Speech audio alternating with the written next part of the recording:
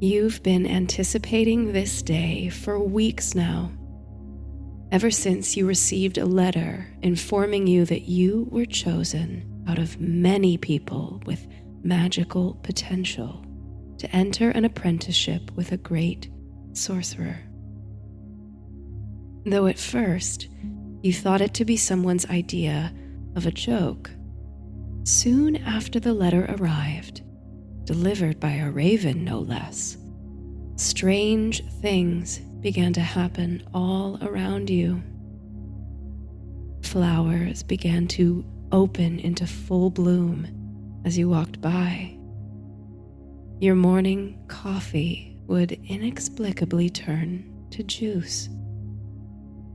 Animals, from street pigeons to neighborhood dogs, would give you knowing glances, and even in one instance, a rather obvious wink. Along with sparse details about the apprenticeship, the letter included a long list of supplies essential to your education. Just as you were beginning to fret over where to find such arcane materials, you read to the bottom, where the writer provided directions to a hidden commercial corridor right in the heart of London. You pulled out a map of the city to compare to the directions, which seemed to point toward an alley in Covent Garden. At this, you scoffed, prepared once more to dismiss the entire thing as a joke. But then, before your eyes, the map began to shift. Where before Floral Street met the winding Rose Street, now a tiny alley seemed to draw itself onto the map, squeezing the businesses and side streets out of the way to make room. Squinting, hardly believing your eyes, you watched the map reveal a scribble of writing on this new edition: Surrey Alley. You pored over the letter again and again on the train journey to London this morning, as though concerned its contents might change or evaporate if you looked away for a moment.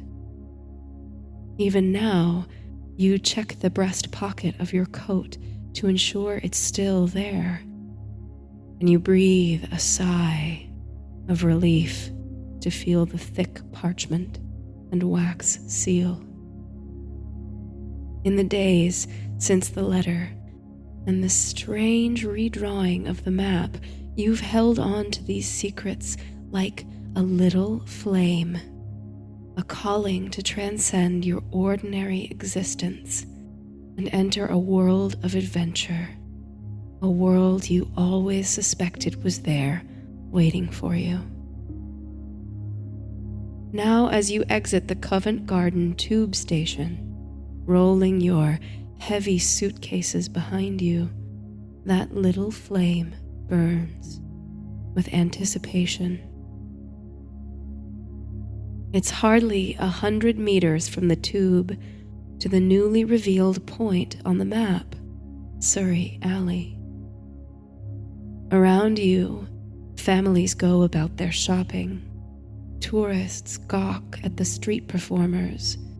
Young people home from university laugh and clink glasses from their outdoor tables at a trendy pub. You turn up Rose Street and take the first left, immediately noticing the laughter and cheers for the street performers become muffled and quiet, as if a curtain has fallen between you and the rest of London. Your heart flutters as you glance around for the landmark that will determine whether your adventure is indeed to begin.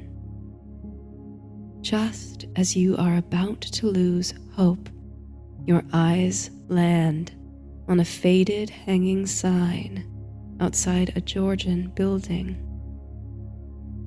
The letters on the wooden sign are, at first, too worn to read, but as you fix your gaze upon them, they start to darken and fill themselves in until you can clearly make out the witch's brew in Gothic lettering.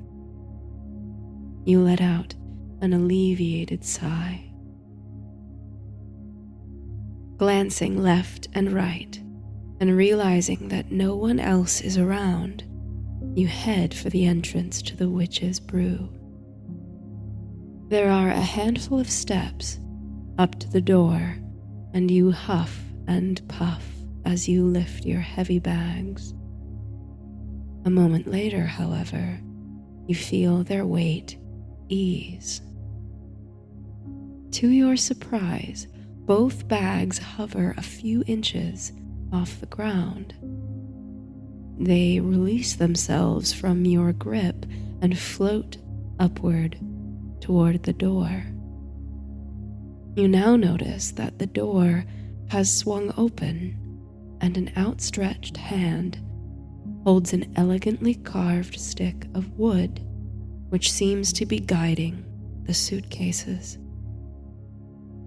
"Allow me," says a friendly voice as the possessor of the hand steps into view.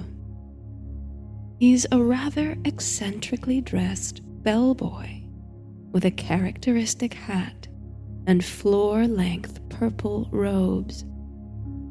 You have to tell yourself to stop gaping.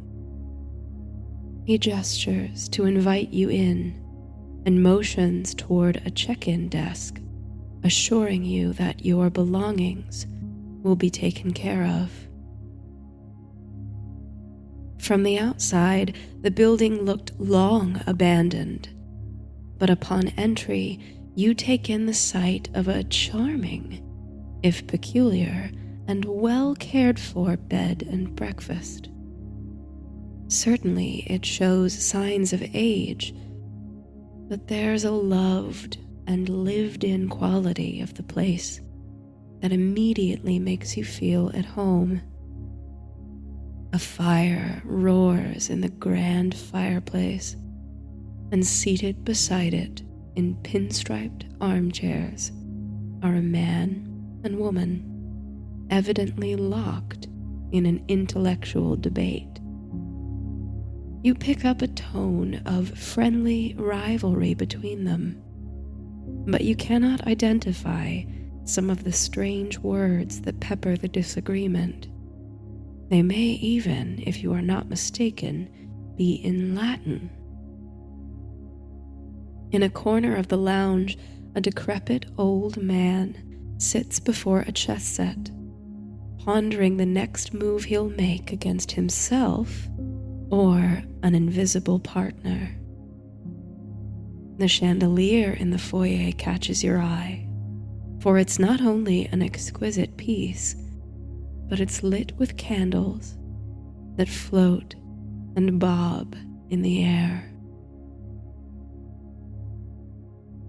A kind-looking elderly woman sits behind the check-in desk that the bellboy indicated, engrossed in her reading. Behind her, a vintage key rack holds keys of every shape, size, and color.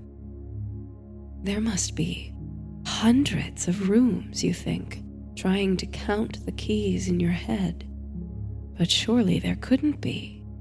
The witch's brew looked on the outside barely the size of a 3-bedroom townhouse. The floor creaks beneath your feet as you approach the reception desk, and the elderly woman looks up from her reading. You notice a newspaper in her hands, and could one of the pictures be moving? She smiles at you and asks for the name on the reservation. Taken aback, you explain that you haven't made a reservation, but that you received a letter 2 weeks ago and were looking for Surrey Alley. The woman nods knowingly and asks again for your name. You say your name, but as you try to explain once more that you have no reservation, she heaves a massive book from beneath the desk, dropping it with a thud, and opens it to a bookmarked page. Muttering to herself, she runs a thin finger down the handwritten columns, then stops and says, "Ah," pointing out your name in the reservation logs. 1 night, all booked and paid for. You are speechless, but the woman continues to rummage through the shelves behind her desk. "Something was left here for you too," she says, and sets a small leather purse on the counter before you. Curious, you open the purse and look inside. To your surprise, it's filled with thick gold and silver coins. "For your supplies," the woman says, anticipating the flood of questions on the tip of your tongue. "That money in your wallet's no good here. The wizard what made your reservation left it for you." Studying the coins more closely, you see that they appear to be hand-carved with arcane symbols and runes, worn down with age. The old woman shuffles to the key cabinets behind her and scans the racks, humming softly to herself. With an "ah," she locates your key and, pulling a thin piece of dark wood, a wand you now recognize, from a holster at her hip, and giving it a wave, levitates the key down from its hook and into your hand. The thick brass key has a pleasant weight to it. Turning it over in your hands, you see that the head is engraved with a design that resembles feathers. The old woman nods toward the hall and tells you that Ogden, the bellboy, will take your bags up to the room and show you around. You follow Ogden, who still expertly levitates your suitcases down a narrow hallway and up a creaky, carpeted staircase. When you reach the second floor, he waves his wand nonchalantly, and your bags fall to the floor. He indicates the door to your room. You turn the key in the door, stealing a glance down the hallway, which seems to stretch on for miles in each direction. Ogden follows you into the room with your bags, then tips his hat and wishes you a pleasant stay. Rummaging through the leather purse, you pull out one of the silver coins and hold it out to him. You're unsure of the value of the coins and hope the amount is not insulting, but Ogden takes it with immense gratitude. Once he leaves, you take in the first impression of the room. It's of a modest size, but more than enough space for your short stay. Like the lounge, your chamber has the appearance of once lavish accommodations that, though a little worse for wear, are still entirely endearing. At the heart of the room is a 4-poster bed with crimson damask curtains tied back with gold tassels. The fabric has faded with time, but it's still possible to see the curly Art Nouveau flowers and birds embroidered into the cloth. There's a writing desk bedecked with an ornate bronze lamp in the shape of a peacock. The wide window allows soft morning light to fall delicately into the room. On the wall opposite the bed is a framed painting of a landscape, a rolling Arcadian scene modeled on the pastoral English countryside. Gazing at it with fondness, you realize with delight that a gentle breeze has blown through the painting, causing the grass along the hills to dance. In the background of the painting, a shepherd and his grazing sheep move slowly across the scene. You could spend hours spellbound by the minuscule and hypnotic movement within the painting, but the chime of an antique grandfather clock from the hall reminds you that there is much to do today. You step into the washroom to freshen up after your journey. There's a clawfoot tub with gold trim, and a grand mirror hangs over the basin of the sink. You splash some cool water on your face, then pat dry with a thick, soft towel which smells faintly of lavender.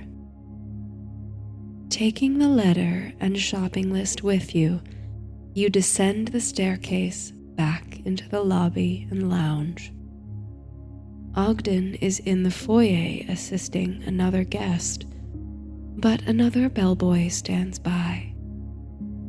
You ask for directions to the shopping corridor of Surrey Alley, and he leads you past the reception desk to an atypical alcove. Against the wall is a monumental antique mirror framed with luxurious gold trim. It must be twice your height and more than 2 meters wide. At the very top, you can make out an engraving in the frame, Modo somnium est vita. You wish you had paid more attention in Latin classes at school. The bellboy gestures toward the mirror, and you respond with a quizzical glance. He explains to you that the way to Surrey Alley is straight ahead, through the mirror. You take a deep breath, your mind racing with excitement and images of Alice passing through the looking glass, or Orpheus in the Cocteau film. Could this really be? Are you about to enter another world? You feel as though your life has been leading to this. Even before you received the Raven-born letter, you always felt as though there was another world somewhere, one filled with magic and mystery. There have been many times in your life when you felt close to the entrance to this world, that if you just took the right steps, found the right entrance, turned the right key, you might be able to pass through. And now, standing before the mirror, gazing at your own reflection, you stand upon the threshold of your own wonderland. Will you take the leap of faith? Hesitating no longer, you close your eyes and step forward, bounding into and through the surface of the mirror. For an instant, you feel the uncanny sensation of stepping through cool water and rushing wind as the little hairs on your skin stand on end. Your whole body tingles and your skin tightens, but a moment later, you feel the warmth of bright sun upon you. You open your eyes and squint in the sunlight as your ears let in the sounds of buzzing laughter, conversation, footsteps, shop bells, and a descant of twinkling music hanging somewhere above it all. Blinking as you adjust, you take in the sight of a bustling commercial artery. You twirl around just in time to see the mirror you passed through suspended momentarily inches above the cobbled street dissolve into silvery smoke and vanish. On the other side of the mirror, the alley is alive with people and businesses, and there's no sign of the witch's brew. You hold a hand into the air where the mirror once stood and are amazed to feel the same watery, windy sensation as your hand vanishes. The mirror is still there. An amusing thought crosses your mind as you picture the bellboys and proprietor of the witch's brew seeing a disembodied hand appear in their alcoves. You make a mental note of a few nearby landmarks: a greenish lamppost with a lion's head carved into the top and thick paws at the bottom, a charming bookseller with a sign reading Bob and Wheel Books. This is how you'll return to your rooms for the night. A bit overwhelmed at the sights, sounds, and tantalizing smells, a winding current of cinnamon wafts from a nearby cart selling tubular pastries filled with ice cream. You pull the shopping list from your pocket and focus on the first few items. The list starts with a handful of herbs, some of which, like sage and poppy, you recognize, while others, vervain, mugwort, and belladonna, for example, are less familiar and certainly not something easy to find at your neighborhood supermarket. You scan the shops on either side of the street for a promising first stop, and your eyes light upon Florinda Bain's potions and apothecary. You fold up the supply list, stick it back into your pocket, and maneuver around the throngs of shoppers toward the entrance. A bell tinkles as you push open the door to Florinda Bain's, and at once you are greeted by the warm, complementary aromas of lavender, sweet orange, and juniper. The cozy shop is a feast for the senses. You take in the sound of bubbling potions, curious what each boiling cauldron holds. Along one of the walls, live flowers of vibrant color burst forth from hanging buckets. Along another, tiny drawers with handwritten labels indicate strange and rare ingredients like eye of newt or powdered unicorn horn. Bunches of dried herbs hang from the ceiling. A customer settles up with the cashier at the back of the store then breezes past you with a friendly nod on her way out, clutching a paper package that leaves the scent of sandalwood in her wake. You approach the cashier, a middle-aged woman with ebony curls draped in silk scarves and crystal jewelry. She smiles warmly, introduces herself as Florinda Bain, the owner and potion maker, and asks what brings you into the shop today. A love potion, perhaps? A sleeping draught for deep rest? You hand over your supply list and ask if she carries the ingredients listed. Recognizing the penmanship, she congratulates you on achieving a coveted apprenticeship with such a renowned sorcerer. With a wave of her wand, she summons a bevy of dried herbs, which float down from the ceiling, a few live flowers from the wall, and a vial of sparkling powder from one of the drawers. She packages the ingredients securely, then adds that she'd like to give you an additional gift. A sample, if you like.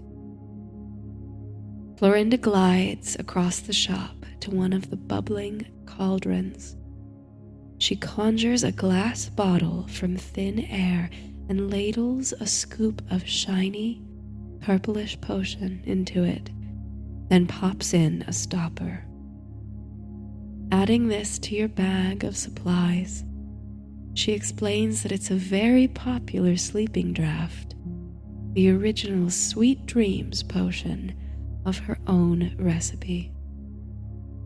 It's scented with lavender from the fields of Provence, and it is designed to send you into a deep sleep with comforting, pleasant dreams tailored to the individual.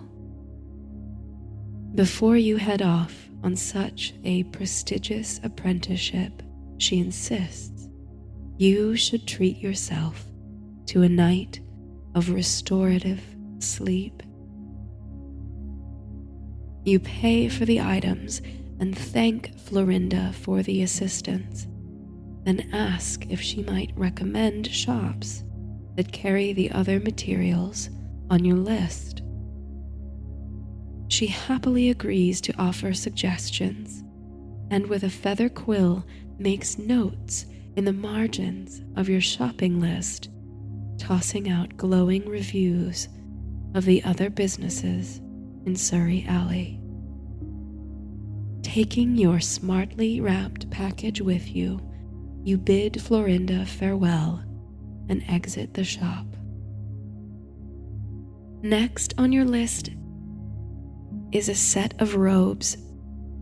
This rather excites you, for in your street clothes, you feel as though you must stick out like a sore thumb amongst the other denizens of Surrey Alley, who all look as though they've stepped out of a production of Macbeth. You make your way up the alley toward Florinda's recommended robe shop, Enchanté. However, you encounter a bottleneck of people crowding the cobbled road. As you inch around the throng, you realize a wide circle has formed around something in the middle of the road, which all the gatherers are watching with delight. You find an opening in the crowd and slip through to see what all the commotion is about. Feeling as though you've walked into a mirror version of the Covent Garden you came through, you realize the crowd has gathered around a street performance. But unlike the living statues, fire eaters, and buskers of the London you know, this is something entirely different. At the center of the circle of gawkers are two people, a man and a woman, dressed and made up in similar fashion to Renaissance clowns or commedia characters. At least they are when you first see them. A moment later, you watch as the man transforms into a full-grown lion, and the woman conjures a hoop from thin air. Exclamations of awe and delight surround you as the lion leaps through gracefully. Next, the lion shrinks and morphs into a yellow canary, which flits around the crowd, singing a sweet song. It lands on the woman's outstretched hand, and she gives the bird a charming kiss. The canary then shifts into a capuchin monkey and climbs onto the woman's shoulder, kissing her on the cheek to shrieks of amusement from the audience. Finally, the monkey climbs down to the ground and transforms back into the clownish man. The performers raise their hands into the air and receive thunderous applause. The crowd disperses as the performers take exaggerated bows, dropping a hat onto the cobblestones before them. Several watchers toss coins or paper bills into the hat. You pull a small silver coin from your bag and drop it into the collection, and the performers give you a silent gesture of thanks. Only a short walk further, you arrive at the garment shop, Enchanté. Stepping inside, you find a shop much grander and more spacious than the cozy apothecary. There are several customers undergoing robe fittings before three-sided mirrors. A tape measure, clearly bewitched, ravels and unravels itself, taking measurements of its subjects. A salesperson approaches you and comments on your street clothes, remarking that it's time to get you into a set of custom robes. They walk you around the edge of the shop, where bolts of fabric cascade over the shelves, impeccably placed and organized in an ombre of every color imaginable, and even a few shades you've never seen before. "Anything catch your eye?" asks the salesperson. You drift toward your favorite color and indicate a neutral variation in a thick but breathable fabric. "An excellent choice," the salesperson says. They guide you toward one of the mirrors and ask you to step onto the platform, draping the soft fabric over your shoulders.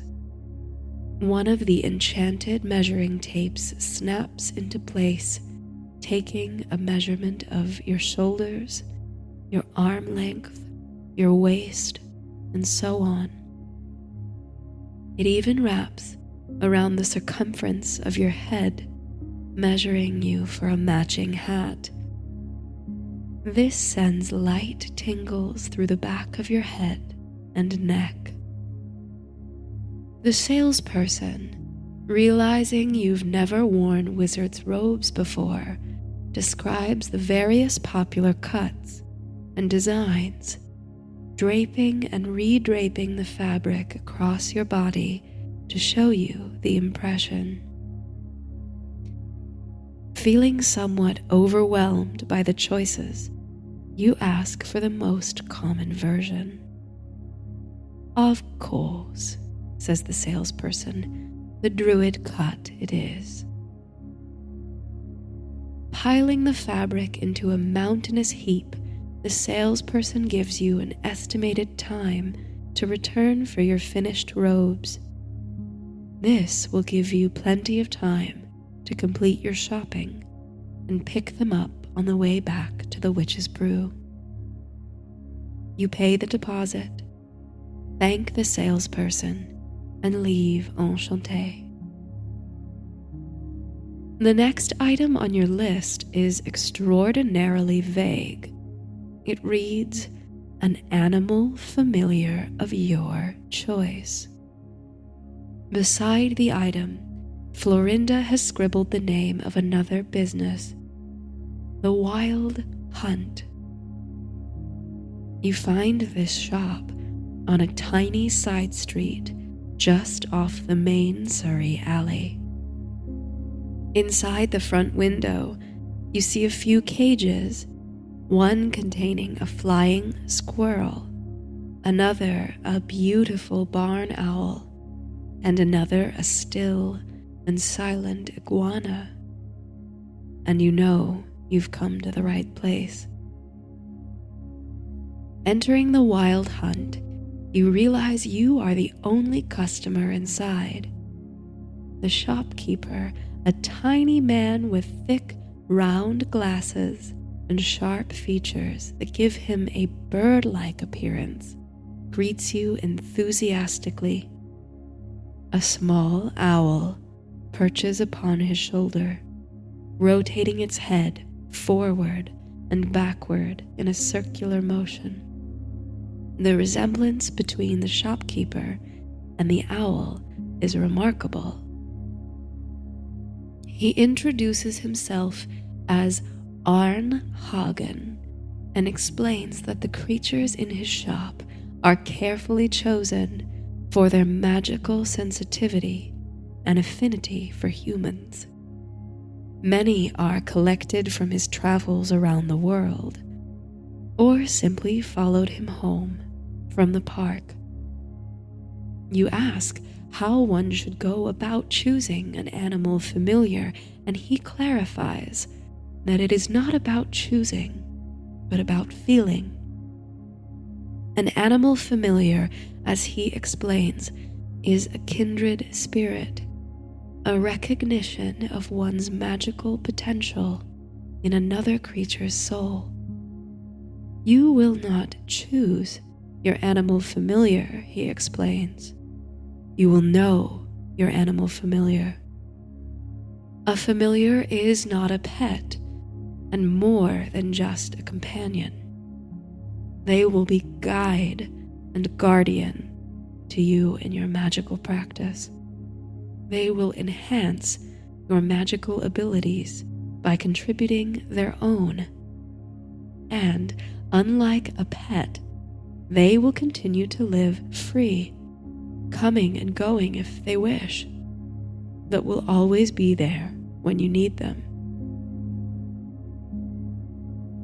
Arn invites you to walk around the shop, following your instincts, and see if there's an animal who calls to you. So you begin to stroll around the edges of the room. Some animals are caged, like the birds and small rodents, but you notice a large tabby cat grooming itself on the counter, and a bearded dragon crawling slowly over a shelf of merchandise. A tall hare catches your eye, its nose twitching gently as it freezes upon your approach. You are briefly intrigued by a green tree frog that climbs the glass of the window. Meanwhile, Arn collects a few species that might have potential and arranges them before you. He's chosen 3 magnificent animals. First, he presents you with a dark gray cat with a round head and expressive golden eyes. The cat purrs deeply as it winds around your legs, rubbing her sides against you. You reach down to scratch behind her ears, and she lets out a friendly chirp to indicate that she approves.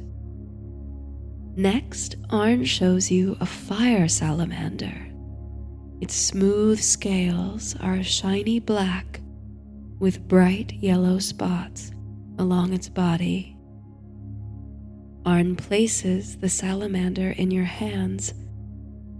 It looks up at you, and what looks like a smile crosses its lips. You feel your heart soften at such an expression. Lastly, Arn presents a caged falcon, a merlin, he explains.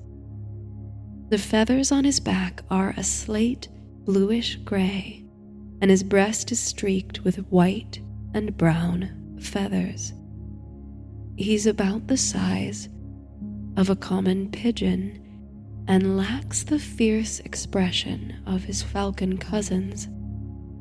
But despite his size and relative cuteness, you sense that he's a fiery hunter and ferociously loyal companion. You puzzle over the decision, your gaze falling from the cat to the salamander to the merlin, and then to the other animals in and out of cages all around the shop. But then you think of Arn's words, that it's not a choice, but a recognition of a kindred spirit. You take a deep breath in, then close your eyes and exhale, trying to tap into your deepest instinct. And there, like a tiny spark, you feel an inexplicable pull toward one of the creatures. When you open your eyes, you find that you're gazing directly at the animal you were thinking of, and you share a moment of intense and powerful eye contact with it. The creature's gaze becomes soft, as does yours, as you recognize mirrors of yourselves in each other. Arn lets out a little gasp of recognition, then clasps his hands. The owl on his shoulder releases a contented coo. You've found your familiar, a kindred spirit, on your journey into the world of magic. Arn conjures a safe enclosure for the creature and fills a bag with necessary care and feeding supplies. Behind him, an enchanted feather quill scribbles notes onto a piece of paper, taking notes on the care instructions he lists off while helping you shop. You ask Arn if your familiar has a name. He raises his eyebrows and says dreamily, "Don't ask me," then gestures to the animal. You look at your familiar, who locks eyes with you once again. A moment later, as if a clear voice has spoken, the creature's name sounds in your mind. It's a very fitting name. Leaving the wild hunt, you can hardly believe your shopping isn't complete. You are laden with bags, packages, and now an animal enclosure. But there's only one item left. Every witch, wizard, warlock, or sorcerer you've encountered today has had one thing in common. They all carried wands. Checking the margins of your list for Florinda's recommendation, you see she's written a few words. Only one choice. Silver Spell Wand Shop. As you continue down the cobbled streets of Surrey Alley, the afternoon begins to wane to early evening. Some establishments, taverns, inns, and restaurants begin to light their lanterns, which give off a hazy orange glow. There are fewer people on the street than before, and the energy of the alley has become peaceful and pleasant, shaking off the bustle of the afternoon rush. You hope the wand shop will still be open when you arrive. You find Silverspell Wand Shop a stately corner business, just as a clock somewhere in the alley, or indeed somewhere in the London beyond the Vale, strikes 5 o'clock. You can tell from the faint glow behind frosted windows in the shop that you're not too late. The shop bell jingles as you enter, and you hear an elderly woman's voice call out from somewhere in the back that she'll be with you in a moment. You set down your packages and bags beside the front door and take in the marvel of the wand shop. Compared with the other establishments you've visited, it's immense, and yet there's very little room to walk or maneuver. Winding, narrow pathways are purposefully carved between stack after stack of boxes, shelves, and racks. There's a dark wood counter in the center of the store, behind which lie even more boxes and shelves. The boxes are long, thin, and hand-numbered. Presumably they house individual wands. Lanterns float lazily through the shop, illuminating corners and crannies with even more inventory. You reach for a box stacked beside you and lift the cover to reveal a simply carved wand made of a light-colored wood, perhaps birch. You run a hand across its smooth surface. "Already found one you like?" calls the woman's voice. You look up to see her peeking out from behind a stack of boxes near the counter. You say, "I'm sorry." She waves off the apology and waddles toward you slowly. She's exceedingly small, as though the weight of years has pulled her down toward the earth. Behind her spectacles are deep, kind eyes. "So," she says, "looking for a replacement wand, are you? What happened to your old one?" You inform her that no, this will in fact be your first wand, and that you know very little about magic. You're to be apprenticed to a great sorcerer. When you mention his name, the woman's eyes light up, and she congratulates you on the honor. It will be her pleasure to guide you to your wand. She introduces herself as Agatha Silver and waddles off through one of the narrow pathways. You follow her and watch as she traces a bony finger over a shelf of wand boxes, stopping on one labeled number 314. She slides it carefully out from its stack, opens the box, and presents you with the wand inside. "Older wood," she says, "one of my own designs. At its core, a mermaid's scale." The wand is long, but light in your hand. At its base is carved a delicate pattern that resembles waves of the ocean. She instructs you to try a gentle wave, which you do. Nothing happens. But Agatha assures you not to worry. Some wands are particular and will only conjure magic for their true master. She weaves across the store to find another option. Blackthorn.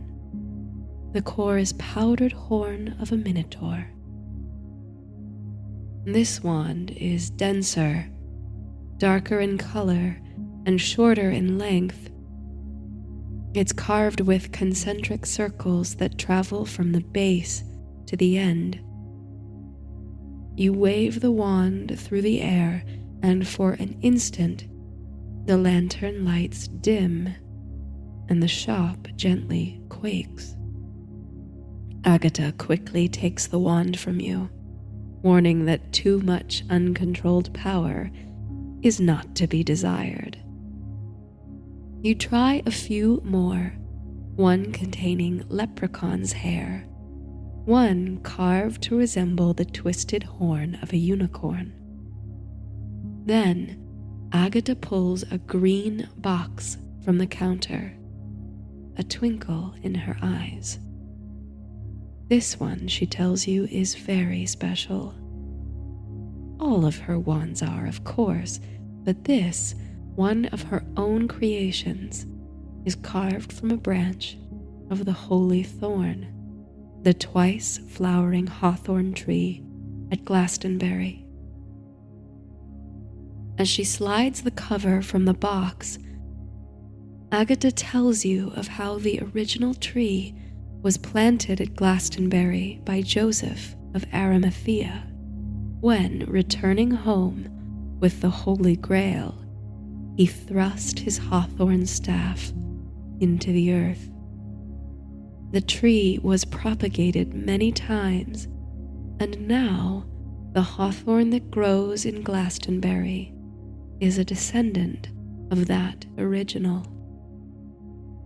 Just as each year a sprig of that tree is sent as a gift to the British monarch, another is sent to Agatha Silver to be fashioned into a wand of extraordinary power. While no magical substance is enclosed in the wand's core, the tree itself is nourished with the everlasting waters and regenerative energies of the Holy Grail.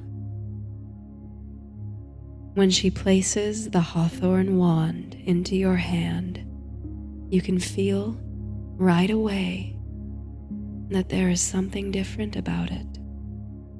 The base is carved with graceful vines and leaves. A kind of warmth builds in your hand as you hold it, and with a swish, you float the bags and packages you set down near the door. Even your familiar makes a sound of approval.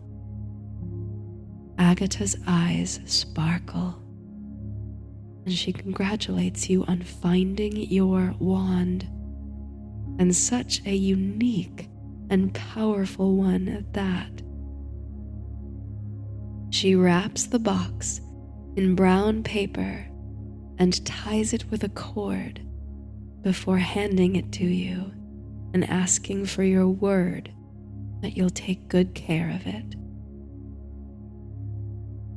By the time you leave Silver Spell, thanking Agatha for her guidance, a bluish dusk has settled upon the alley.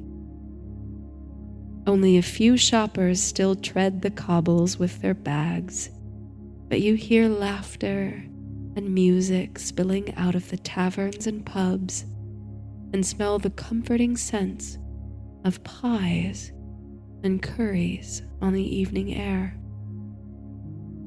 You stop at Enchanté, who are just getting ready to close for the day, but have set aside your new robes and hat.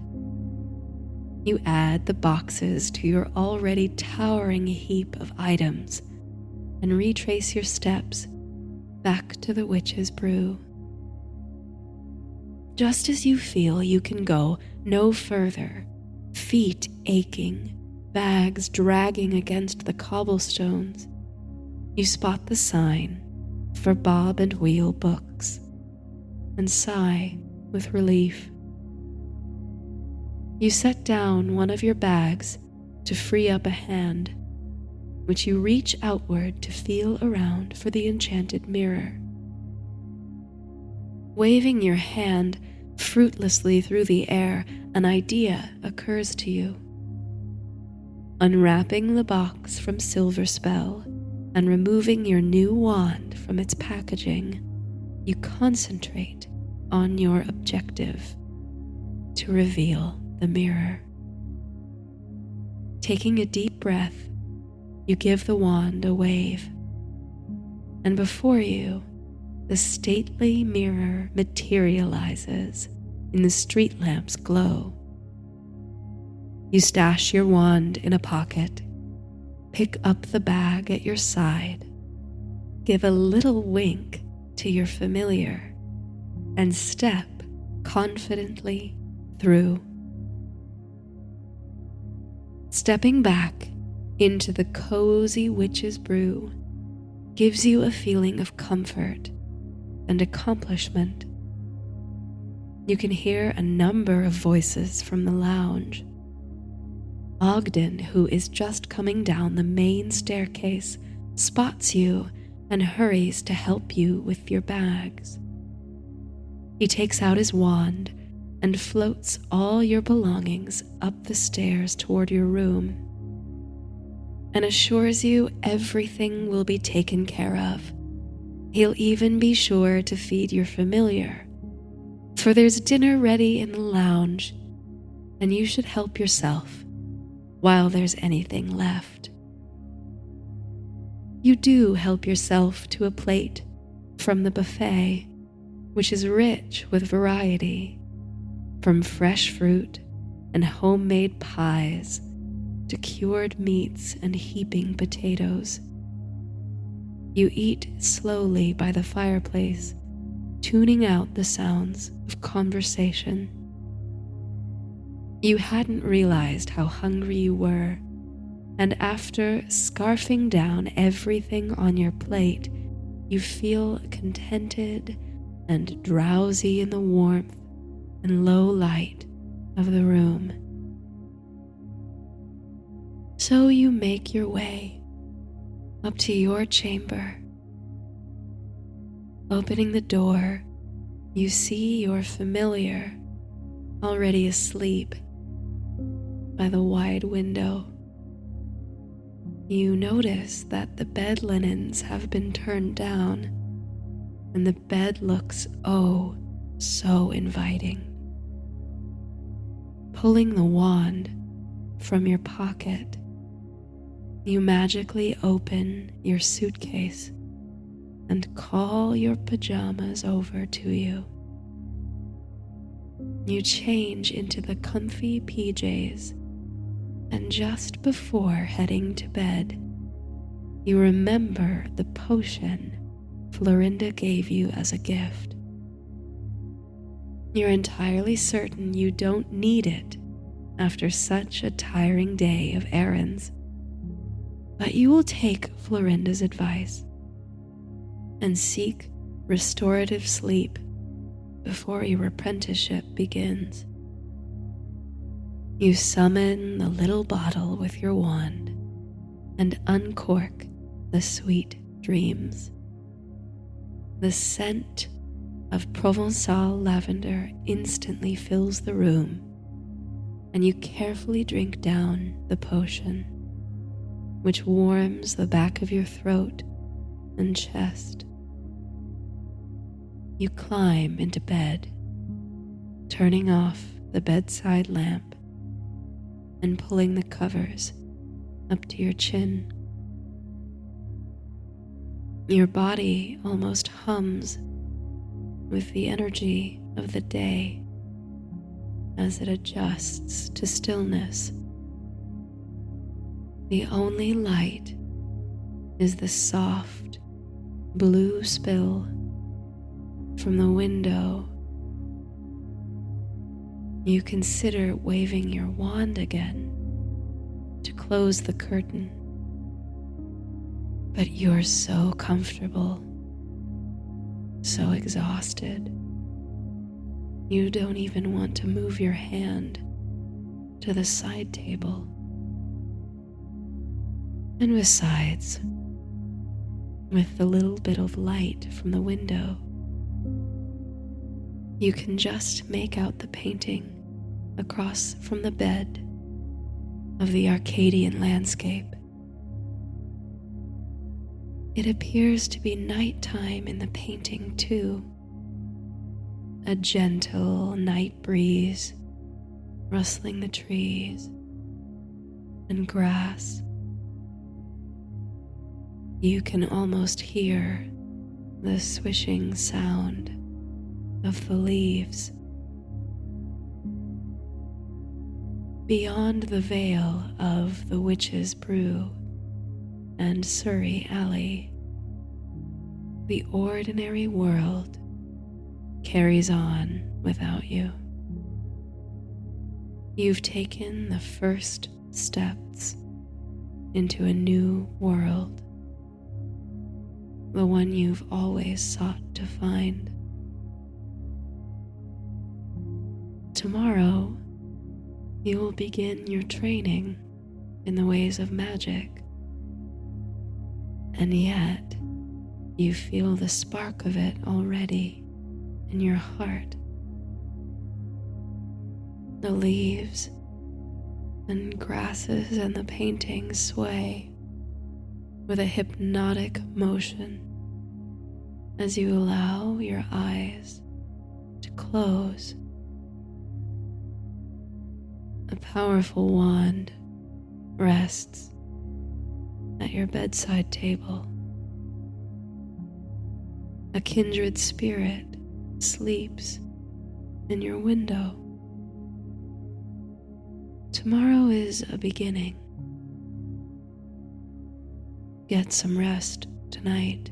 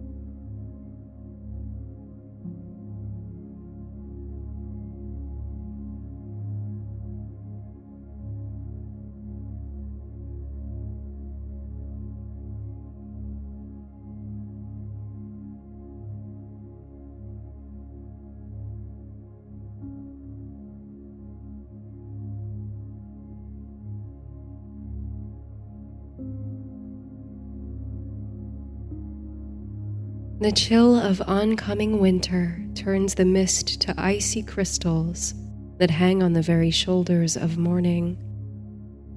You pull your cloak tight, grateful for its thick barrier to the cold. Your exhale escapes visibly, spectral spirals on the air. You lean for a brief rest on your walking stick and peer through the mists. This is how Glastonbury Tor appears in your imagination and in your dreams, how it always appears, mist-shrouded and cold, as yet untouched by the first true frost, but bracing itself against winter's breath. The persistent green of the grass, gold-edged by morning's hazy light, waits for a translucent kiss of ice, then blankets of powdery snow. A gauzy glimmer of dawn on the horizon breaks the opal-white sheen of sky. This image of mist-muddled dawn at Glastonbury holds sway over your memory, so that this annual journey, though you've made it many times, collapses into a singular tableau. Your senses remember the sight, the smell, the sensations. Your muscles remember the steps, the climb, the motions. A bloom of recognition energizes this private ritual. You remember the first time you made this pilgrimage, how much younger you were then, naive and unflinching. You smile to think of that time in your life when you had such independence as you could not yet understand. The days of your apprenticeship with the great wandmaker Lucan Lafleur.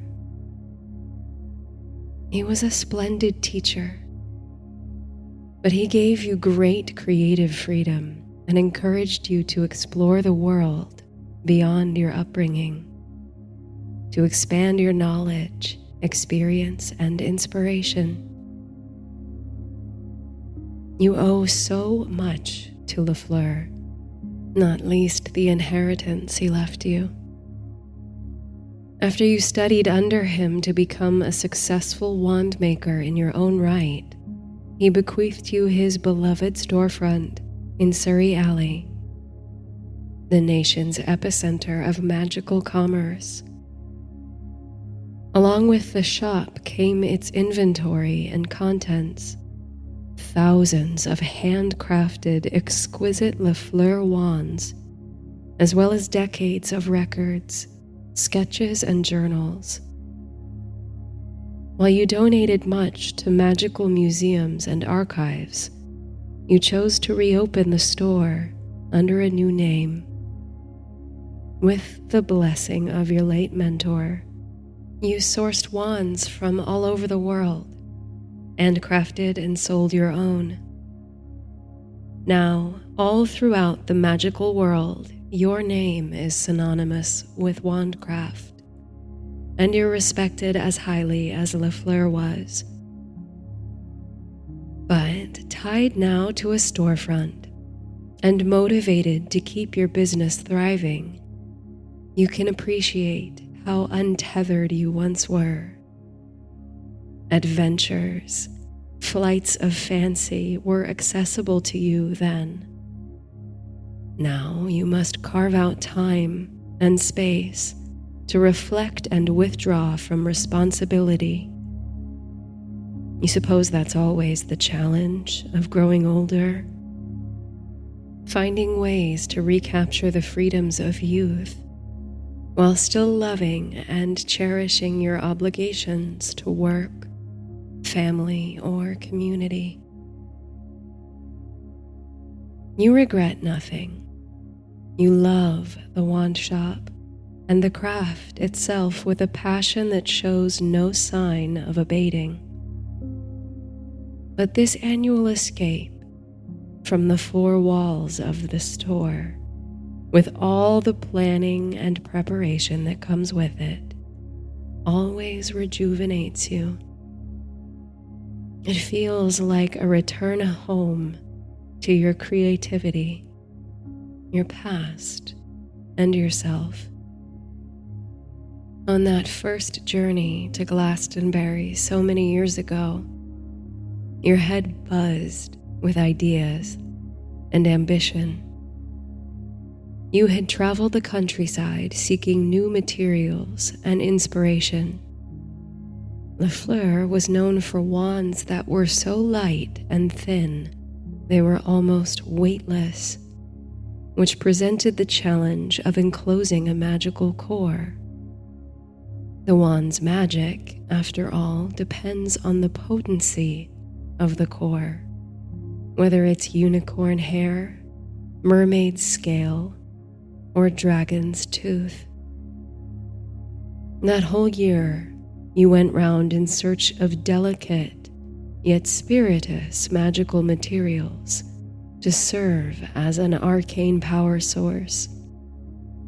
You collected the feathers of a prophetic raven who resides in the Salisbury Plain. You bargained with a sad-eyed unicorn in the Caledonian forests of the north. You joined the excavation of an ancient magical site and traded for the horn of a minotaur, which, powdered, might yield a powerful yet temperamental wand. Lafleur always taught you that a great wand was made through the thoughtful and focused marriage of wood and core. He favored hazel, holly, and yew wood for wands, as they yielded consistent results, though they were rarely the most powerful. He sometimes worked with hawthorn and alder, and rarely with evergreens. Your own wand of his make is a special blend of woods, honeysuckle, and hazel. Lafleur designed it as an homage to a poem he loved, one of the lays of Marie de France, who wrote charming stories of Arthurian romance. The lay in question, Chevefroid, describes the true and forbidden love between Tristan and Isolde. So bonded they were in love, Marie says. They were like the hazel and the honeysuckle, which may grow entwined around one another, sustaining each other. If one is cut, the other will die at once. So they are like two hearts that beat as one. Of such importance is the relationship between the wood and the core. Without each other, they cannot survive. Together, they make something greater than themselves. Magic. But under Lafleur's tutelage, you opened your mind and began to rethink the practice of wandcraft, the theory of it. What if, you thought, the wood itself were treated somehow with natural magic, infused even? Could wands be made even lighter, more delicate if they didn't require a magical core, because the material itself already contained potent magical properties? You shared your theory with Lafleur, who had his doubts, but always encouraged you to follow your instincts. Even now, all these years later, you feel uplifted by the faith he had in you, by the steadfast trust with which he sent you to explore this theory. It was here, beneath the majesty of Glastonbury Tor, that your exploration began, an experiment that would become the seed of your signature wand and a revolution in the craft. Glastonbury is a site long associated with myth and legend. It is the highest of the hills in the surrounding region, looming over Somerset like a great sleeping giant. Round its girth is a ring of terrace-like grooves, interpreted by many as the remnants of millennia-old terraforming, perhaps in the form of a mystical pattern or maze. It's been long thought to be the site of ancient pre-Christian worship, and magic users like yourself have come to the site for generations, seeking to steep in its mystical energies. Glastonbury is also the cradle of British Christianity It was here that, according to legend, Joseph of Arimathea brought the Holy Grail and buried it. Supposedly, a spring began to flow at the site of the burial, and that spring still flows. Pilgrims come from all over the world to drink of its waters, hoping it will grant them healing and extended youth. This Joseph walked with a staff, and legend also holds that when he struck it into the ground at Glastonbury, the staff grew roots and flowered into a hawthorn tree, one that miraculously bloomed twice each year instead of once. It was this part of the legend that drew you to Somerset. For if it was possible to craft a wand that needed no magical core, what better wood to work with than that of the holy Glastonbury thorn, wood from a tree out of legend, which drunk of the waters of the Holy Grail. Today, gazing out toward the Tor, you feel the same electric excitement as you did on that first journey. The sense of uncertainty and anticipation, the prickling fire of passionate trust in your vision. The mist swirls over the town so thick and opaque it resembles a body of water. Long ago, 1,000 years or more, the spot on which you stand would have indeed been lake. For Somerset, the summer country, was all marshland. At times when the fens flooded, just as the Tor now rises from the mists, it would have emerged an island from shallow lake. A boat would have been necessary to cross to it. That's what earned the Tor its other great legendary connection, beyond the stories of Joseph and the Grail, its association with the magical Isle of Avalon, a place of power, enchantment, and mystery. Avalon is the legendary resting place of King Arthur. In the romances, he's ferried across the lake by his half-sister, Morgan Le Fay, and taken to the sacred isle to heal his wounds. Here, the once and future king awaits the hour of his people's need, at which time he'll awake once more and come to their salvation. You take a frosty inhale, on which the scent of sweet grass and winterberry glides, and you shift your weight from your walking stick. It's been enough of a rest now, and with your strength renewed, you shake off the onslaught of memories, preparing to approach the Tor. On a morning like this, with the mist so thick it's almost solid, you summon one of your favorite forms of magical transportation.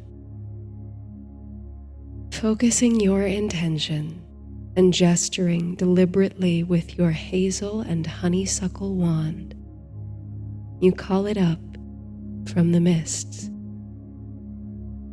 The first part to emerge is the carved wooden bow in the elegant form of a dragon's head.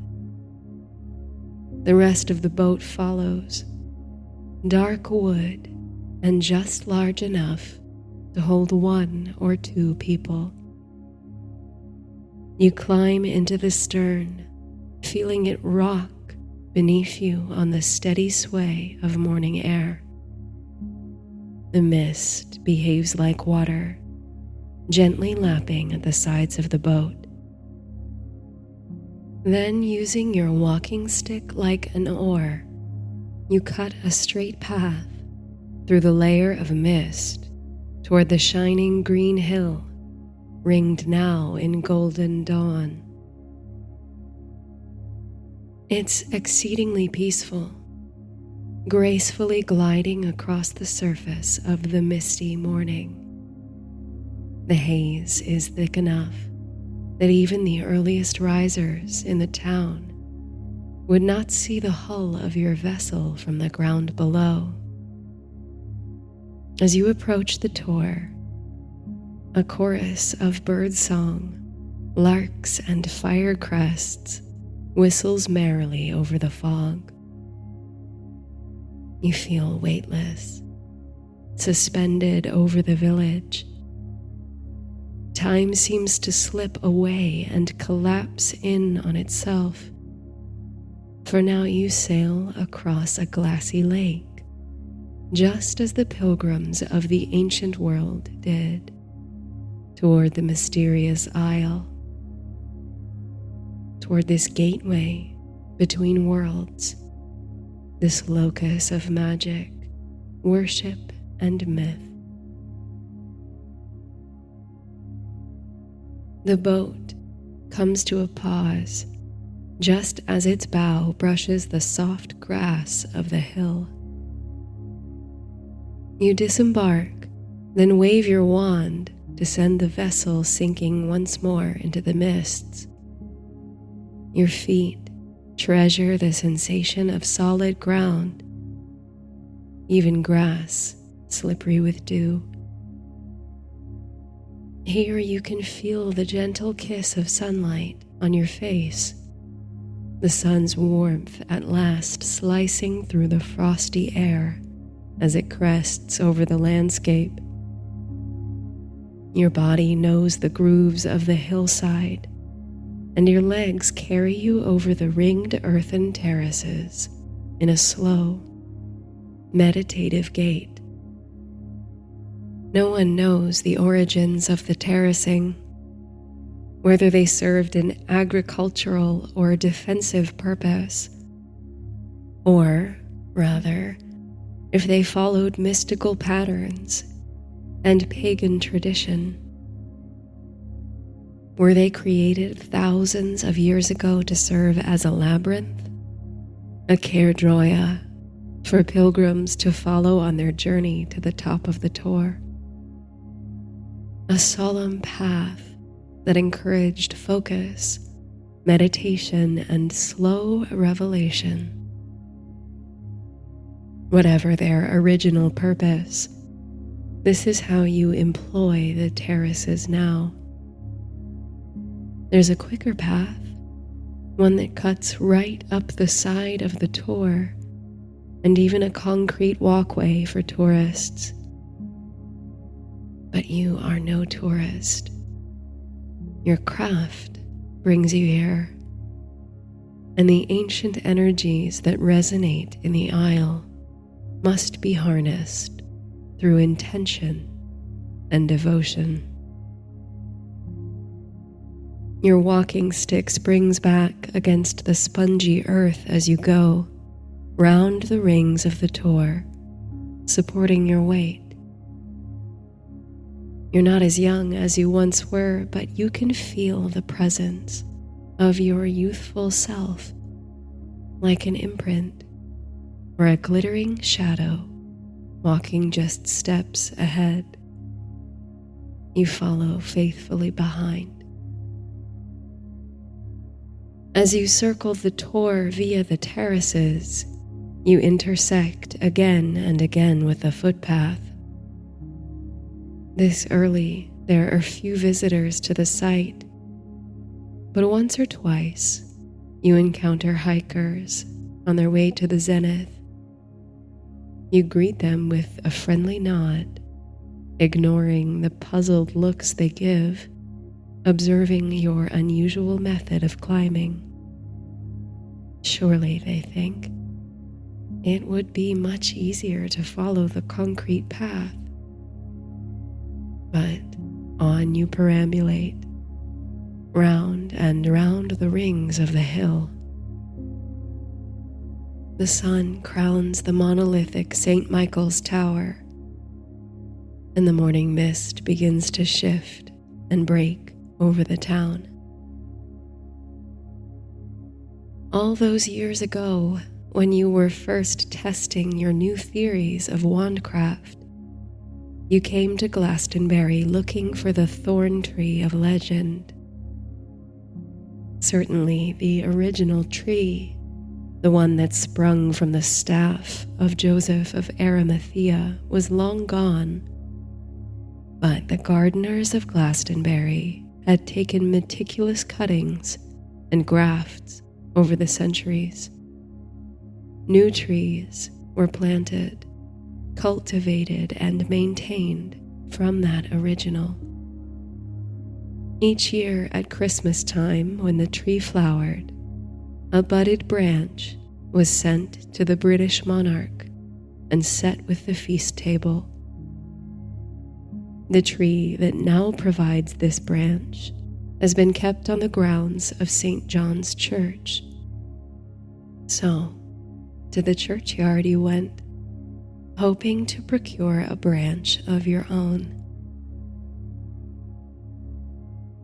Lafleur taught you much of the technique of wandcraft, but he emphasized more than anything the importance of relationships to the art.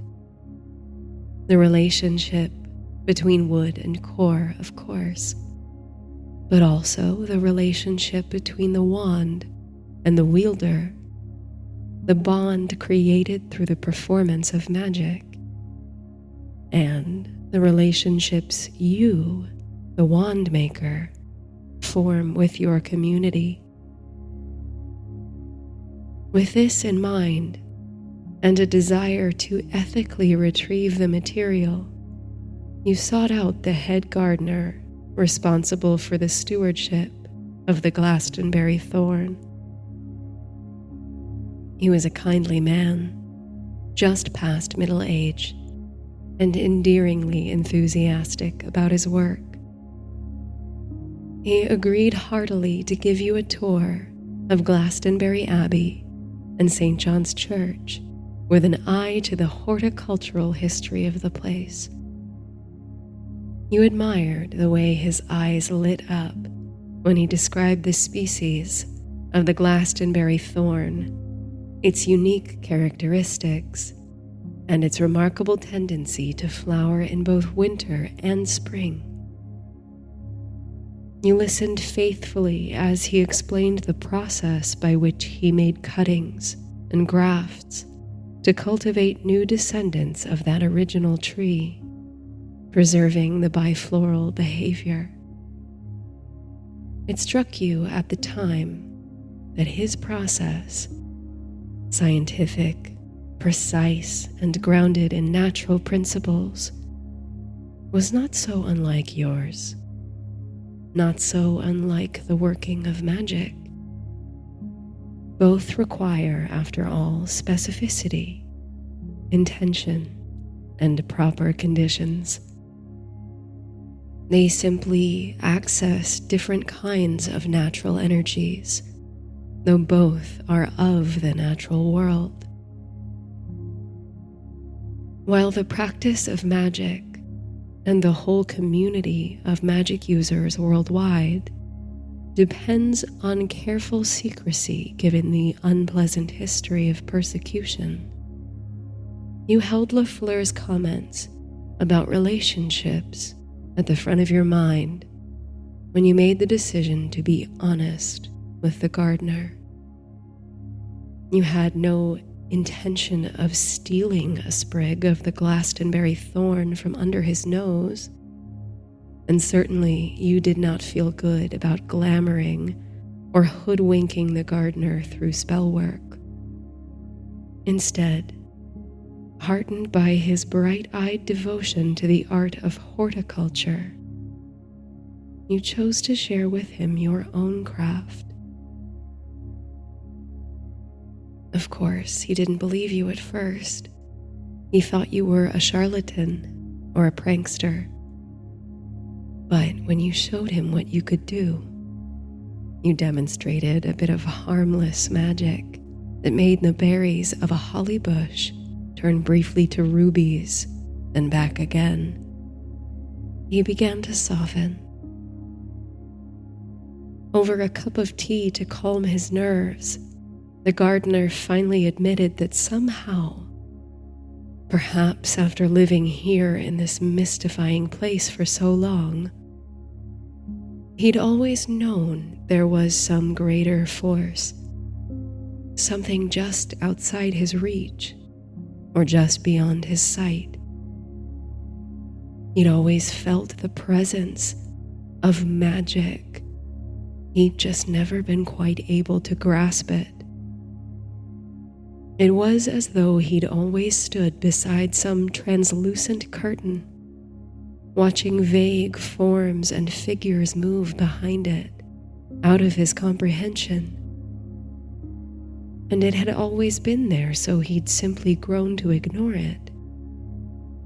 But now, you lifted the veil and given him a glimpse of what wondrous things lie beyond. That was the beginning of one of the most important friendships of your life and career. You and the gardener came to trust one another, and he agreed to help you obtain the branch you desired. Together, you returned to the churchyard to find the tree. That was on a snowy afternoon at the winter solstice. When you came to the churchyard, you found a gaggle of school children from the nearby nursery gathered for their annual visit to the thorn. You watched with amusement, faces pink in the chill, as their teacher circled them round the trunk and led them in the singing of carols. Their voices were high and clear, climbing the wintry air like the ringing of tiny bells. The tree towered over them, its widespread branches aburst with the miraculous holiday blossoms, the white flowers like puffs of snow. After the children departed, leaving snow trails in their wake, a frosty, sparkling peace settled in the courtyard. You watched with admiration as the gardener lovingly approached the tree to take a cutting of a small branch. Only one, you asked for. You couldn't hear what he was saying, but you're certain he was speaking to the tree as he cut the branch, perhaps reassuring it that this sprig was destined for something great. You took that branch back to London, where you studied under Lafleur, and you carved it into your very first coreless wand. Just as you had hoped, the wand performed beautifully and consistently, even without the magical core, for its mother tree had flourished on the waters of the Chalice Well, and its ancestors had sprung from the source of the Holy Grail. Lafleur was proud of you. He even remarked that you might change the face of wandcraft forever. With a kind of tragic pride, he expressed that his way was the old way, the way of the past. But no, you assured him, his method would persist. You promised to keep it alive as long as you practiced. And you kept your promise. When you inherited the wand shop, you still sourced and created wands in the old tradition. But you also made wands in your new style, seeking out trees of power, ones that sit near healing wells, or that house rare magical creatures. These wands would serve caregivers, healers, gardeners, and magic users whose power relies on the cooperation of the natural world. You became renowned across the world for your innovation. Each year you returned to Glastonbury near the winter time. Each year, the gardener met you in the ruins of the abbey, and you accompanied him to cut a sprig from the thorn tree. Each year, before you departed the town, you walked together over the tor, sharing stories of the past year, then laughed over drinks in a local tavern. Things have changed since those early years. You've grown more skilled and independent as a wand maker and as a magic user. Lafleur was right in emphasizing the power of relationships. The one you've cultivated with your craft and with your own wand is particularly strong. Though you've made many powerful, extraordinary wands in your time, you've never given up the honeysuckle and hazel wand Lafleur made for you. Like the symbiotic metaphor of the woods themselves, you feel intrinsically connected to the wand. It feels warm, comforting in your hand. It knows and anticipates your every gesture.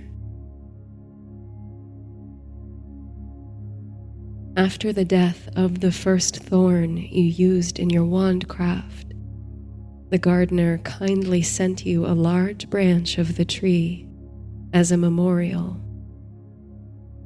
It was perfectly timed after the passing of Lafleur.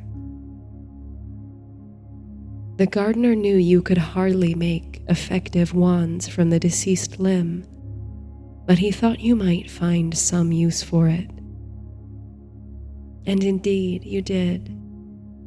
The walking stick that now supports you on your journey up the tor is fashioned from it. You've made this walk ever since. Something about the journey upward, the spiraling pattern of the walk, and the reconnection of the thorn to its homeland is a restorative practice for you and a focus of magical energy. The air is clean and frosty as you finally reach the crest. St. Michael's Tower looms. You can feel a kind of hum in the earth that ripples through your body from your feet to your head. The walking stick feels alive in your grasp. A pair of young hikers, ones you encountered on the pathway, are standing beside the tower, admiring the view from the top of the tor. They wave sweetly as you approach, then bid you a good morning and depart. You're alone. The view is magnificent, as always. The mist still lingers translucent over the village, shifting and twisting slowly. The town must be waking up, for smoke is issuing now from chimneys, and a sense of movement begins to break through the stillness and peace of the dawn. You feel very far away from it all, from civilization. And yet, as though you've gathered up all the vibrations of the hillside, you feel surrounded by human energy. The ghosts, perhaps, of all who've made this pilgrimage, or worshipped or meditated here, of your past selves, the echoes of every walk you've made round the rings of the Tor, the shimmering shadows of you. You take a moment to bask in their presence, the wisdoms they bring, even from youth. With the hikers out of sight now, disappearing beyond the slopes, you close your eyes, feeling the warmth of the sun on your face. Your craft has changed. You've changed. You no longer follow the gardener into churchyards, cutting the branches of young, flowering trees. You've moved beyond that. With a deep breath, hearing the whisper of music on the wind, whether it's really there or in your mind, you cannot say, but it recalls the songs of children in a winter chorus. You summon up a wellspring of magical energy within yourself, gathered up from the climb, the circling, the ancient mystical pattern. You grasp your walking stick, the memory of an ancient thorn in both hands, and with an issuing forth of your energized breath, you strike it into the soft, grassy earth. The sound of trickling water, a shimmer of sunlight behind your eyes. You open your eyes. Where your staff thrust upon the ground now flows a tiny stream. And now something sprouts from beneath the soil, twisting and yearning upward toward sunlight. A small and simple eruption of life, reborn from the old thorn, made from the bond of earth and intention, magic in nature, past and present. You watch as the little thing, no taller than your knees, spreads tiny branches that flower with tiny blossoms, white and pillowy as snow. You blink against a glassy layer of tears. You cannot help but feel overwhelmed at the sight, though you've seen it before. Each time this spontaneous surge of life shakes you to your core. You are astounded and grateful for the magical gift the earth gives you. You do not take it for granted. For some time, you sit beside the tiny thorn tree, resting your weary bones and recovering from the outpouring of magical energy. You watch the village come to life, take in the spectacular vistas of the countryside, green meadows and farmland, forest and fen. The earth itself seems to recharge you from below. When you've rested and restored your strength, you harvest the tiny tree gingerly and with loving hands and store it in your satchel. The little spring that flowed forth from the strike of your walking stick slowly dries over the flattened grass, leaving beads of dew like minuscule crystals against the blades. Then those too evaporate into the mists. The morning wanes, and you take your time descending the Tor. This time you take the footpath, and you meet many visitors on their way up. Tour groups and families with eager faces or weary children. You share kindly smiles and salutations. Chalice Hill lies beneath the tour and houses a quiet, contemplative garden. Somewhere a lark is singing as you enter the gates.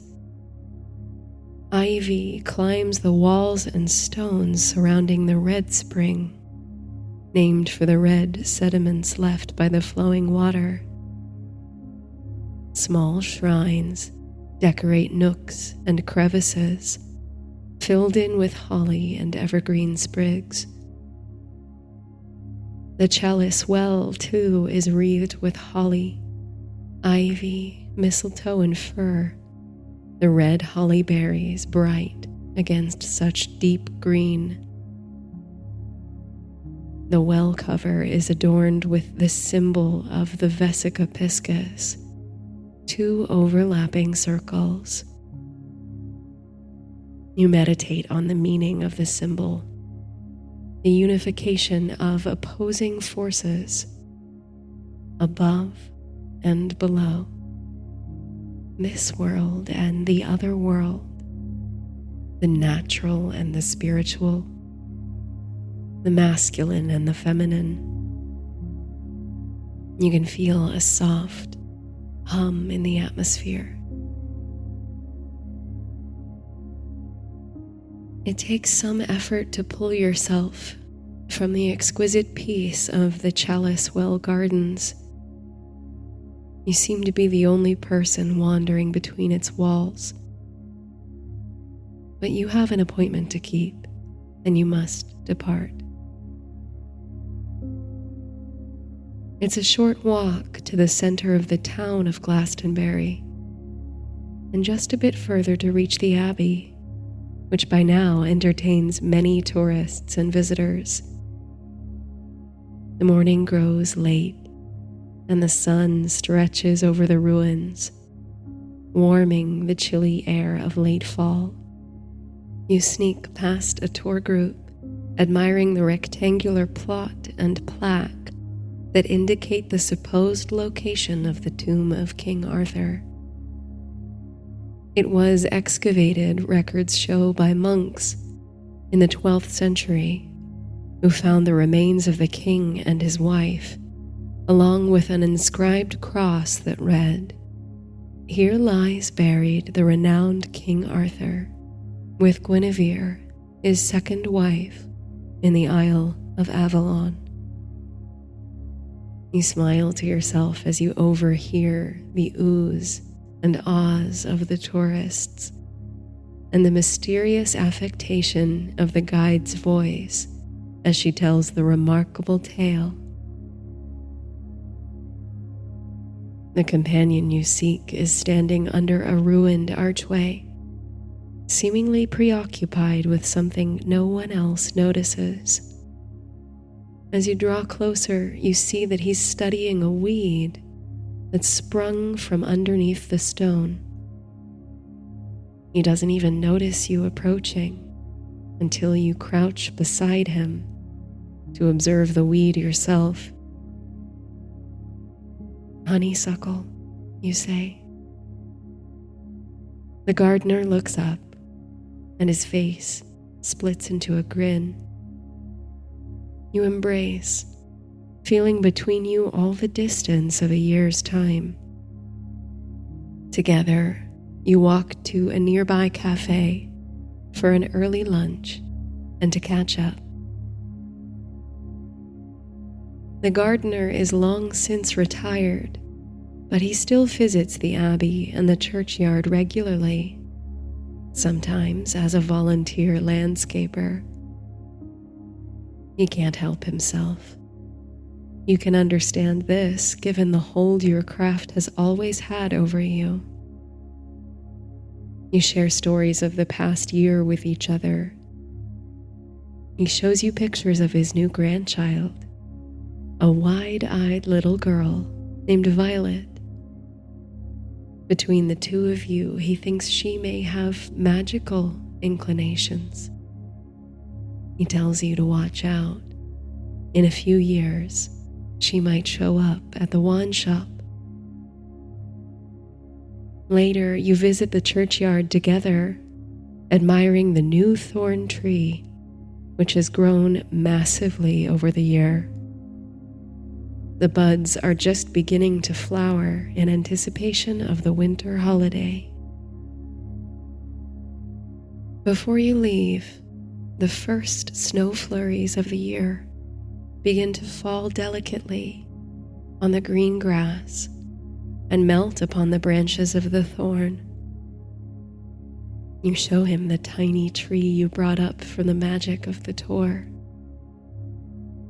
His eyes sparkle, impressed with how far your sorcery has come, that you can harness such energy to create new life. As twilight eventually swells its tide over the summer country, earlier and earlier as you creep toward the close of the year, you and your dear friend part ways, looking forward to next year and another reunion. Heart full and mind at peace, you prepare for the journey back to London. Mist is gathering once more over the village, and you might be able to call up the boat again, at least to bear you as far east as Bath.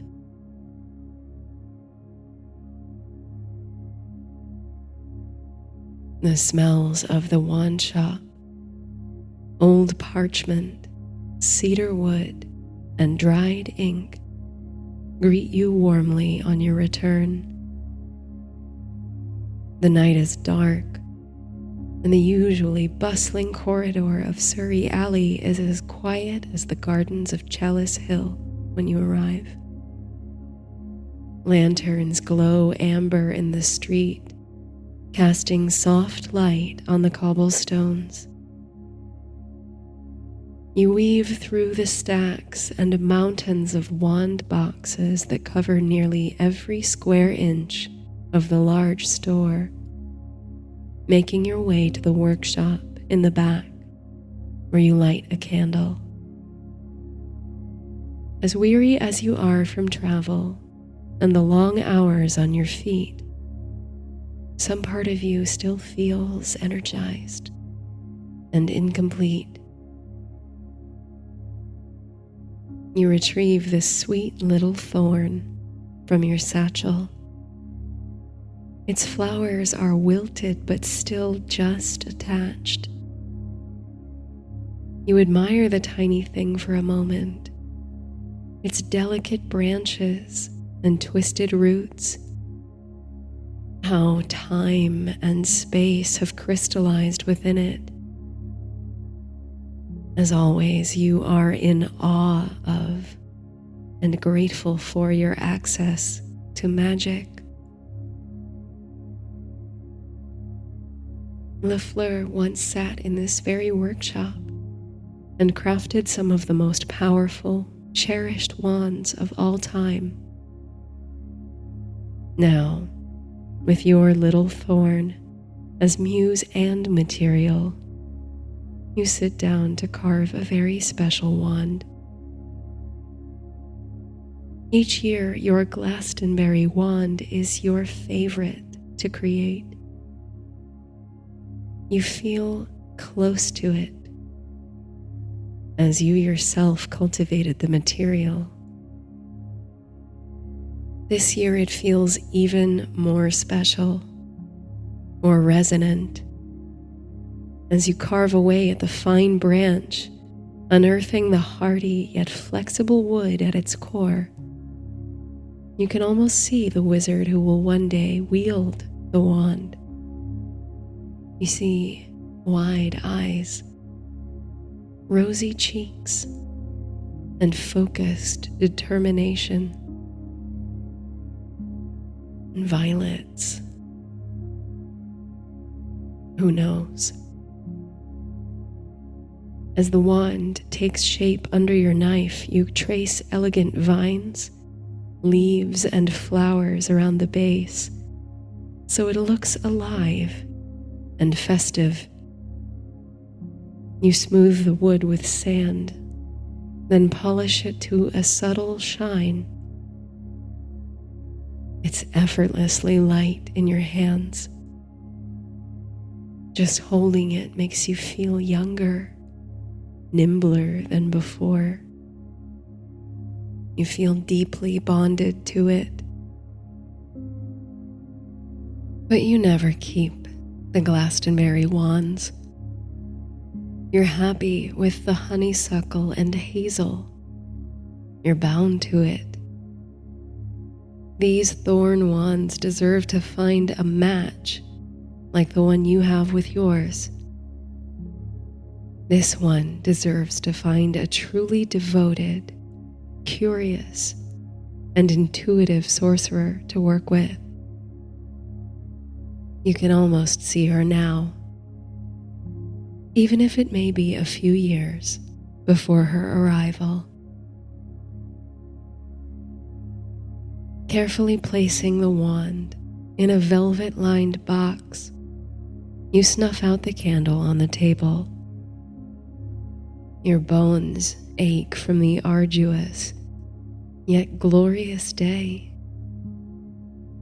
You can hardly believe that you stood on the tour only hours ago. It seems like a lifetime since. For cases when you find yourself at the workbench late in the night, you keep a modest bed made in the storeroom. It's nothing fancy or luxurious, but it's a comfort that you don't have to leave the shop and make the trip home. Tonight is one of those nights, you decide. The bed fits snugly in a corner between shelves and shelves of archives and core materials and boxes of extremely rare or valuable wands.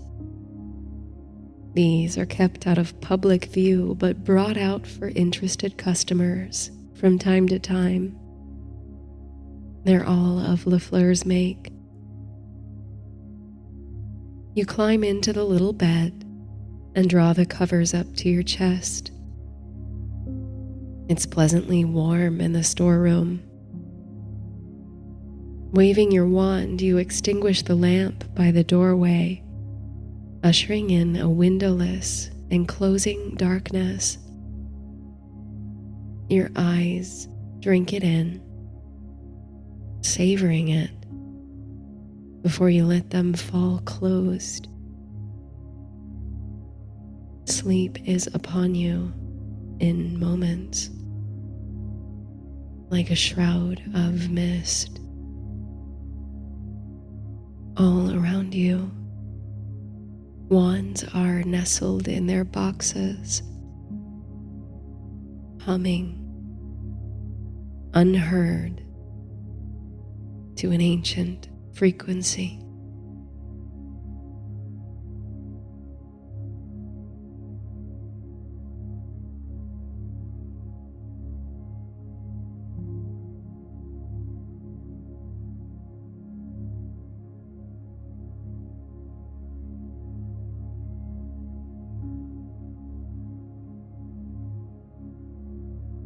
There's fervor in the streets, the melodic ring of people's voices lightly singing their Merry Christmases and Happy Holidayses.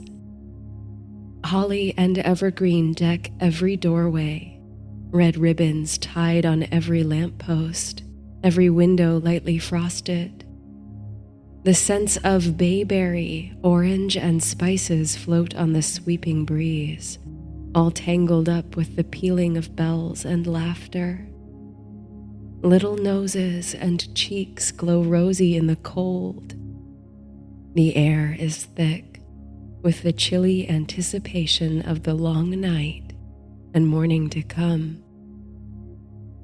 In all this splendid energy, it can be no other day but Christmas Eve. And there's nowhere you'd rather be on Christmas Eve than right here in the bustling corridor of Surrey Alley, where every shop is a magic shop and witches and wizards come to buy their wares. You savor the feel of the cobblestones beneath your feet, the cold air on your face. You stay close to your best friend Brom so you don't lose each other in the crowds. Though you're on holiday from the School of Sorcery, you both still don your cloaks bearing the school insignia, half out of pride, and half because they're the thickest, warmest cloaks you own. But underneath the cloaks, you wear cable-knit Christmas sweaters, handmade by Brom's mother for each of you. It was a kind gesture for her to include you in that family tradition. You and Brom could be siblings in your matching attire.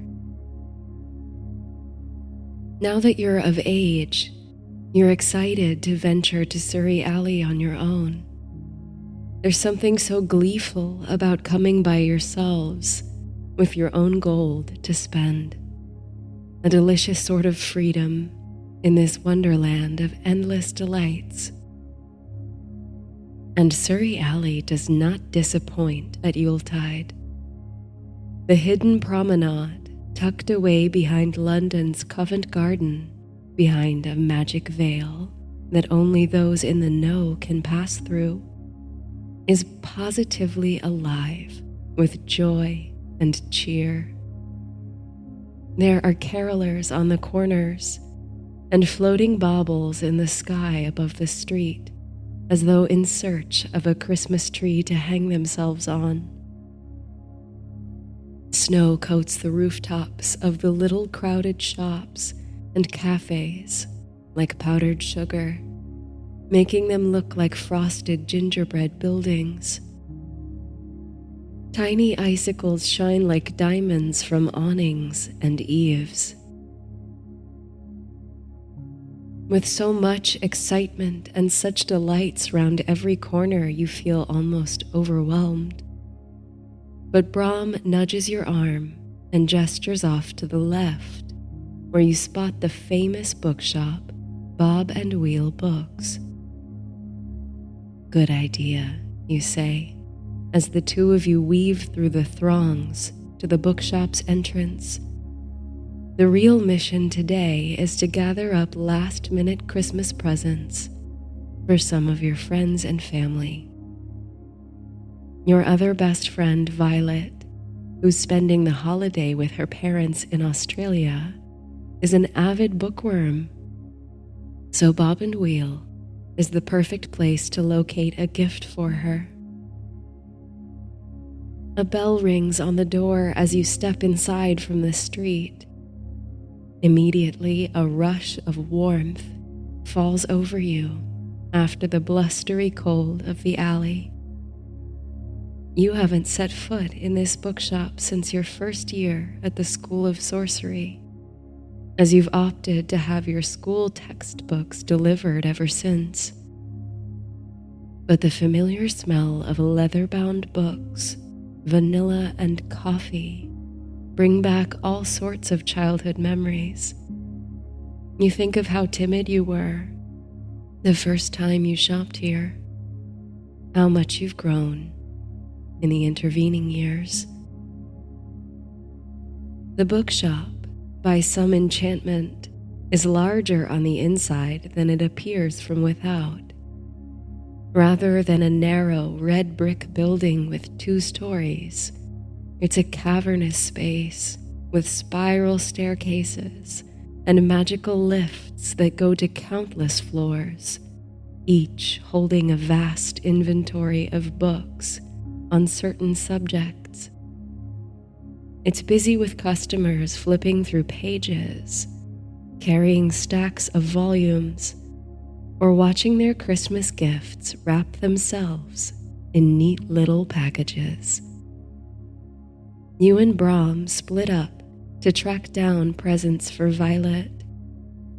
She has a voracious appetite for books, so the real challenge isn't finding something she'll like, but finding something she hasn't yet read. As Brahm disappears up a stairway toward the section on plant and herb lore, you step on a hovering platform and say clearly, "Magical history." The platform begins to slowly convey you upward, past stacks of books, toward your chosen floor. You watch the customers and shopkeepers grow smaller as you drift up. Clerks follow customers around, scrolls of parchment floating behind them, scribbled upon by quills that move independently. Even years after your initiation into the secret world of magic and sorcery, such a sight still makes you swoon with delight. The lift comes to a halt at the history floor, which is peaceful and quiet compared to the main thoroughfare. You suppose history books aren't most people's idea of a thrilling Christmas gift, but you can understand the appeal. They're a window into the great mysteries, movements of people and ideas across time. You wind your way through the stacks of books, reading the lettering on the spines, biographies of great witches and wizards, monographs on magical empires. The choices are seemingly endless. But as you round a corner, you find a small display table of books with brightly colored binding and covers. It's a whole collection of books by a celebrated magical historian, all reissued with beautiful designs and gold-trimmed pages. You pick one up, open the cover, and feel the spine pleasantly crackle in your hands. It's the exhaustive history of the School of Sorcery, founded centuries ago by Merlin himself. You think of Violet, whose own copy of this book is second-hand, tattered and worn from poring over it again and again. Edges frayed, pages falling out, gold lettering faded on the cover. There's a certain charm about that old book, but you have to imagine she'd appreciate the opportunity to set it upon the shelf and crack open a beautiful new copy.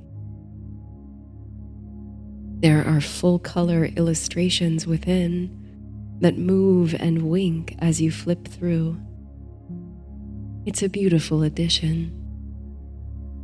You tuck it under your arm, feeling light and cheerful as you return to the lift.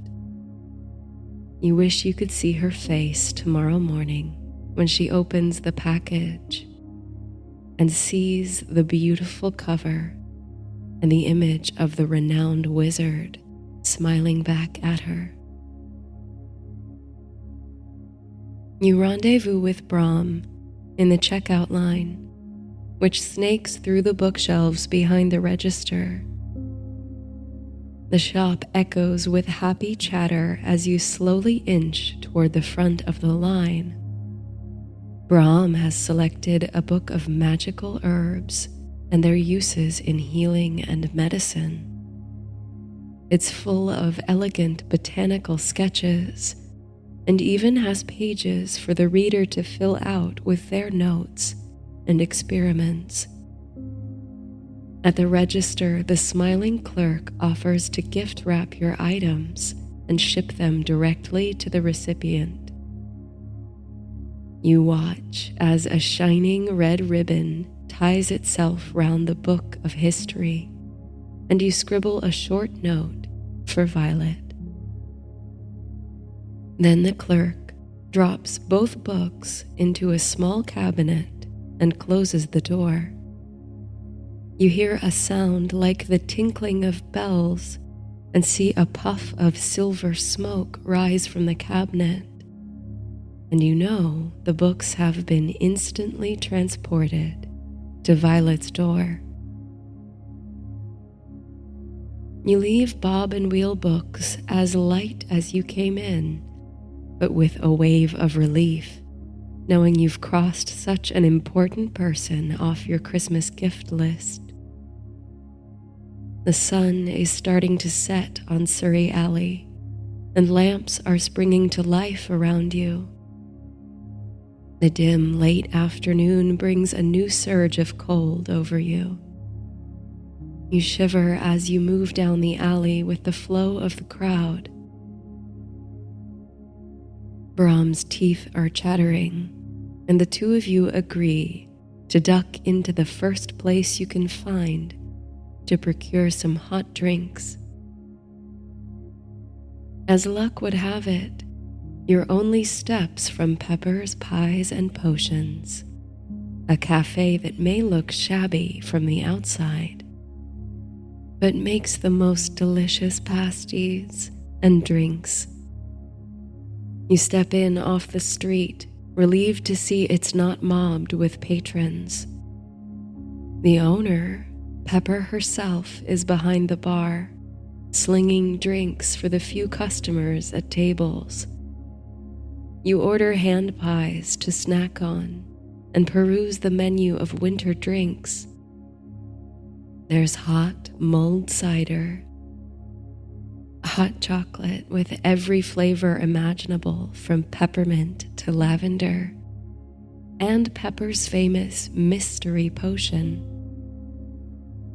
You've never tried the mystery potion before, afraid to go out on a limb when more familiar options are available. But everyone you know who's tried it has described it differently. Pepper claims the drink transforms to please the taste buds of the drinker at the moment it's drunk. Today you're feeling adventurous. You and Brahm both order the mystery potion. When he takes his first sip, Brahm's eyes light up. It tastes like hot buttered rum, with a sprinkling of cinnamon and something like cardamom.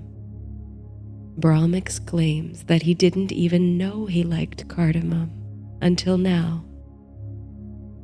You take a cautious sip of yours, and immediately you feel it warm you from the inside. The taste is hard to describe. It's somehow herbal and sweet, delicate and strongly spiced. It makes your throat tingle and your head feel clear and bright. You struggle to decide what it reminds you of, but your mind fills with childhood memories and broken images of Christmases past. You thank Pepper for the delicious refreshments and breeze back out the door, drinks warming your hands. Your cheeks flush as you meet the cold, but it can't break through the spell of warmth cast by the mystery potions. The lamps burn bright with flickering gas flames, and the lit-up shops lining the alley look like miniature buildings in a Victorian Christmas snow globe. There's another gift you and Brahm need to find on this trip to Surrey Alley, and this one must be especially heartfelt. You're looking for something for Brahm's mother, who has graciously opened her home to you for the past 6 Christmases. She's as dear to you as your own family, a generous woman who makes every room she enters feel like home. So off you traipse down the cobbled alley, inhaling the sugary, spicy fragrances that waft from the doors of cafes. You carry your drinks in takeout cups, feeling the warmth against your own hands and warming you from the inside out with each sip. A quartet of carols trill a sweet song. You catch one or two lines of lyric which describe a magical Yule bonfire that burned for the whole month of December, long, long ago. There's a line out the door at the apothecary, a tiny shop that sells cauldrons, potions, and magical ingredients. You spot a friend from school in the line, waiting with a small group of people who must be her family, as they all sport nearly identical button noses and sparkling green eyes. You and Brahm give her a cheerful wave as you pass by. You peek briefly into a shop called Sight and Seer, a dimly lit boutique that sells crystal balls, scrying glasses, casting runes, oracle decks, and other supplies for the arts of divination and prophecy. The shop smells of sage and incense, and a faint haze seems to float in the air around you as you explore the displays. While the objects certainly pique your interest, you aren't sure anything here will do for Brahm's mother. There's a ginger cat winding its way under table legs, and it chirps merrily as it rubs against your leg. You stoop to give the cat a friendly scratch on the head. Back on the street, Brahm nudges you to go with him into the hat shop, Bettina's Best, intrigued by their window display. Behind the glass is a charming tableau featuring mannequins made of snow, modeling increasingly elaborate hats and hair accessories. You give Brahm a smirk, and he insists he's heard his mother lamenting the state of her old hats. This shop must have just the thing to delight her. So you stumble inside out of the cold. As Brahm heads for the classic witches' hats, you marvel at the more extravagant headwear on display. There's a fascinator made of realistic butterflies, flapping their iridescent wings, a headscarf made of black fabric that shimmers like the night sky riddled with stars. Brahm selects a pointed witch's cap in the traditional style, made festive by a decorative sprig of holly. He asks earnestly if you think she'll like it. You reassure him that it's just perfect. But you still aren't sure what to get for her. How do you say, with only a small gift, how thankful you are for a person's hospitality?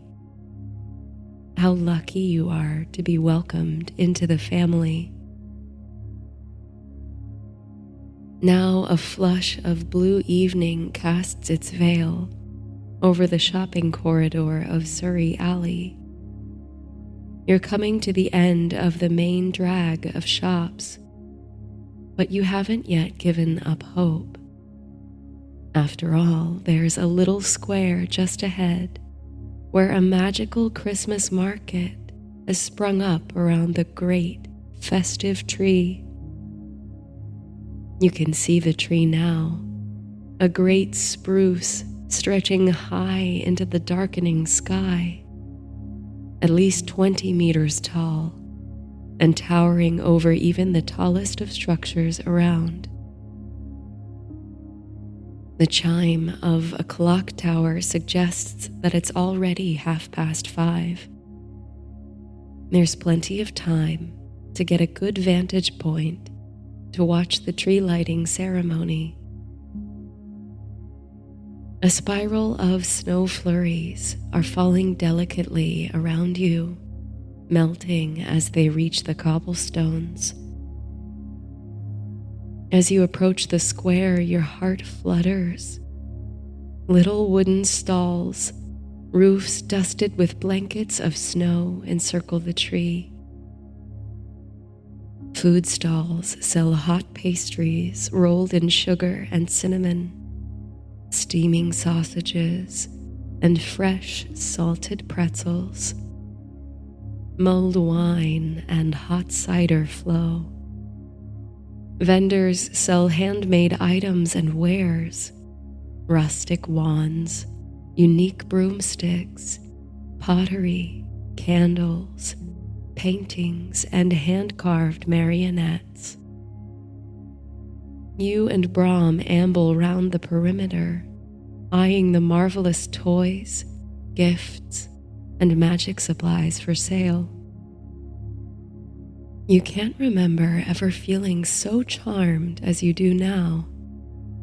It's as though you've stepped into a Christmas card.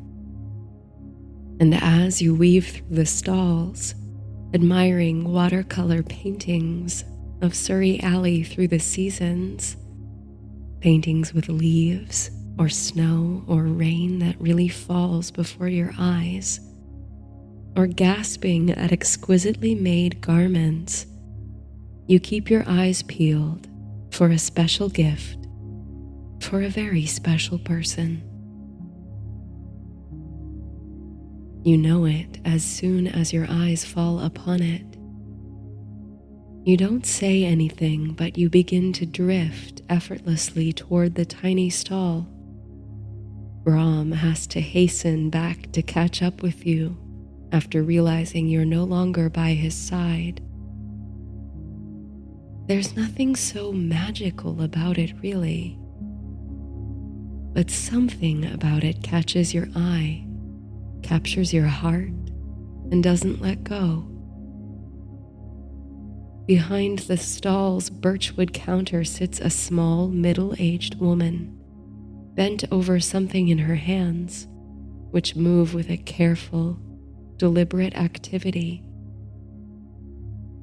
All around her, on the counter, on shelves behind her, on floating shelves and hanging from the ceiling, are hand-carved wooden nutcrackers, each unique and unalike as snowflakes. There must be hundreds of them, every size, color, shape, and style. Some are classic, some minimalistic, some flamboyant, and some fantastical, each alluring in its own way. And from what you can tell, there's nothing inherently magical about them, but their charm is undeniable. The maker sits there carving away, not noticing you just over the counter, with an expression of peaceful concentration. She looks miles and miles away, unobservant of all the hustle and bustle around her. The snow could be coming down in droves, you think, and she might not look up from her work, so consumed is she by focus. There's one nutcracker among the hundreds that you're drawn to. It's small enough to fit in your hand, you think, and it hangs from a red ribbon on a hook within the stall. It might hang nicely on a modest Christmas tree. This nutcracker is intricately carved and hand-painted in shade after shade of green. Around its arms twist tiny vines of decorative ivy, and holly leaves and berries stick out of its white beard. It wears a crown of holly too, and a cape of luxurious green velvet trimmed with fur. As small as it is, it looks regal and impressive. Somehow you have no eyes for the other items in the stall. This one alone calls out to you. You approach the counter, hoping not to startle the woodworker, but her eyelids lift slowly to meet your gaze, then wrinkle into a warm smile. The piece in her hands is mostly unfinished, but you can see the start of another unique creation coming to fruition there, as though the nutcracker is emerging from the raw wood.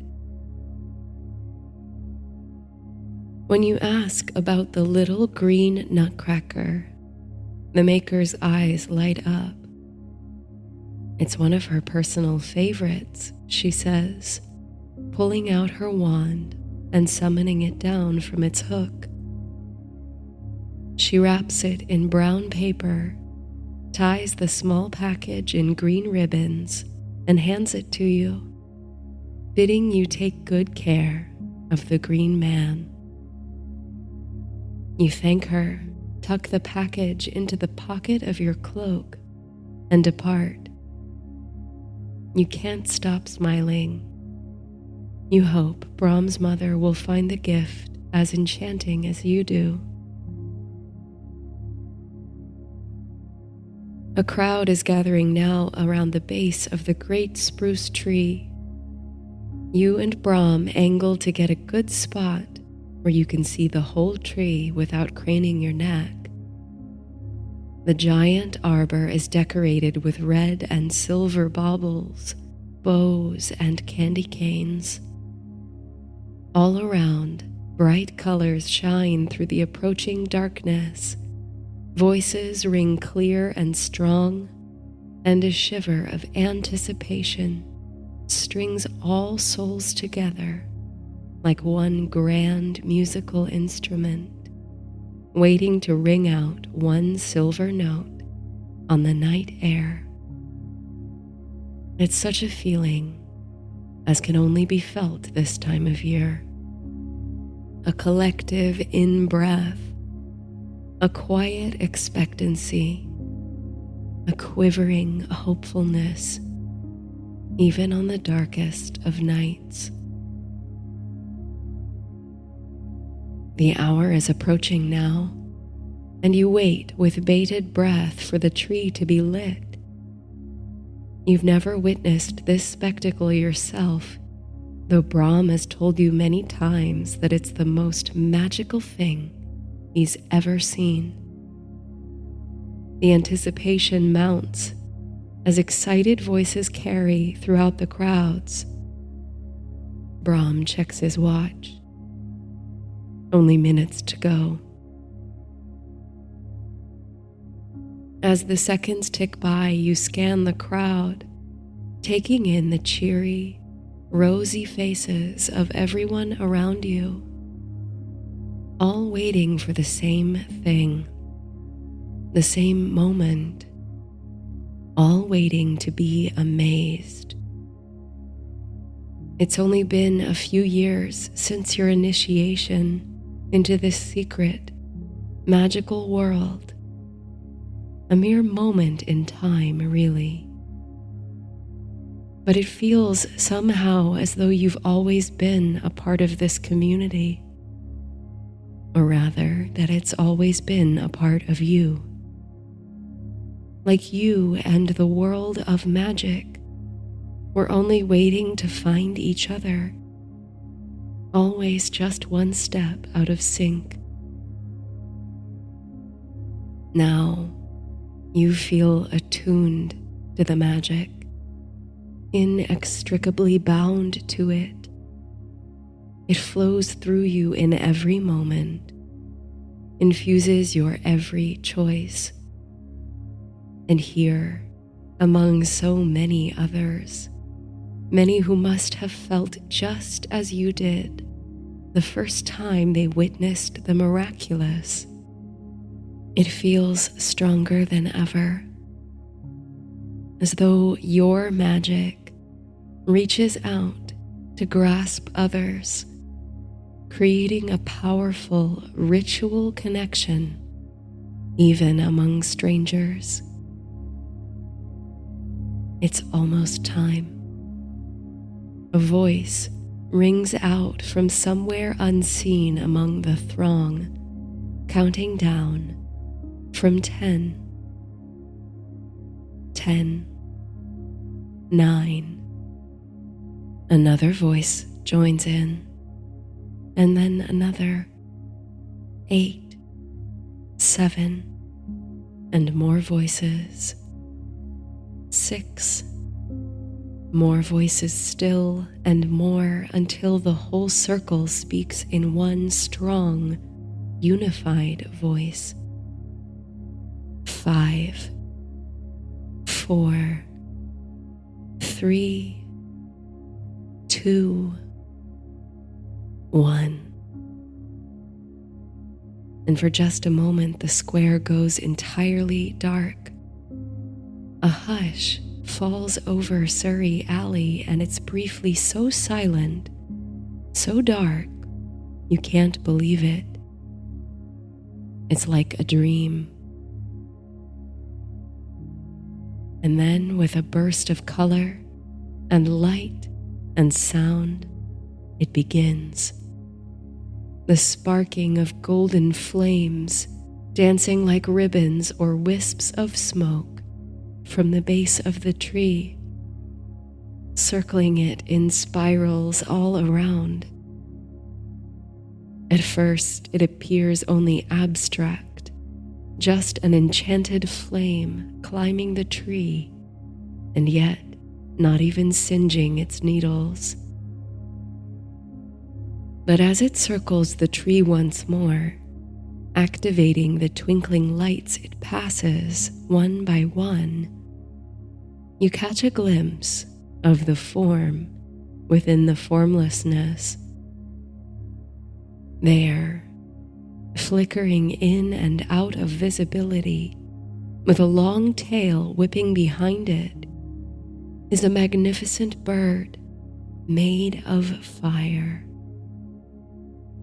On its trail echoes a note of song so bright and beautiful, it softens your heart and brings tears to your eyes. The tree springs to life beneath it, the baubles catching the light of the flame and sparkling like stars. The bird ascends higher and higher around the great spruce, ringing out its joyful song.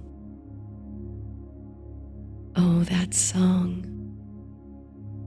It's like the taste of the mystery potion, spiced and sweet, hopeful and nostalgic, evocative and elegiac, all at once.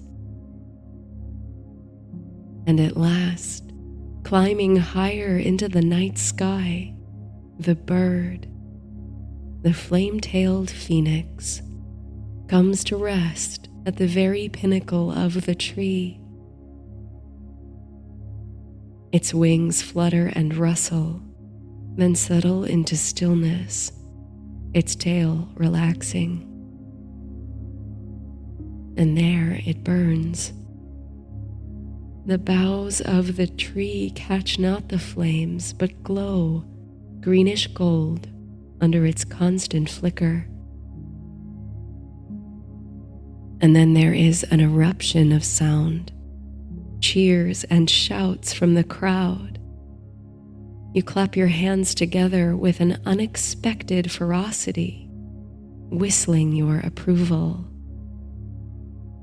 Laughter, cries of merriment, and a milling and a mumbling and a marveling. Slowly the celebration diminishes, and the sizzle of sausages on the grill can once again be heard above the din. The crowds resume their shopping. The phoenix burns on above the square, little snowflakes dancing in the glow of its flame. A halo of warmth remains in the wake of the ceremony, even as the crowds disperse, and a heaving sense of denouement settles over you. The anticipation past, you feel your muscles relax and your mind soften. Now you feel a glowing tiredness and a longing to rest. Brahm agrees, and the two of you slip down a side street. There's a station at the end where you can pay a penny each way to travel anywhere in the magical network of mirrors. Coming down from all the excitement, giddy with exhaustion, you pay your fares and step through a narrow mirror, one at a time, right into the den of Brahm's family home.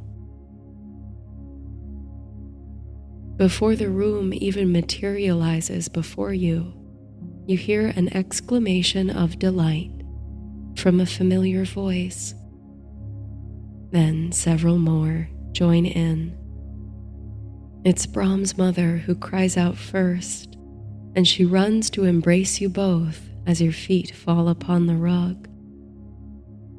There's a roaring fire in the hearth, and Brahm's whole family is here. Some lounge in armchairs by the fire or stretch out on the floor.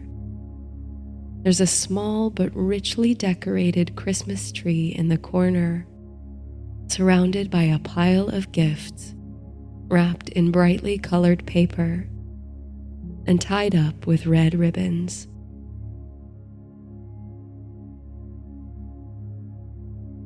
It feels like home, like childhood, like magic, being surrounded by so much love and gratitude. You're happy to take off your heavy cloak and sit before the fire. You can feel your icy nose and fingers defrost in its radiant warmth. Soon there's tea and a heap of cookies on the coffee table, and there's music playing lightly under the cheerful conversation. Brahm tells everyone about the tree lighting. The best one yet, he insists, a rosy glow in his cheeks. Someone starts describing a cherished Christmas memory, and soon everyone is chiming in with jokes and stories from Christmases past. Brahm's father is eyeing the pile of presents clandestinely and even sneaks away from the table to shake one by his ear. Brahm's mother, with a knowing look in her eyes, suggests everyone should open one gift tonight, to delighted surprise from her children. There's laughter and glee as everyone makes for the pile, retrieving a gift with their name on the tag. Your stomach fills with butterflies as you see Brahm's mother take the tiny package wrapped in brown paper. You do hope she likes it. You watch as she unties the ribbon and removes the green-clad nutcracker. She looks up at you with glossy eyes and pulls you into a firm embrace. She doesn't say anything, but crosses to the tree and hangs the ornament from a prominent branch. Then she squeezes your hand. It seems for a moment that you can see in her eyes the same bright and moved expression as you noticed in the woodworkers when you selected the gift. It gives you some pause. The gift exchange continues until there's a clutter of wrapping paper strewn across the floor and a satisfied gleam on every face. Brahm's brothers wave their wands to clean up the debris. The music plays, and the fire continues to burn. You feel flush with warmth and pleasure. You can see light snow falling outside the window. It strikes you that this, more than any spell or potion or charm, is true magic. The delicate yet resilient ties that bind people together as family, blood or chosen. The memories and private myths that spring from closeness over time. A tapestry of sentiment, the warp and weft of which creates something bigger than any one person or any group of people. And at this time of the year, with darkness creeping in at the corners, these shining threads are more important than ever. After a time, family members start heading up the creaky stairs to bed. You're one of the last left in the den, feeling yourself swoon with sleepiness near the fire. At last, you too climb the stairs to the room made up for you. Your eyelids droop as you climb, and you waste no time collapsing into the soft pillows on your bed. Your head swims in and out of consciousness and surrenders to sleep. You dream that you're flying through the night over snow-sugared rooftops and smoking chimneys, unfazed by winter's icy bite. Behind you stretches a long, fiery tail, and in the flames are the images and shapes of all the Christmases you've lived, and all the Christmases that ever were. You soar, surging, spurred on by the strength of the magic that abounds in quiet places, on modest boughs, and in the eyes and hands of loved ones. You shine on.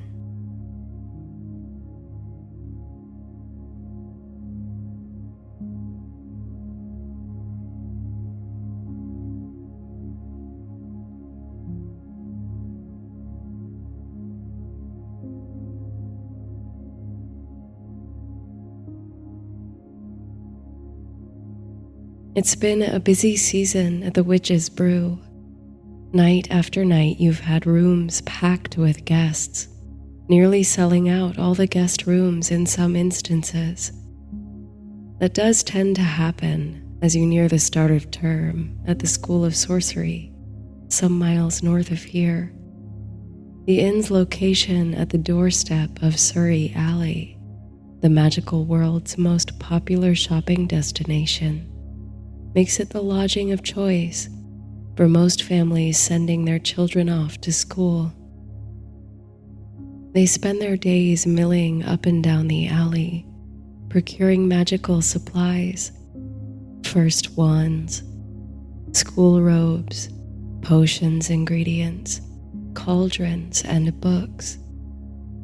Then they settle in here, enjoying supper in the bar room and a nice quiet rest in their chambers upstairs.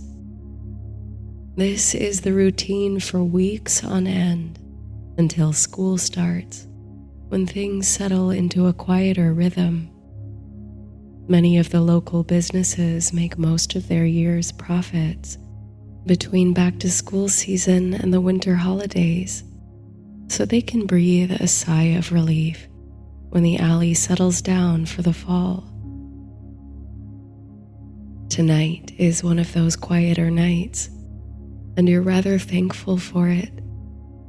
You love the hustle and bustle of the summer, surely, but it's good to slow your pace for once and embrace the magic of an empty hallway, a quiet conversation, a leisurely evening. In fact, so marked is the difference on these off-season evenings that you've given most of your staff time off to recharge. With a lessened population of guests and patrons, you can handle most of the inn's operations on your own, with the assistance of your wand, that is. As early evening glitters through the kitchen windows, you set pots to boil with a wave and saucepans to sizzle with a flourish, preparing tonight's dinner specials for whatever hungry locals might stumble in from the alley. It's years now that you've owned this place, and you've spent a whole lifetime loving it. It's been in the family as far back as centuries, with each generation taking over from the last in stewardship. You know every creaky step on the staircase, every minuscule crack in the bathroom tile, and every pesky little pixie or gnome living in the wardrobes and under the beds. But none of these seem like faults to you, only features that amplify the eccentric charm of this port. It survives despite its advancing age, thanks to a number of powerful enchantments that not only protect it from depreciation, but keep it concealed from the world of non-magic users. To them, it appears as a shabby old building, derelict and forgotten on a sorry London side street. For those initiates of the unseen arts, however, the Witch's Brew is a beacon of hospitality, warmth, and welcome. It is the threshold of a world too wonderful to be believed by most. In the absence of your staff, you've developed a system of accepting and resolving the requests of your patrons. It's a rather clever system if you do say so yourself, given you can't be in two places at once. A guest in need must merely scribble their behest upon a slip of charmed paper. The paper then folds itself into neat little airplanes that float their way to you wherever in the numerous corridors of the inn you may be working. One whizzes into the kitchen presently, circling you once before landing in your open palm. From the guest in room 6, you ask with a smirk, your only overnight guest this evening. The paper airplane elegantly unfolds to reveal a brief line of script. It seems room 6 requires fresh towels. Casting a little halting spell upon the various pots and burners, wouldn't want them boiling over in your absence. You stride over to the linen cupboard, wave your wand to levitate a pair of clean, fluffy towels, and send them zooming up the grand staircase toward room 6. It isn't long before your first dinner guests arrive. As you expected, it's only locals tonight. Shopkeepers and folks who work in Surrey Alley. Arn, the kindly owner of the Wild Hunt, where witches and wizards can find animal familiars, comes in first. His own familiar is with him as always, perched upon his shoulder, a tiny elf owl, ironically named Ymir, after Norse mythology's frost giant. Arn greets you warmly and takes his usual table by the fire, and Ymir nestles into the crook of his neck. It's always amused you how much Arn and Ymir resemble one another. Other merchants and shopkeepers slowly trickle in. There's Percival Pells, the lead bookseller from Bob and Wheel Books, a charming shop with the uncanny ability to change its size and scale in accordance with the needs of the consumer. During the busy holidays and summer rush, it's a large, naturally lit, multi-floored literary emporium with every new title imaginable and an endless section of rare and occult classics. But in the off-season, when few curious customers wander into the bookshop, it shrinks itself down to a small, more intimate affair, crowded with overstuffed bookshelves, dimly lit with lamps, and smelling of old, musty pages and aged leather. The perfect place to lose oneself in the magic and mystery of books. Tonight, the bookseller is the very picture of studiousness, with tweed jacket and elbow pads, spectacles perched on the end of his nose, and a gold watch chain at his waist. He's brought a hefty tome, which is tucked under his arm. Despite its size, no doubt it's what he might call a bit of light reading. And soon in comes Lucan Lafleur, the illustrious wandmaker, with his young apprentice, whose name you haven't learned quite yet. She's a young woman, surely just left school, and only at the beginning of her career journey. But there's a light and vigor behind her eyes that's rather promising. This looks to be all you'll get tonight, patrons-wise. You take orders, then retreat to the kitchen to make up plates and pour mugs of mead, wine, and water. Once each guest is served and polite conversation has begun across the barroom, folks discussing the latest news from their trade, wand-making innovations, or new book releases that should excite readers, you remind them to send a note if they need you.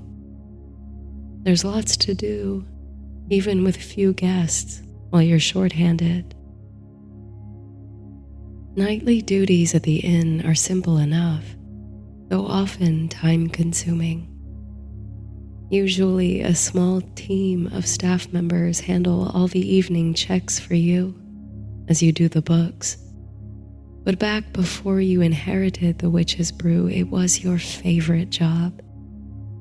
Moving through the many rooms and corridors of the inn, making sure all was in order. It might sound tedious, but to you it was always a space in which your imagination could wander and flourish.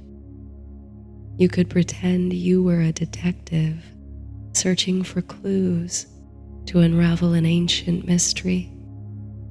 Or you could make a game of how many cobwebs you could clear in under 5 minutes.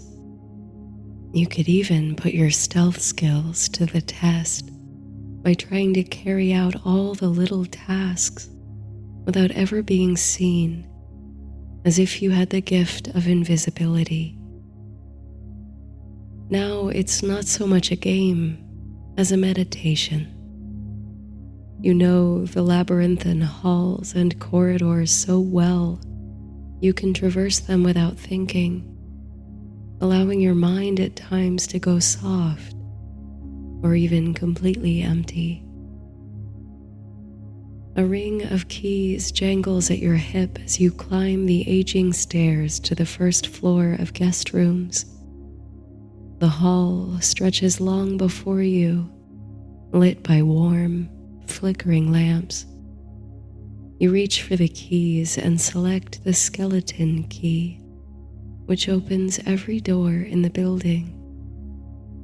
One by one, you enter the uninhabited guest rooms to ensure the lights are extinguished and nothing major needs attending to.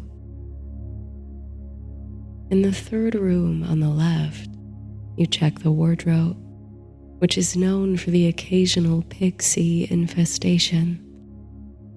Upon opening the doors, you hear the flutter of tiny wings and a chorus of high-pitched chuckles as the gaggle of little creatures scatter and try to hide in the corners. The pixies, all pointed ears and gangly limbs and raggedy green clothing, cover their mouths with their hands in a half-hearted attempt to stifle their musical laughter. But still it peals like tiny bells from the echoey chamber of the wardrobe. You chuckle to yourself and put on a show of searching the wardrobe for the little folk, acting as if you're unable to locate them, when in fact, they're right there in plain sight. Finally, with an exaggerated sigh and a smile stretching the corners of your lips, you begin to close the wardrobe doors. "All right," you say. "I know you're in there. There's no one in here tonight, so you're free to stay. But next time I may not be so hospitable." This is a game you play most nights. Truth be told, you don't really have a problem with the pixies taking up residence in wardrobes or cupboards or wherever. When shown a modicum of hospitality, they can actually be quite helpful around the place, sweeping up cobwebs and picking up crumbs from the carpet. But you've had one too many late-night calls from guests about the incessant giggling that keeps them up at night, so you've had to come to a compromise. Tonight, while the room is vacant, they're doing no harm, so you're happy to grant them a warm place to sleep. For all your talk of turning them out into the street on busy nights, however, you've always found some place for the tiny folk to stay, even if it means letting them buzz about the key cabinet at reception all night. These are the types of little kindnesses you learned from your grandmother, the one-time proprietor of the Witch's Brew. Though the first bricks of the inn were laid before she was even born, you always think of her as its founder. It was she who opened the tavern to anyone, not just guests of the inn, and renamed it the Witch's Brew. She had a vision of the establishment as a pillar of the magical community, a place to gather in safety, comfort, and good company. She taught you all kinds of ancient wisdoms, from the art of cookery to the powerful magic of hospitality. You remember baking cookies by her side when you were very little. She had the uncanny ability to bake without keeping time or measuring ingredients. She just knew it all by heart. exactly how much of what to mix in the dough, exactly what moment to remove the tray from the oven when the cookies were just right, soft in the middle, and just going golden brown on the edges. To you, that seemed a potent form of magic. It still does. And you remember too that she never turned anyone away. Human, non-human, or somewhere in between. In fact, she took pride in accommodating all sorts of folks. She had rooms large enough to suit giants and chambers warm enough for the Yeti. She could fill a room with water for the comfort of a mermaid without damaging the carpet. And all regardless of their means. If someone needed a roof over their heads, be they human or fae, or a bite to eat, or simply a place to sit and gather their strength, she always found a way to help. You try to carry that with you in your work. Even pesky pixies need a show of kindness and faith, and even they need a warm place to sleep. The same is true for the guest in room 6, which you skip over now on your routine checks. As you pass the door, noting the relative silence of the hallway as you do so, you wonder if they are hungry at all, and whether you should send up some food, just in case. But they know how to reach you, you reflect, recalling the paper airplane they sent before. While most of the rooms in the inn are opened traditionally with a key, there are a few outliers.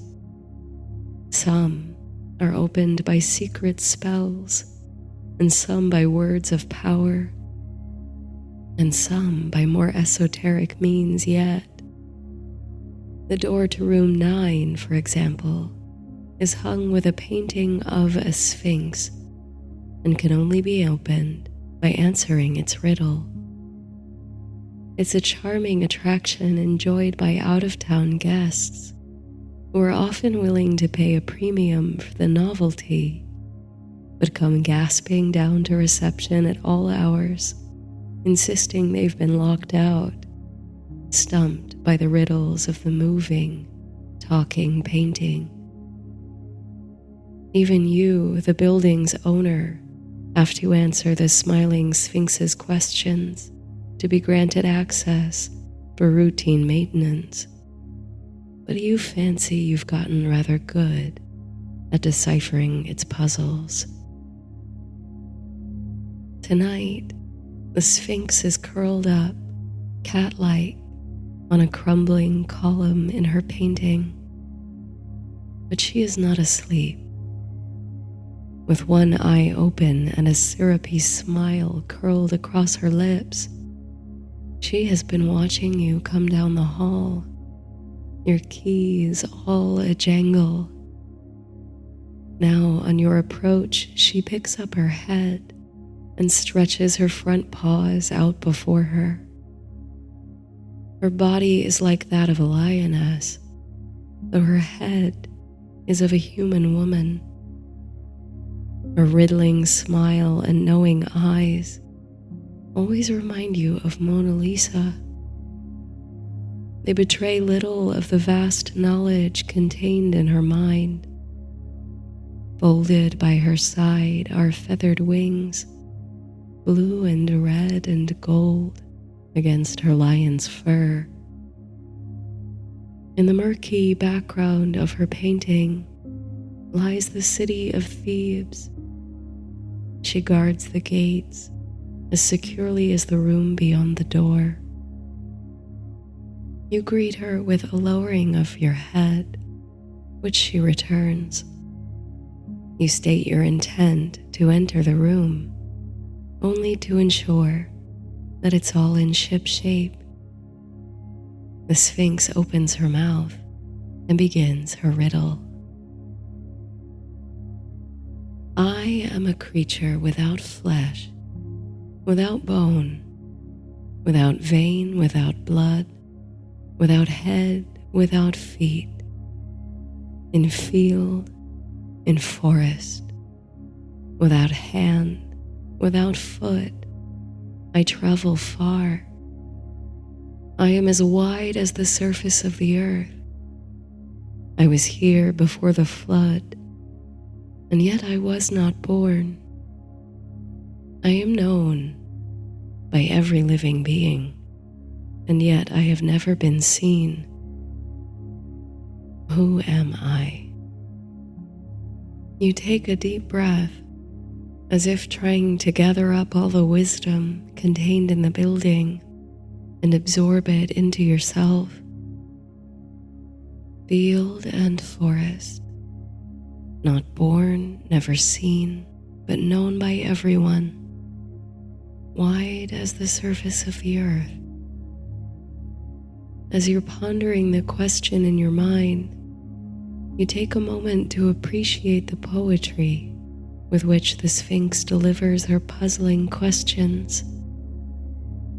You close your eyes, searching your senses and thoughts for an instinct or an answer. You picture the globe, clouds swirling over a blue surface, waves churning in the seas, fields of grass and floral meadows waving in the breeze, trees with their leaves aflutter, wind off the surface of a great lake. Then it comes to you. What creature is as wide as the surface of the earth, has no hand, no foot, but travels nonetheless, is known by all but remains unseen? You open your eyes and answer confidently, wind. With an impressed air, the Sphinx bows her head again and allows the door to slowly open. You enter and complete your checks. All is well within. And the rest of the rooms are well in order too, you find. It's about time you went back down into the bar room to see how your dinner guests are faring. The atmosphere is jocular, despite a settling of sleepiness over the guests who've indulged in tonight's heartiest specials. It's that lovely haze of contentment that sparkles in a warm room, surrounded by friendly acquaintances and nourished by good things to eat. A few of the guests are curious about dessert, and you've got a delicious bread pudding already warming in the oven. Once served, the Wandmaker Lafleur wonders aloud if you'll join them for a nightcap or some tea. You've been working so hard, he says. We've scarcely seen you all summer. Can't you take a break? You hesitate, thinking of the mess of dishes and pans in the kitchen that need tidying up. But on seeing the smiling faces of your fellow denizens of Surrey Alley, you eventually nod and take a seat among them. The second you sit down, you feel the weight of exhaustion you've carried throughout the day, and indeed throughout the season.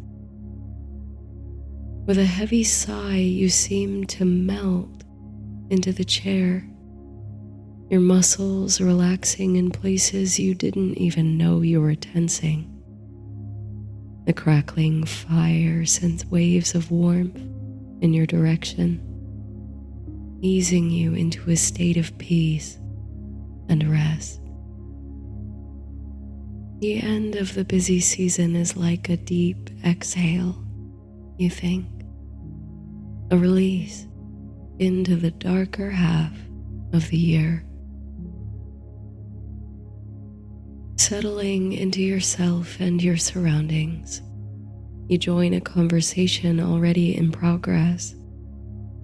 The various merchants and craftspeople of Surrey Alley are discussing new developments in magical technique and education that must be accounted for in their businesses. The School of Sorcery will soon be offering more advanced coursework in alchemy, for example, and the bookseller Percival looks forward to seeking out new translations of the Emerald Tablet and other hermetic volumes. The wandmaking duo, master and apprentice, on the other hand, have challenges to face in their craft.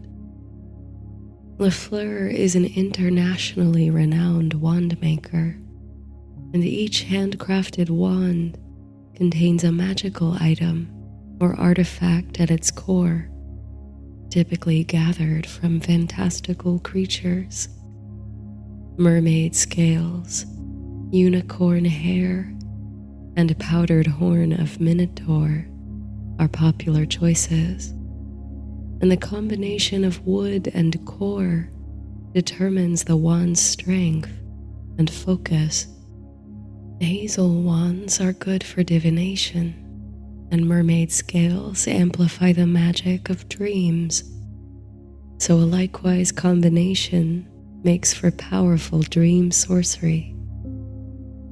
But as the modern world becomes increasingly interconnected and wilderness dwindles, magical creatures are pressed further and further into hiding. It's becoming harder, Lafleur explains, for even the most experienced tracker to discover their hiding places. Arn can speak to this as well. But here, Lafleur's apprentice has insights to offer, and she speaks up for the first time. You learn her name, Agatha, and of her ambitious ideas to revolutionize wandcraft. She believes that the same or greater levels of potency can be achieved in wands without a magical core, simply by infusing the wand-making process with the energy of ritual. Harvesting from trees grown in magically saturated spaces, or that absorb water from sacred springs and wells. Planting new trees with genuine intention. She lights up as she talks, and it gives you great pleasure to see how the others, some decades her senior, seem to be inspired by her ideas. Here's a young mind with commitment to sustainable change and to making the world even more enchanted. It's good to see her taken seriously, even admired by the older generation. The evening slips slowly into more casual chat. No more shop talk. You learn about the goings-on with everyone's families, familiars, and homesteads, where they hope to travel this year. You're pleased that a space you've made, inherited, yes, but still shaped by your influence, facilitates such joyful, authentic connection between people. The hearth feels like a gift, a cherished space of abundance and intimacy. And soon, with sighed farewells and utterances of gratitude, the party disbands.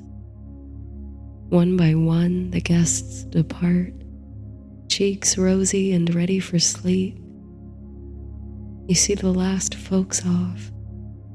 An invigorating wind, fresh with autumnal chill, blows in through the door before you secure it behind them.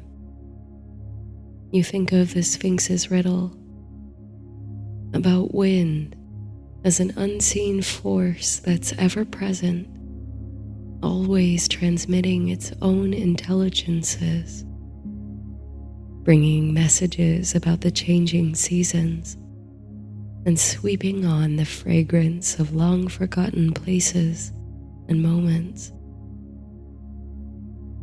You plan to simply pass through the bar room on your way to the kitchen, the last guests having left. But to your surprise, the room is not empty. Seated at a table in the corner, looking sheepish, is a young woman. It's the guest from room 6, you realize. This is the best look you've had at her. When she checked in, there was a veil draped over her face, and the moment you handed her the key, she was off in a flash. She has long, white blonde hair and bright, unearthly eyes. Got hungry, you ask? She nods, trying to hold back a bashful grin. Well then, I can make just about anything you like. What strikes your fancy? A few minutes later, you return from the kitchen with the young lady's request. She gratefully digs in. You need anything else, you know how to find me. Before you walk away, you catch a glimpse of a silky something in her hair. What looks like a white feather sticking out beneath the tresses. So at last you take on the mountain of dishes in the kitchen.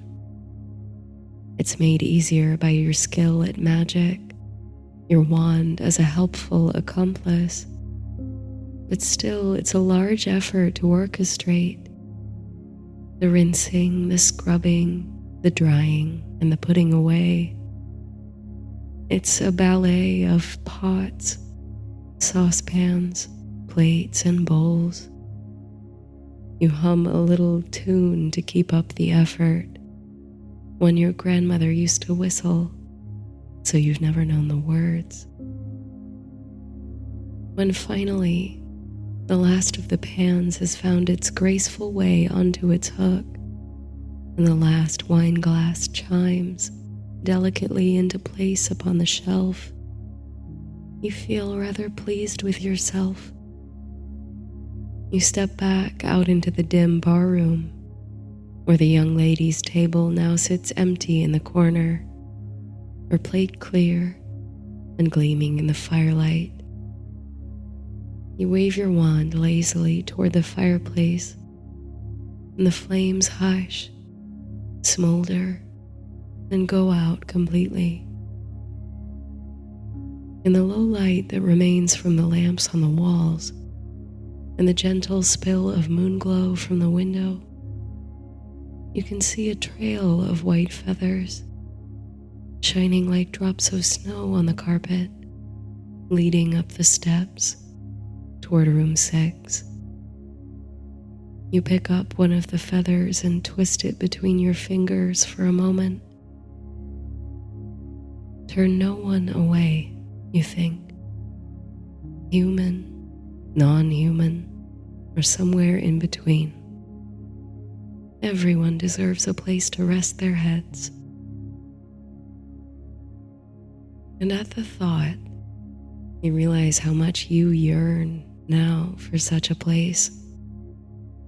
You bolt the front doors for the night, dim the lamps, and retire to your quarters, which lie concealed behind the reception desk.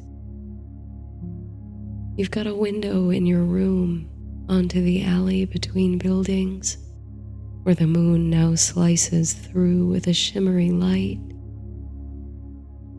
All is very quiet. Even the creaky floorboards beneath your feet seem more hushed than usual. They're getting used to the slower pace as well. You wash up in the bathroom and get ready for bed, humming that same little tune to yourself, the one your grandmother used to whistle.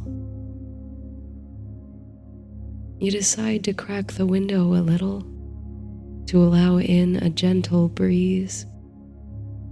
It has just the faintest edge of a chill in it, a harbinger of oncoming fall.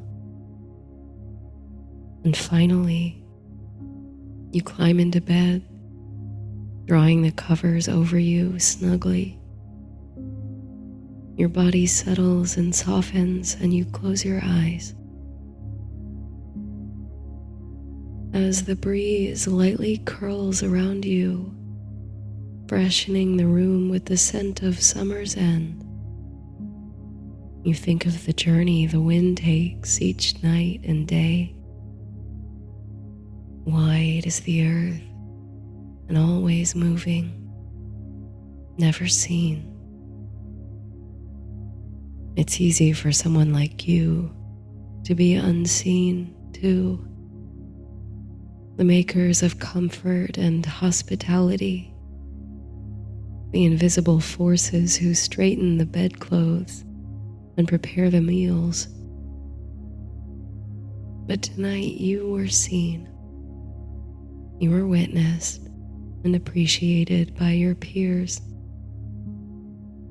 You were invited to join the merriment, however quiet it was.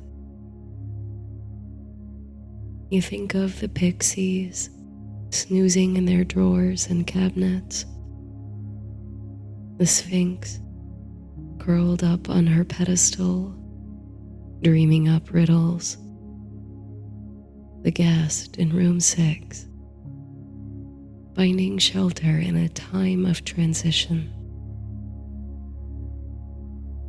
And with a deep, audible sigh, you feel your breath like wind in your body. You feel connected to everyone who shared this space tonight, and everyone who has ever passed through and will pass through in the future. And you savor the sweetness of this season above all. You sleep on the edge of a glittering curtain of magic, in the space between riddles and spells.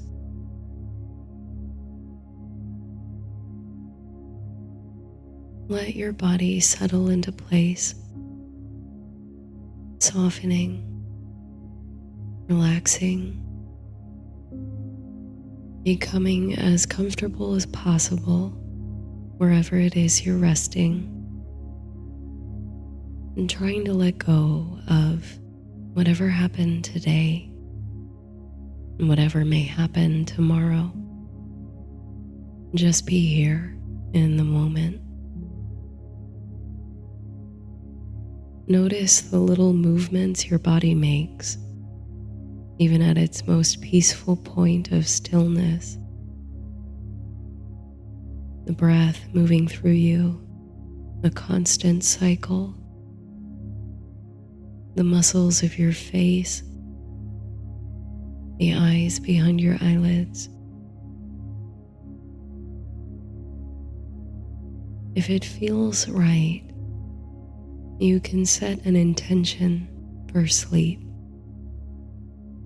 Don't think too hard about it, just allow it to arise naturally. If you need inspiration, you might try something like, I sleep deeply, releasing worry. Or, I wake rested, refreshed, and energized. Hold your intention. Repeat it 3 times in your head. feeling it as if it is deeply true.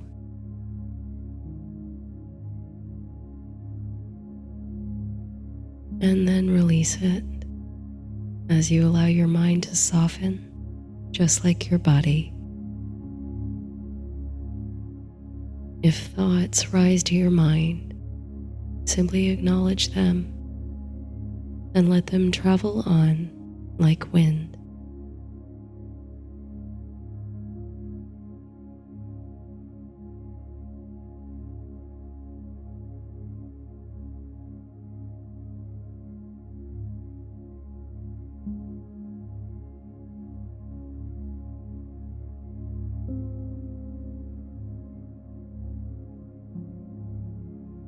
There's nothing quite like the hustle and bustle of a major train station, the echo of voices and footsteps that blend into a murky clamor, the dance of scents as you pass by the stalls of coffee and freshly baked pastries and pies, the mix of emotions and paces.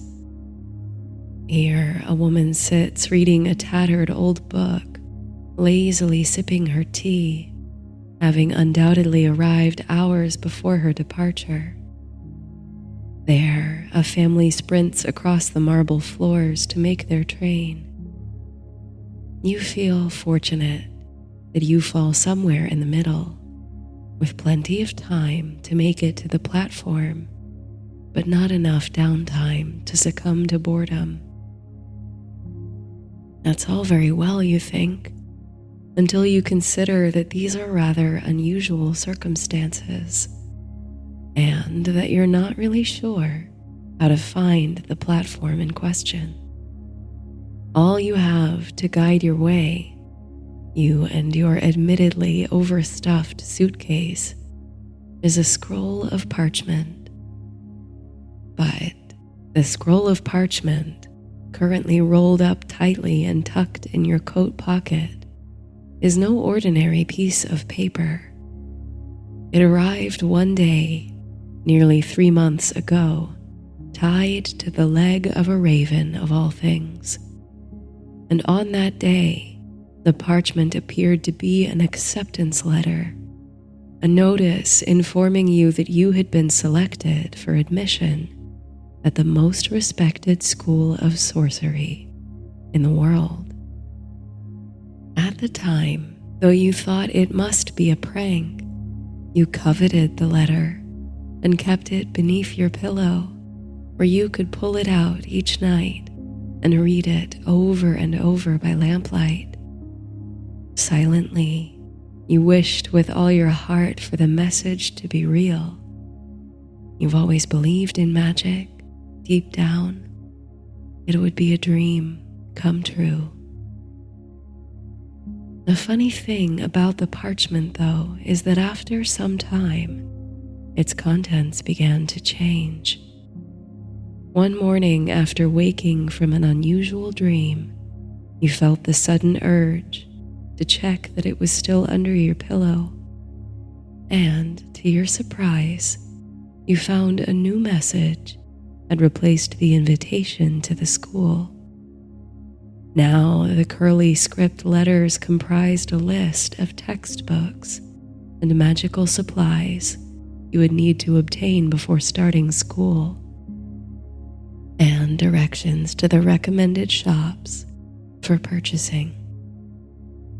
This was when you began to suspect something truly magical was at work. Had you not already been introduced to the hidden world of wizardry through your school supply shopping trip, you doubt you would have had the courage to show up at the train station today. But the enchanted scroll of parchment steered you true before. So only days ago, when its contents changed again, this time including a departure time, a platform number, and a packing list, your heart began to flutter. Soon, you'll be on your way to study magic and sorcery. Now that you've arrived at the station, You refer to the parchment once more. It's changed again. And at this you breathe a sigh of relief. Now, along with the departure time, the elegant script displays step-by-step directions for accessing the platform. First, the parchment instructs you to locate the elevator bank on the station's south side. Scanning the busy terminal, your eyes land on a pair of elevators with ornate Art Deco design, doors embellished with gold relief. These must be the ones. And indeed, as you glance down at the parchment, you observe a thin line of ink springing up from beneath its surface, scratching through the first step, as if an invisible quill is marking it complete. So you stride toward the elevators, moving right through the foot traffic with a studied nimbleness to avoid colliding with other travelers. Your unwieldy suitcase wobbles behind you, and you steady it as you approach the lifts. What's next, you wonder? According to your instructions, you are to press the up and down buttons at the same time, calling both elevators. This you do, and the parchment scratches out step 2 on your list. There's an old-fashioned dial atop each elevator to indicate its present floor, complete with brass numbers and arrows. You watch as the dials slowly move, almost but not quite in unison, toward the ground floor you occupy. But as you wait, another traveler joins you, clad in a 3-piece suit and carrying only a compact briefcase. They check their watch and nervously tap a foot against the marble floor. You reference the parchment for what to do next. Before your eyes, steps 2 and 3 begin to move apart from one another, separating to accommodate the squeezing in of step 2.5. If non-magical travelers are present, wait for an empty lift before boarding. That's certainly helpful, you think. As you look up, the lift on the right sounds a pleasant chime, and the doors open to allow a half-dozen or so people out. The impatient traveler boards the elevator as soon as there's an opening. Going up, they call to you. I'll get the next one, you say. Suit yourself, says the traveler, with a look of mild puzzlement as the doors close. Only a moment later, there comes an identical chime from the elevator on the left. Its doors separate to reveal an empty lift into which you slide without delay. As the doors close behind you, the invisible quill strikes through step 3, board the elevator. Inside the elevator car, there is a resounding quiet, especially compared with the cacophony of the station. You're grateful for the moment of peace and space to perform step 4, which involves your wand. At present, your brand new wand is tucked away inside your coat, and save for the practice wave you gave it in the wand shop, you've not yet had occasion to try it out. At least here, in the privacy of the empty lift, you won't look foolish using it for the first time. You pull the wand from its hidden pocket and grasp it firmly in your dominant hand. Though you're still getting used to the curve of the instrument in your hand, you find that it has an innate warmth, a tenderness, as if it knows you to be its companion. This gives you comfort as you read step 4 carefully. In accordance with the instruction, you point your wand squarely at the empty space between 2 buttons and slowly turn your wrist, muttering a strange incantation.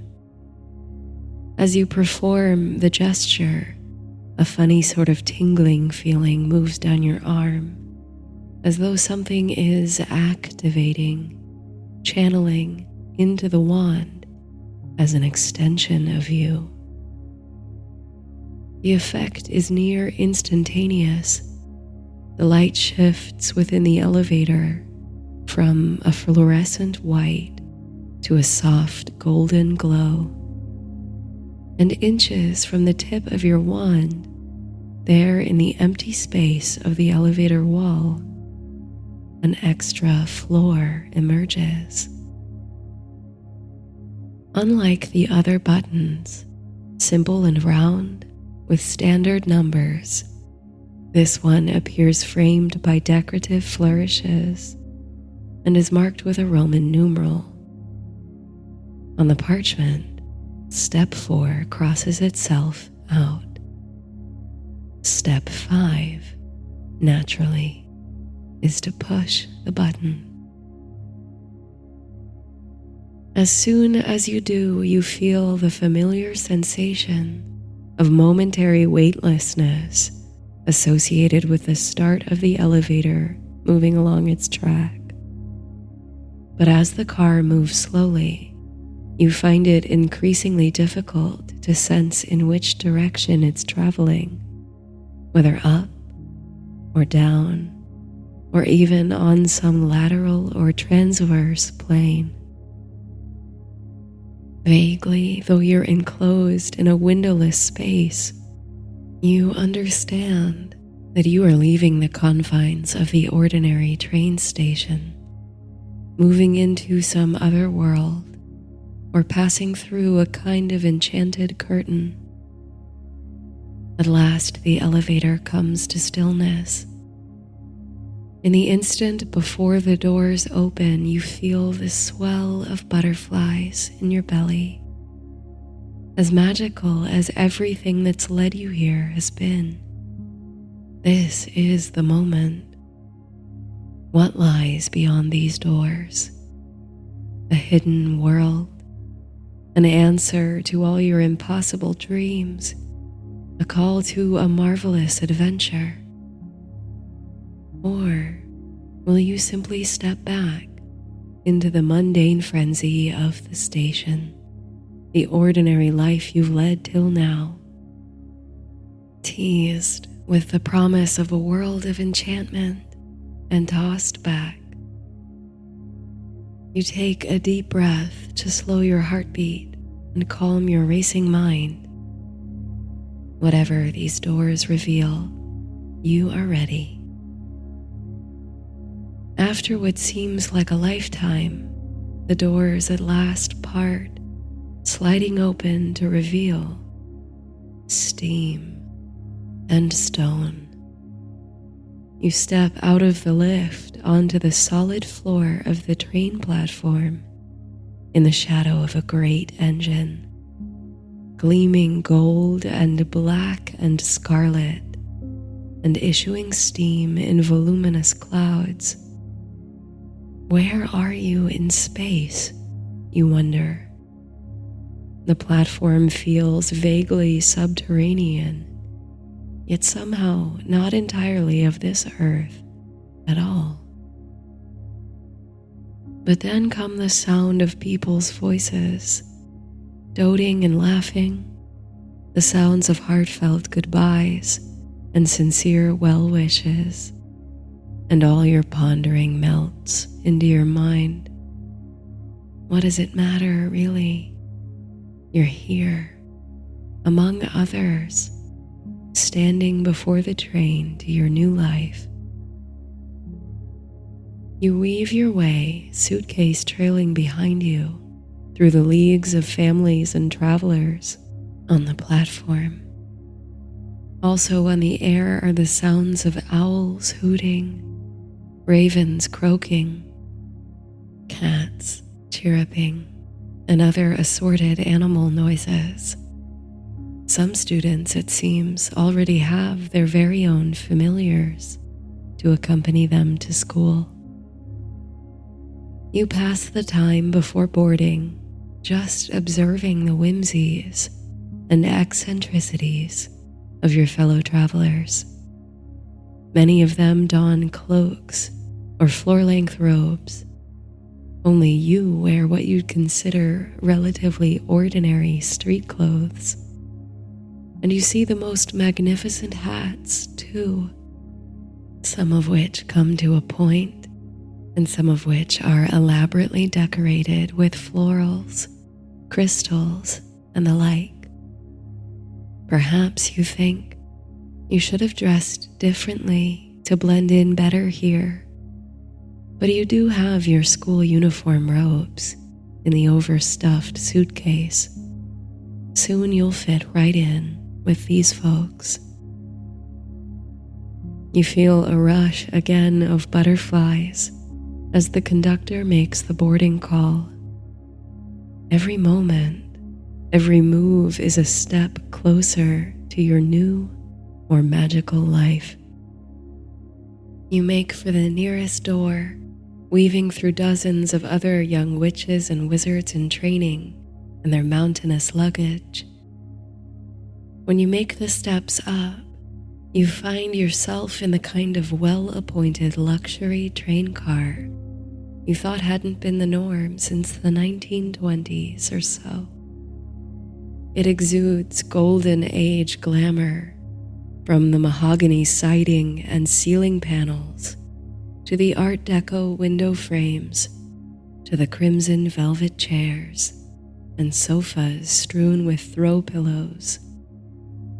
At first, you think there are elegant chandeliers hanging from the ceiling, but on closer inspection, you find that the soft, hazy light of the train car is coming from a series of floating orbs arranged in orbital patterns and gently bobbing in the still atmosphere. You can't stop for long to admire the furnishings, however, because a steady stream of passengers are clamoring to board behind you. So on you move through the train, passing through to the next car. Under normal circumstances, you might have taken the first open seat, and certainly those velvet couches looked cozy as anything. But curiosity and amazement compel you forward.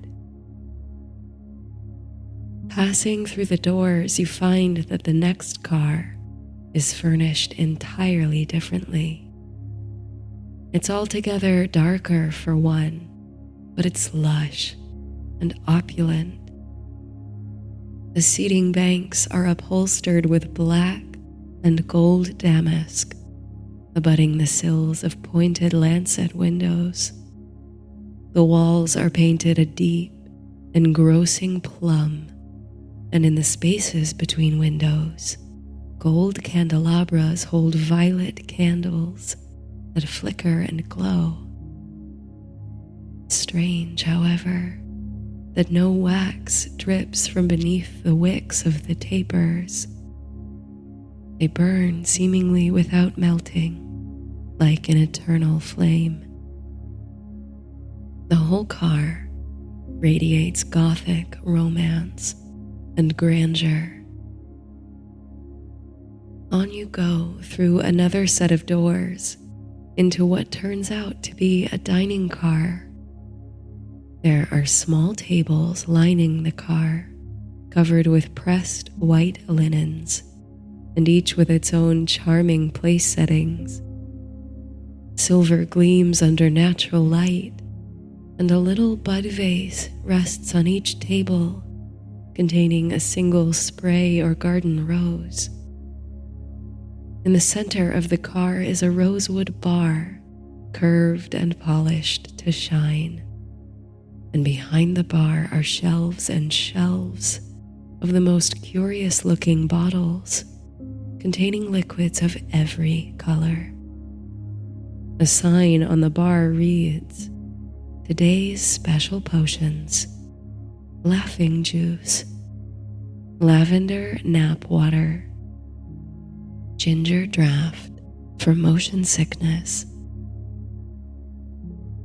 Then there are platters and dishes of pastries and sweets stacked on the buffet, fresh finger sandwiches, candied apples, and puddings galore. My, you think, what a wonderful assortment of snacks to be sampled. You make a mental note of the location of the dining car to return when you get hungry. You move through one more set of doors into the next car, which has a narrow passage on one side and is lined on the other with private travel compartments. Feeling like now is a good moment to claim a seat, you duck into one of the open compartments. As the door falls closed behind you, a sense of calm and quiet falls. The very pleasant and specific feeling of having completed the most cumbersome steps of travel and of having the freedom to spread out, relax, and be borne away toward a new place. Hoisting your suitcase up onto a luggage rack, you settle into the comfy cushioned seat on the forward-facing side of the compartment. In the passageway beyond the door, a line of other passengers glide by. You hear the sounds of muffled laughter and conversation. The compartment has its share of wondrous features you discover. There's a bank of buttons next to your seat, marked with indications like recline, heat, cool, and sleep. You press this last button just to see what happens. Slowly, the cushioned bench shifts beneath you, expanding and unfolding into a plush bed. Fluffy pillows appear out of thin air, along with a thick comforter. Though it's early in the day still, the comfort of the sleeper set very nearly tempts you into a luxurious nap. But there's a part of you that can hardly bear to miss an instant of the journey. So you press the reset button to return your seat to its original state. As you're pondering which of the many buttons to try next, the door to your compartment swings open. Framed in the doorway is a witch about your age, with thick-rimmed glasses and dark green robes. "Sorry," she says. "It's filling up quite fast. Do you mind if I take that seat, or are you saving it for someone?" "Not at all," you say, gesturing to the open bench across from you. "You're welcome to it." "Thanks," she says, flashing you a luminous, gap-toothed grin. Despite her rather apologetic request, she exudes confidence. Her presence instantly makes you feel very at peace, as if you've known her for many years. She lifts her trunk into the luggage hold and flops down on the seat across from you. "I'm Charlotte," she says. "Is this your first year as well?" You nod vigorously and volunteer your name. "Good," she says with a sigh of relief. "I was so worried I'd end up seated next to a 4th or 5th year, and they'd laugh at me bungling all my spells practice." "You can do spells?" you ask, a flame of curiosity rising in you. "Oh, not very well," she says with a flippant wave of her hand.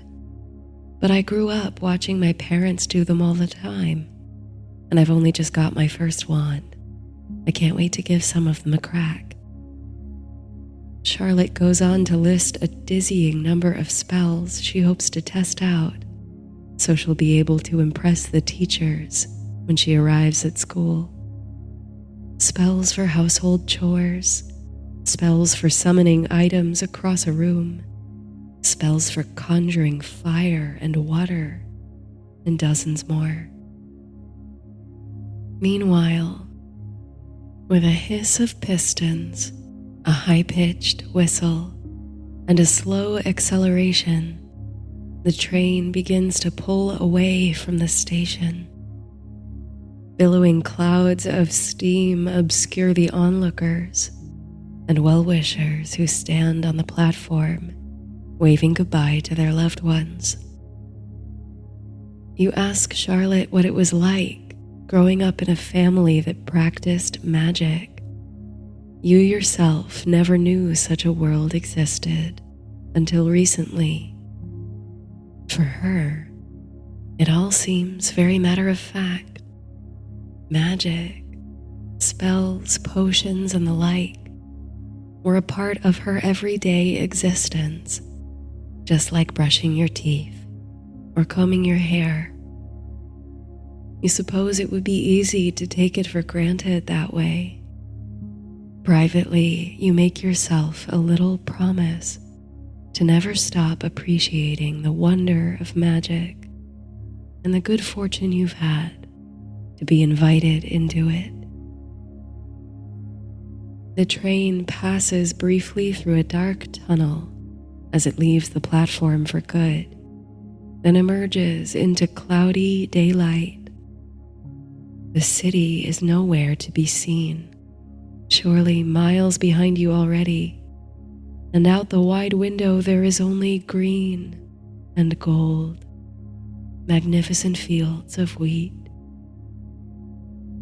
You and Charlotte talk about the school that awaits you at the end of the journey. Her parents went there and apparently told her many stories about their time in its hallowed halls. All the great witches, wizards, warlocks, and sorcerers of the last millennium were trained there, she says. The school is housed in a castle from the early Middle Ages. A castle. To think you'll be spending the next several months of your life living in a medieval castle. And now Charlotte digs through her book bag to produce a thick volume, clearly new, but already marked with a dozen dog-eared pages.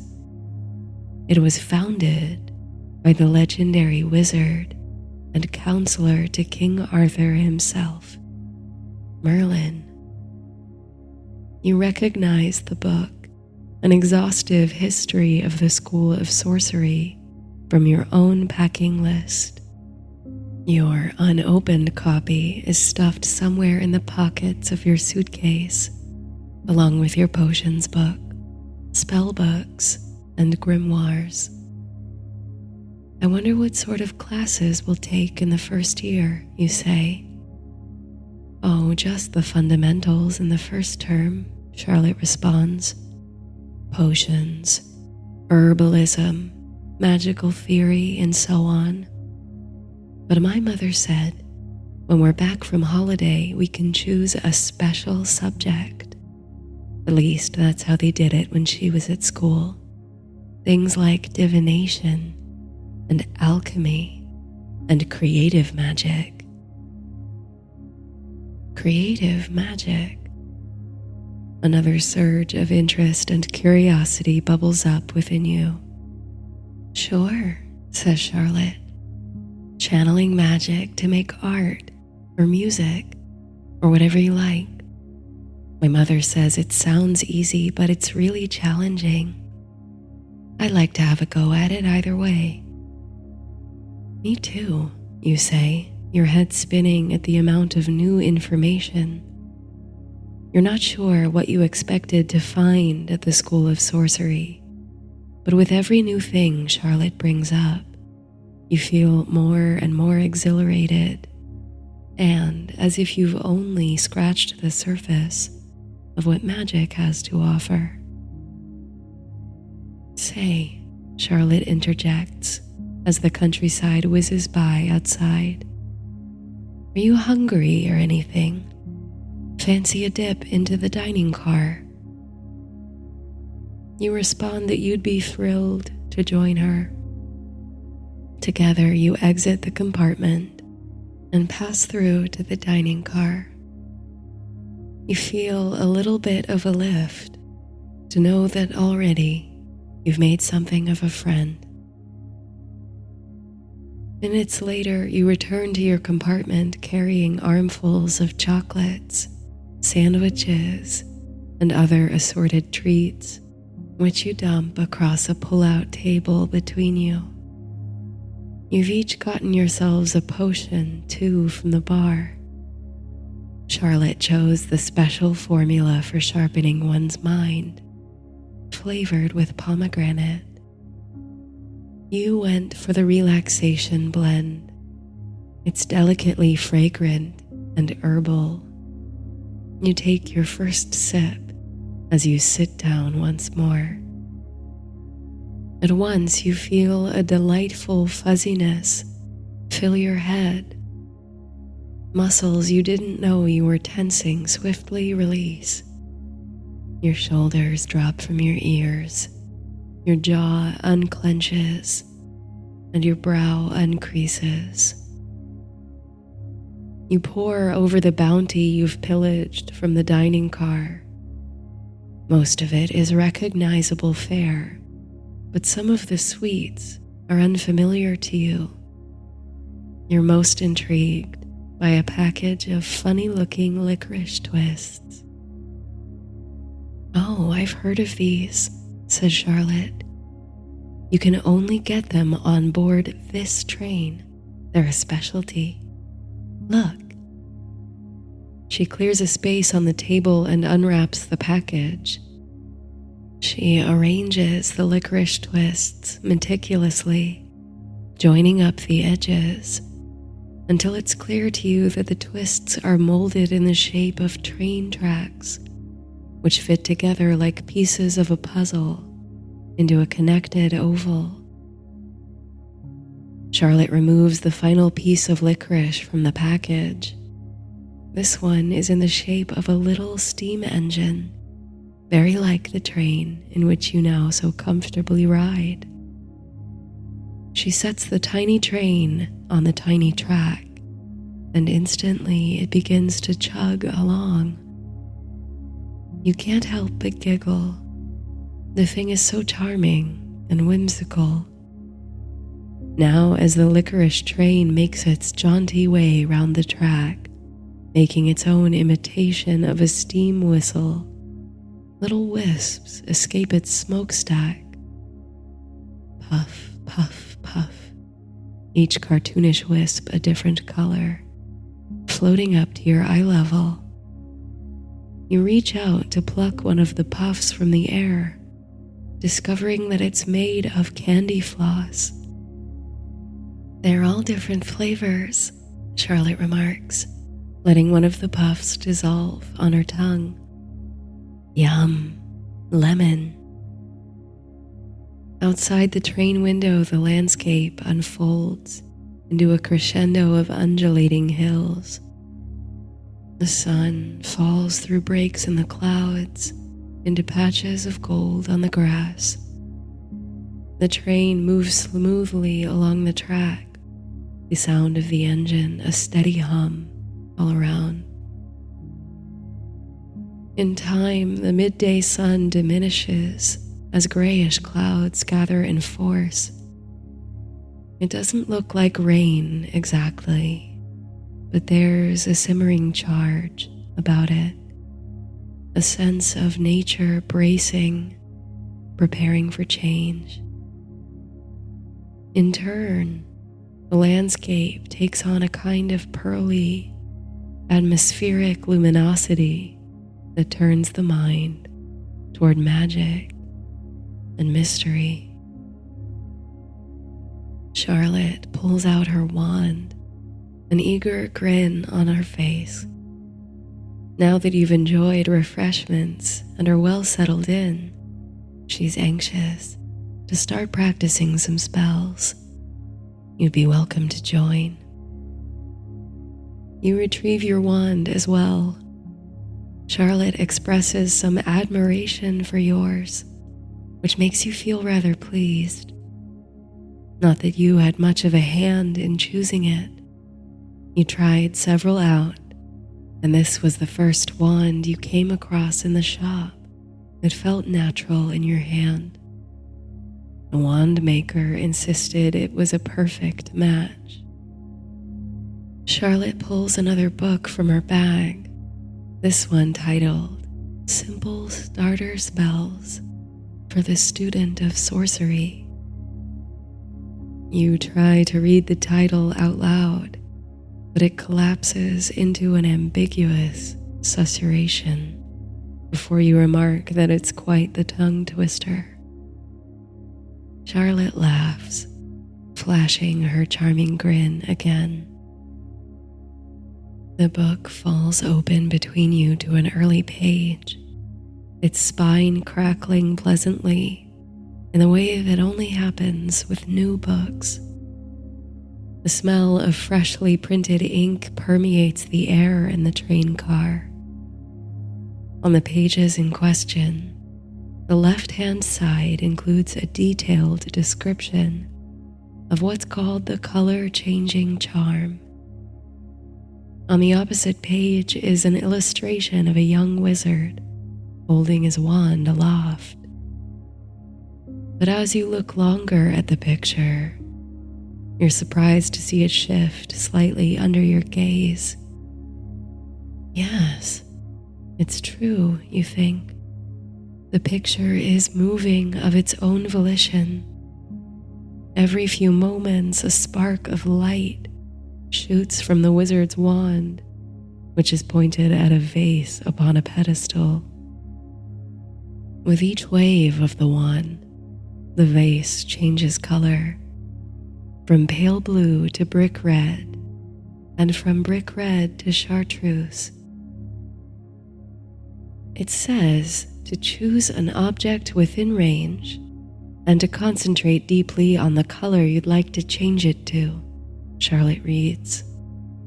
She reaches for one of the unopened candies near the edge of the table, wrapped in bright red paper.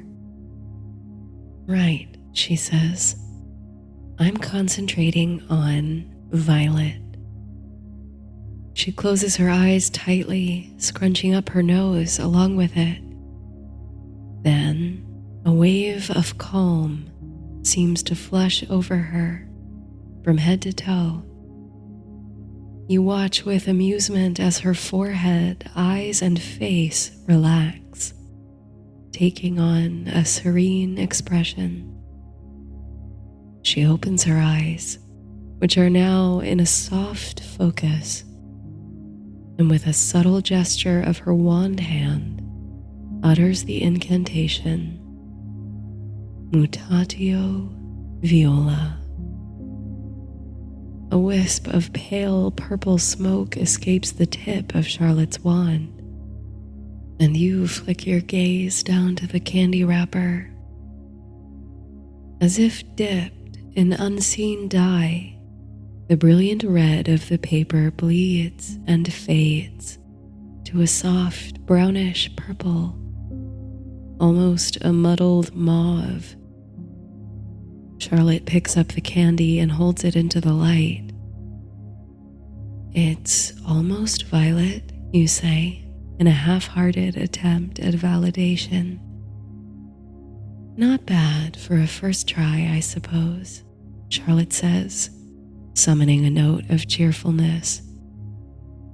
Do you want to give it a go? You jump at the chance, choosing a new subject, a spare button that's lingered at the bottom of your coat pocket for a year or more. You spin the book round to look closely at the instructions.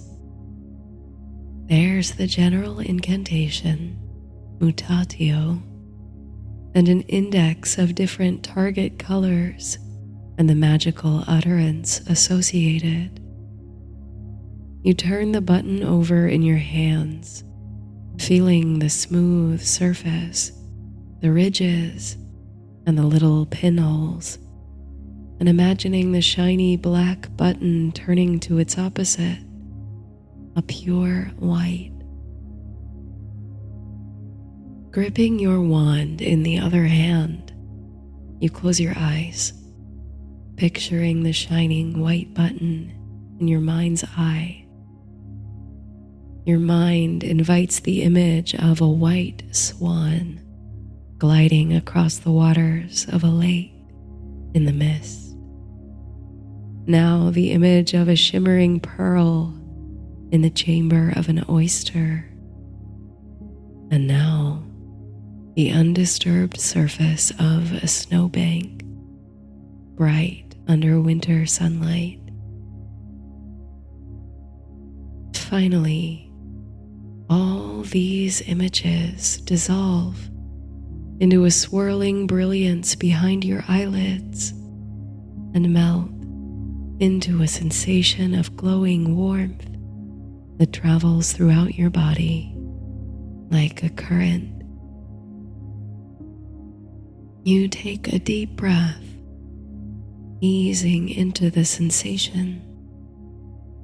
It feels in the moment like you are entirely possessed by the embodiment of magic. If you could only harness it, channel it, you feel like you could do incredible things. But it's almost overpowering, the magic. The light longs to spill out from your fingertips into the world. At last, when you feel so charged, so electrified that you can wait no longer, you open your eyes, point your wand at the shiny black button, and say the incantation, Mutatio albus. A shimmer of white light escapes your wand, and the button beneath ripples as if it's momentarily changed substance to a kind of liquid. In the ripple, a wave of white pigment rises, then solidifies under the surface of the button, swirled in a kind of marble effect within the remainder of the black coloration. Then stillness. A multi-hued button rests before you, part white, part black, combined into an abstract sort of yin and yang. For a few moments you sit in silence, a bit dumbfounded by what you've just experienced. You've cast your first spell, and it worked, kind of. But more than that, you've felt magic in your physical presence, in your body, as part of you. It arose within you, instinctive and wildly familiar, the provocation of something you've always held, always guarded, deep within. For the first time, you understand why you received the letter and why you've been invited to study at the School of Sorcery. Because magic doesn't come from a wand or a cauldron or a book. It comes from you. The wand is just a tool, a focus. You are magic. The sensation of warmth and light is dissipating within you, softening and dissolving like melting snow. But you can feel that it isn't leaving you. It's only taking a new shape, resting deep beneath the surface until you're ready to awaken it once more. to kindle its bright fire. "Wow," says Charlotte, picking up the button and inspecting it. "That's really rather good, you know. Are you sure you've never done magic before?" And now you're not so sure. Perhaps you've never performed a formal spell or brewed a potion, but this magic has always been a part of you. And perhaps it's made its mark on your world in unseen ways without you ever knowing, showing you the better of two paths to take, guiding your hand in any creative endeavor. Outside the train window, the sky deepens to a dramatic azure. The landscape grows rougher, more textured, and more immense as you go. Easy hills give way to towering cliffs and craggy emerald mountains. The train trundles now over a parapeted viaduct, all concrete and momentous arches. And off in the distance, past a smattering of trees with bright pink blossoms, is the dark, turgid surface of a vast lake.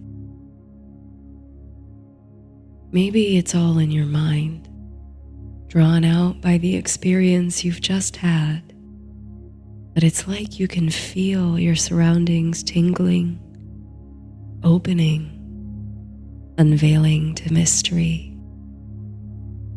This is just the kind of place where you'd expect to see legends walking the earth and great magic revealed. With a sense of newfound confidence and self-awareness, you turn back to the book of spells and flip to the next page. "Can we try this one?" you ask, pointing to a charm for levitating small objects. Charlotte grins, eager to practice more. So, on you go, moving through the beginner spells and charms, casting meager beams of light from your wands, invoking minor illusions, freezing and unfreezing the last drops of your potions in their cups. At times the results are so inadequate or humorous that you and Charlotte double over laughing. Other times, on the second or third try, one of you produces a near perfect result.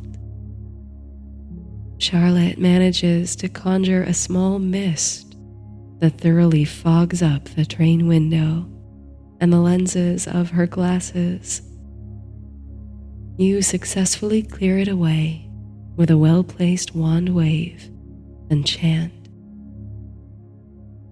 With every spell, you feel your connection to the wand deepening, your hand closing more comfortably around it, and a quiet warmth seeming to emanate from it. It's like the wand has a mind and a will of its own, yet it bends with grace to your intentions. You nurse the last sips of your relaxation potion. Even in all the animated efforts of practicing spells with Charlotte, it softens your heart, mind, and body. It eases you forward and onward, as though bearing you through an invisible portal toward a new, more present, more magical you. And as the day wanes and the sky darkens beyond the windows, the glittering highlands catching the sunlight and casting long shadows over the earth, it also soothes your spirit. slows you down, aligns your breath and body to the gentle rocking and rumbling of the movement of the train on the track. Without ever calling your practice to a formal close, and indeed without really noticing it yourself, you gradually drop your wands, adopting a slower pace and a softer tone. You exchange theories about what you'll learn on the first day of class, what the teachers will be like, and which dormitory you'll be placed in. Mostly, though, you listen to Charlotte's second-hand stories of the school, gleaned from her parents' wistful waxings. You slip sweetly into a serene, almost trance-like state. Your head falls gently against the window of the train, and you let go a carefree sigh. You wonder aloud how much further to the school. You've been traveling for many hours, surely, but the time has flown by in friendly company. Stifling a yawn, Charlotte remarks that the school is way up north, but that's all she knows. The location is a bit of a secret, naturally, but it can't be much longer. There's always a fabulous welcome feast, and it must be nearing supper time. She reclines back in her seat, lazily flipping through the pages of the history book, eyes swimming sleepily behind her glasses. A spark of thrill and curiosity burns bright within you, but it's pacified by waves of stirring comfort. The sway of the carriage, the sound of steam-powered locomotion. You so want to be awake when you reach the school, to see the castle looming on the horizon, illuminated by magic and moonlight. But it couldn't hurt to rest your eyes, just for a moment. Just before you let your heavy eyelids fall, you cast first a glance at Charlotte, peacefully reading and also seeming to fight off waves of drowsiness, and then out the window once more. The sun dips behind the rugged peaks, sending splendid scarlet rays across the undersides of the moody clouds. You cling to the color, the sensation, and the intuition of the moment. The warmth of the wand still loosely gripped in your hand. The reassuring feeling of sharing space with a new friend, a companion with whom to navigate a new phase of your life.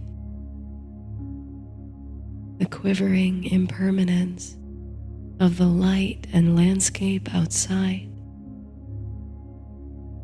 The lingering prickle of the warm, white magic within you, waiting to be called up once more to serve an intention. All this, a swirling eddy of fleeting experience, the alchemy of a single perfect moment.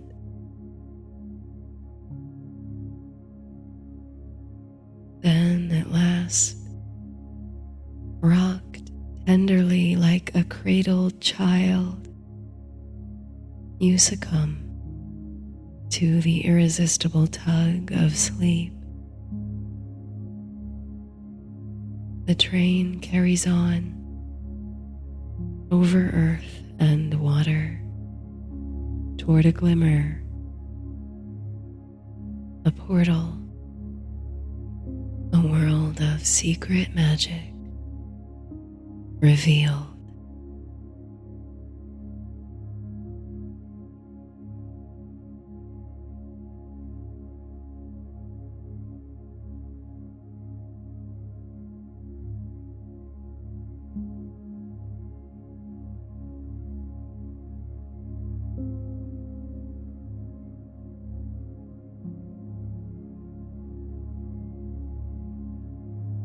Though you're no longer a little one, the rituals surrounding All Hallows' Eve never fail to send you into a state of pure, childish glee.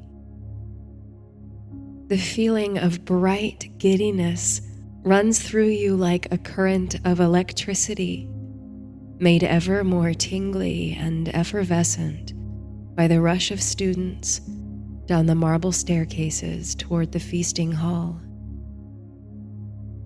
Voices, laughter and shouts and whispers bounce off the thick stone walls of the castle, home to a centuries-old school of sorcery. Your feet and the feet of hundreds of other young witches and wizards fall softly into well-worn grooves in the stairs, steps once trod by the great sorcerers of the ages. This year, your final year in school, you're keenly aware of the legacies and shadows in which you walk. Every time you climb or descend this staircase, you glide closer to a nebulous future, beyond books and homework and classes. A strange freedom awaits, for which you are equally excited and desperate for time to slow down, so that you might savor the joys of this season. The Halloween celebration is the most highly anticipated annual event at the school. The staff pulls out all the stops in celebrating the occasion, beginning with the most magnificent banquet supper. Even before you set foot in the hall, the sweet and savory aroma of the Halloween feast wafts toward you, so potent it's almost visible. Your mouth waters at the first whiff, and you feel almost dizzy with delight. The cooks must have truly outdone themselves this time. And as you pass through the doors, arms hooked with your two best friends to avoid being separated in the supper rush, the sight of the feast nearly knocks you out too. On top of the glorious scent, the hall is decorated from stone floors to cathedral-high ceilings. There are pumpkins of all sizes, some small enough to fit in your hands, and others nearly the size of houses. These, you know, were grown in the pumpkin patch by the gamekeeper Caradoc. You could see them growing when looking out of your dormitory window, and you marveled each day at their ballooning size. Some of the smaller ones bob and float in the air and are intricately carved with enthralling faces, magical symbols, or exquisite patterns. Candles flicker in their centers and across the hall by the thousands. The long tables that line the hall are dotted with magnificent centerpieces, floral arrangements of pure black, midnight purple, and deep crimson. Black dahlias, bat orchids, queen of the night tulips and black roses. In between, elegant Gothic candelabras hold dripping white tapers with pooling wax. And oh, such stunningly plated dishes of food. Rare delicacies and comfort foods and homemade candies and desserts are piled in dazzling abundance. A shiver runs up your spine. You and your closest friends, Violet and Brahm, hurry to your favorite table and slide into the benches before you lose the seats. You like to sit closer to the teacher's table on feast nights, and especially the Halloween feasts. This is for a few reasons. Ostensibly, it's to be in sight of the show-stopping centerpieces at the head teacher's seat. But more than anything, it's to get a close look at the teacher's Halloween costumes. For no one puts in such an effort as the teachers. This year is no exception.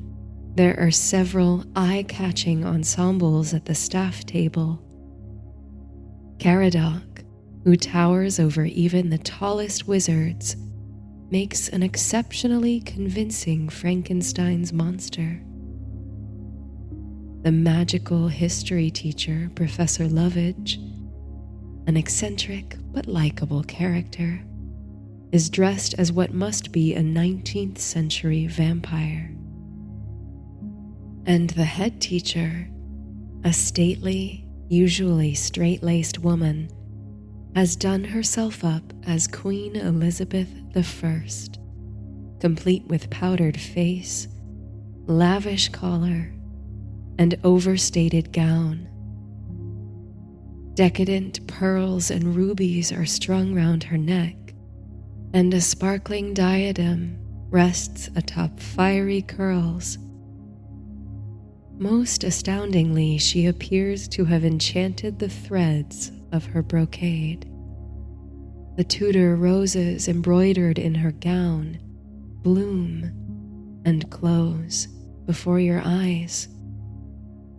It's subtle, captivating magic.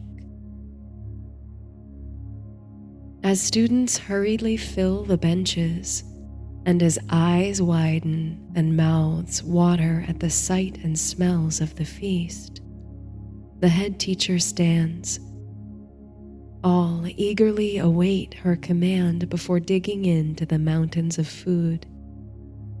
She raises her arms, gives a word of welcome, and then, with a sparkle in her eye, cries, "Enjoy." The word is hardly past her lips before hands begin reaching for drumsticks, candied apples, and warm, flaky hand pies. Where before there was laughter and conversation, now the only sounds echoing about the hall are the clinking of cutlery and exclamations of culinary delight. It's the most sumptuous, satisfying meal you can remember, and perhaps even more delicious for knowing that it will be your last Halloween feast here, at least as a student. Indeed, this realization seems to fall upon your shoulders like a cloak. There's a sweet sadness to it, a sense of being already past this moment and looking back upon it with nostalgia. You glance at Brahm and Violet surreptitiously as they gulp down their beverages and enjoy their suppers, and you smile to yourself, aching to hold the moment just a little bit longer. The smell and the taste in the warmth of the feast. Let it sparkle upon your eyes and ears and tongue just a little longer. The students' costumes provide a visual delight as well. Nearly everyone has traded in their school uniform, black robes, vests, skirts, and slacks for over-the-top outfits. Plenty of goblins, ghouls, and ghosts abound, but the best costumes are those that utilize some bit of magic, like the head teacher's brocade roses. One student, who you know to be gifted with conjuration, is dressed as a kind of nature spirit. Birds and butterflies made of wispy smoke sit in her hair and on her shoulders to complete the effect. Another classmate, who has a talent for pyromancy, wears a crown of green flames. It's not long before bellies are full, plates are clean, and the feasting hall reverberates with utterances of satisfaction.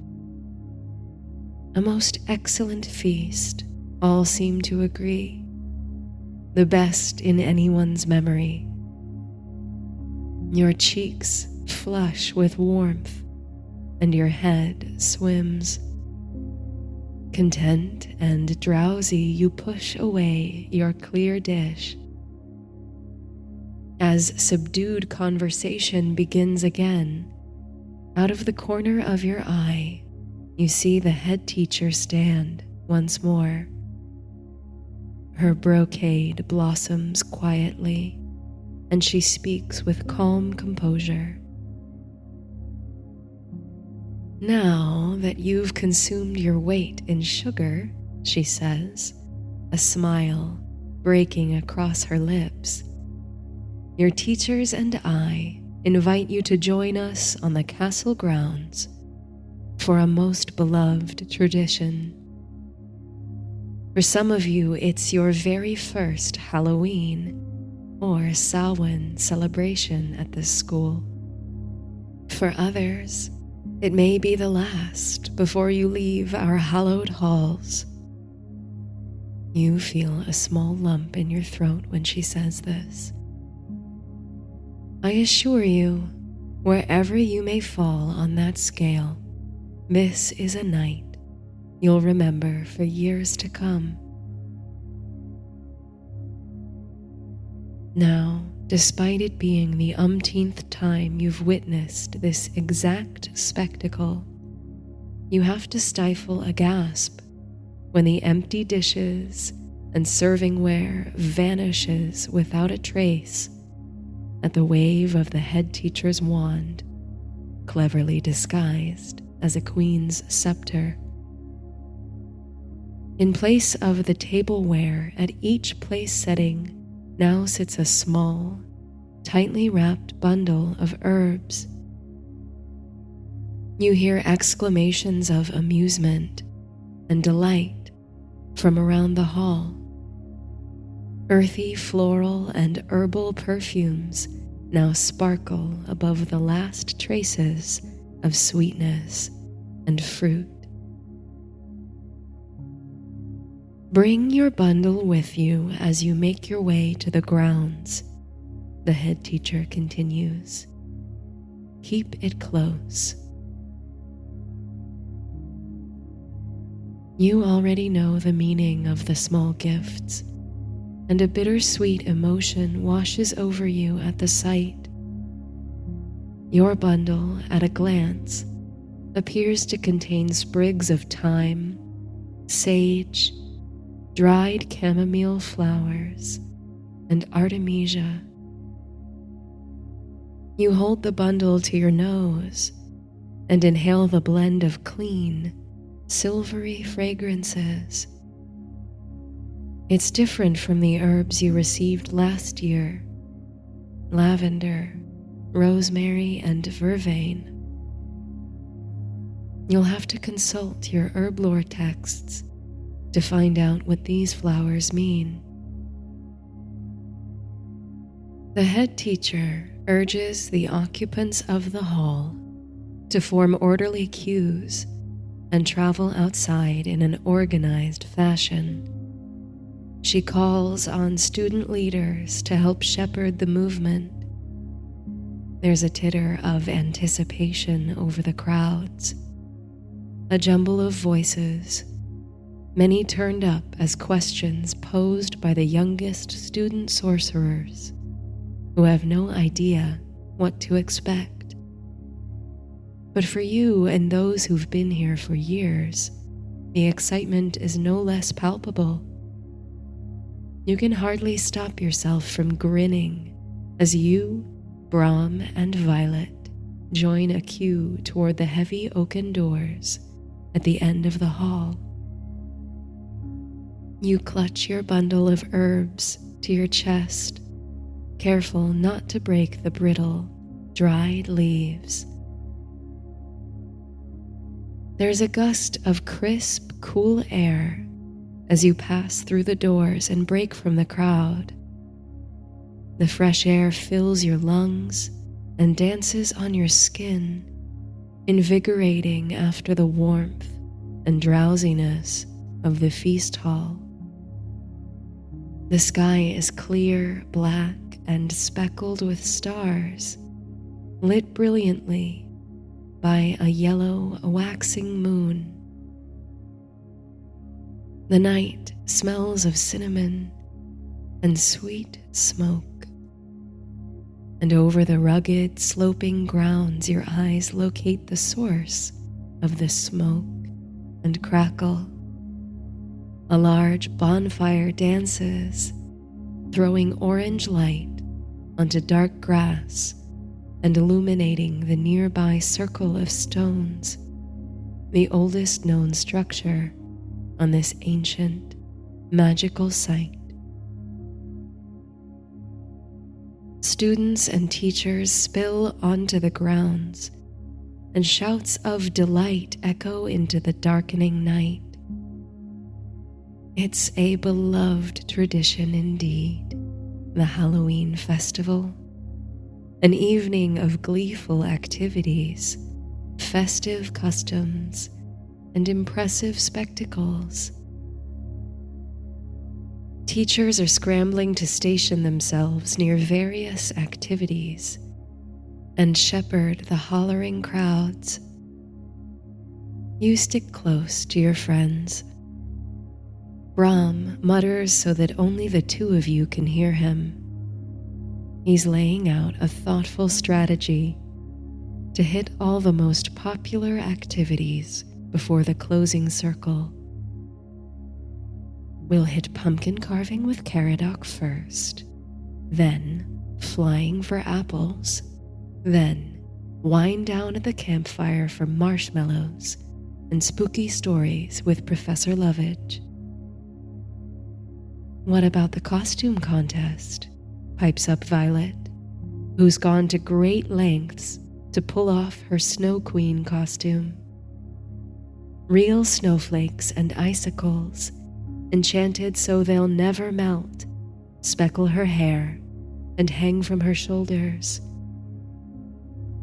Brom, who dons the same half-hearted werewolf costume as every other year, doesn't seem too interested in the costume contest, but you convince him to at least go with you to root for Violet. All in all, it sounds like an excellent strategy.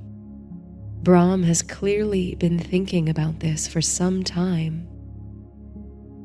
The crisp air of the night, the sounds of childlike elation on the air, and the growing feeling of nostalgia sends goosebumps down your arms. The back of your neck prickles pleasantly. There will never be another night like tonight, you think, and you intend to make the most of it. While newer students and those lured by the nearest, flashiest activities break off to have their faces painted, or collect candies and bonbons, you and your friends tumble down the hillside toward the gamekeeper Caradoc's cabin near the edge of the forest. It's lit with floating torches, and the adjacent pumpkin patch looks just as inviting as the feasting hall, albeit cozier and quieter. Caradoc welcomes you with a jovial greeting. A few other students are not far behind. He encourages each of you to grab a pumpkin. But beware, those big ones may look like a great blank canvas, but bigger squash means more seeds to scoop. Despite the warning, you, Brahm, and Violet decide to carve one of the biggest pumpkins as a trio. It's about the size of a small pony. Violet directs you and Brahm to perform incision charms to remove the top of the pumpkin. Part of you almost wants to scoop out the insides by hand. It's tradition, after all, the sensory experience of pumpkin carving. But Violet has a better idea. Being the whiz that she is, she magically transforms the pumpkin seeds into little floating orbs of light, like will-o'-the-wisps. They float enchantingly inside the pumpkin's enormous cavity, faintly glowing behind its skin.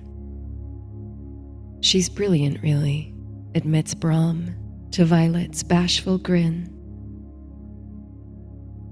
You work together on the design, using your perfected incision charms to cut into the pumpkin.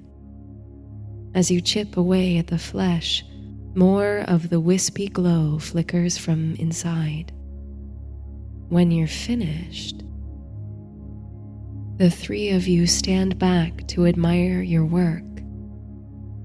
Even Caradoc, who's trying to instruct a pair of first-year students to manually scoop out their pumpkin as they haven't mastered many spells yet, hurries over to heap praise on you. You've created a rather impressive design based on the 3 hares motif, the one with 3 rabbits or hares chasing each other in a circle. But instead of hares, each of you has carved the likeness of your individual animal familiar.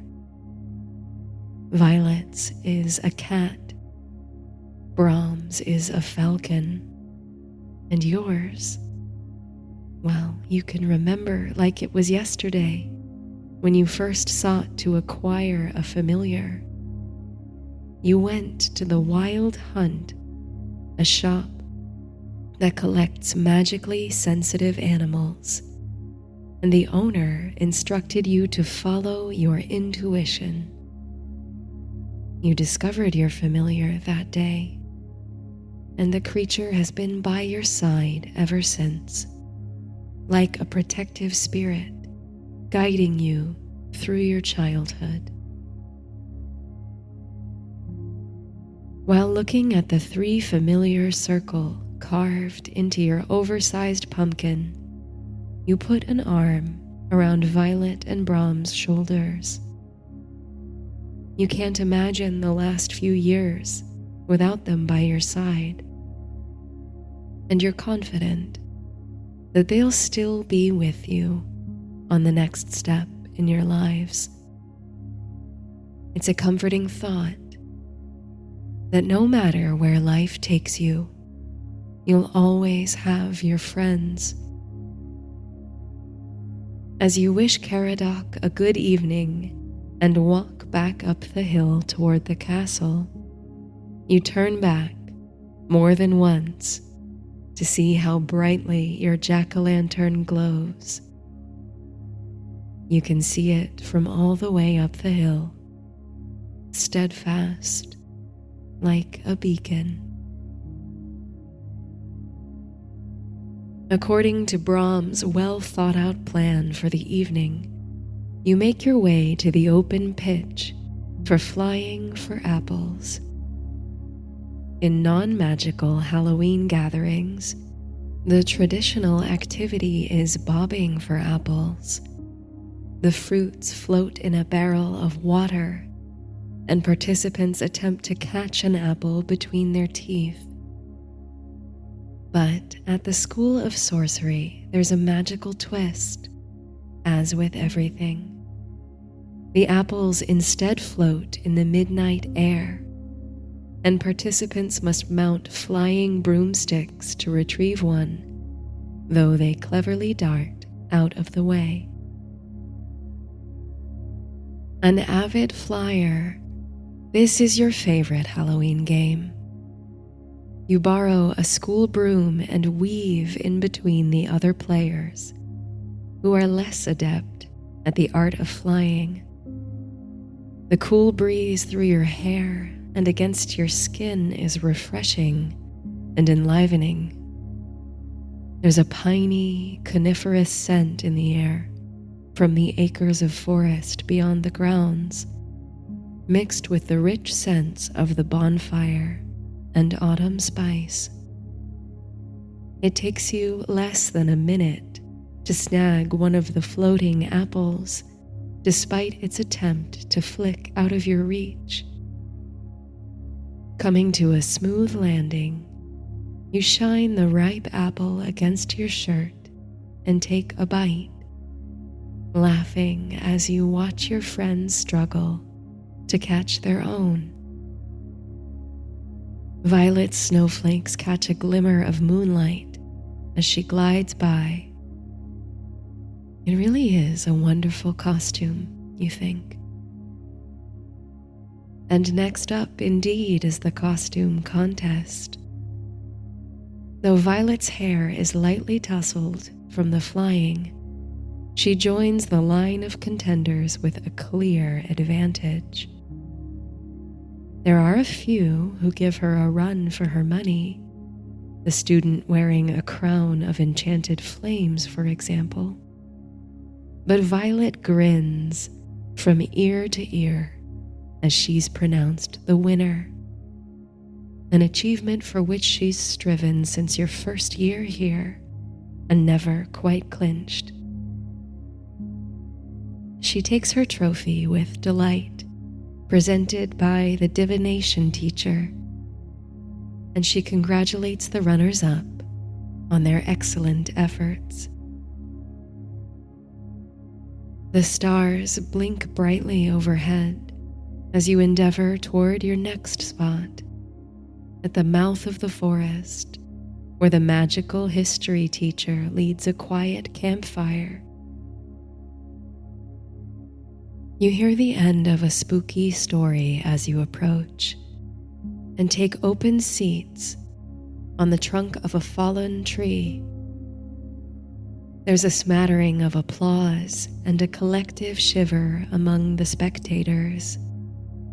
You, Violet, and Brahm pick up marshmallows and sticks with which to roast them as the teacher begins the next story. Watching your marshmallows slowly brown in the flames, you hardly take in the content of the story, but you enjoy the cadence of the storyteller and the atmosphere it conjures. There's something about Halloween, and you felt this way since your young childhood, wherein the scary and the spooky become softened somehow, as though in their moment of most attention they blur around the edges, becoming cozy, comforting, and safe. You're not sure how else to describe it, but the teacher's story evokes this feeling of warmth, and unexpected sense of comfort, even as it drifts past your lazy attention. The tempered heat from the fire begins to slow your mind down as you fix on the unpredictable movements of the flames and the depth of its color. As the story comes to an end, you and your friends join the applause, and the teacher announces that it's time to make your way up to the closing circle. Slowly, you and the other students begin to hoist yourselves up from the seats, moving from the campfire at the mouth of the forest to the larger bonfire atop the hill. The teacher's Victorian vampire costume looks most convincing as they magically extinguish the fire. And as you proceed up the hill, you can see that the other activities are winding down too, as the teachers encourage their participants to move toward the bonfire. It becomes a slow, spectral procession, lines of young people silhouetted against the brightness of the leaping flames. You check your pocket for the bundle of herbs you received at the feast. It's there, safe and intact. The once shrieking student body assumes a quieter, more solemn demeanor as you all approach the bonfire. There's a quiver of something, energy or magic, between you, as though you can feel the electric presence of everyone else gathering in the circle, as though they are an extension of yourself. The heat issuing forth from the bonfire is pleasant and prickly. Slowly, all assume a circle round the fire. You stand a row back, allowing the younger, smaller students to move forward. Once the circle is assembled, the head teacher, still resplendent in her queenly regalia, magically amplifies her voice. She sounds commanding and confident as she speaks over the crackling of the flames. She casts the circle, invoking the ancestors of all those within it, inviting them to join this gathering in blessing. On this night, she says, we celebrate the joyful and magical rites of Halloween, a night of merriment and mischief beloved around the world. You've enjoyed your sweets and fun, I hope. But tonight also marks the ancient festival of Samhain, dear to those who observe old ways, and deeply significant to those of us who channel the energies of magic present in this place. You've heard this speech before, but it does not cease to impress you. The grace and poetry with which the head teacher describes the wheel of the year. She goes on. At Samhain, we recognize the changing season, the end of the harvest, and the dying of the earth. In that death, the darkening of the skies, and the bearing of trees and growth, we also look ahead to the promise of rebirth, the return to the light, and the blossoming anew. On this night, we remember our ancestors, for the veil between worlds grows thin, and we can feel their presence, their love, and their blessing from beyond. As you listen, you picture in your mind the veil manifest, black and thin and a flutter in the breeze. It feels true, you think. The crisp air and dark sky and leaping flames, the gathering and the energy between all in attendance. There's something here at this fire that was not here before. Something that will dissipate at the moment you break the circle and will never come back again in this form. Again, you feel a sense of nostalgia and of out-of-body observation, as though you look on this as a memory from a great distance.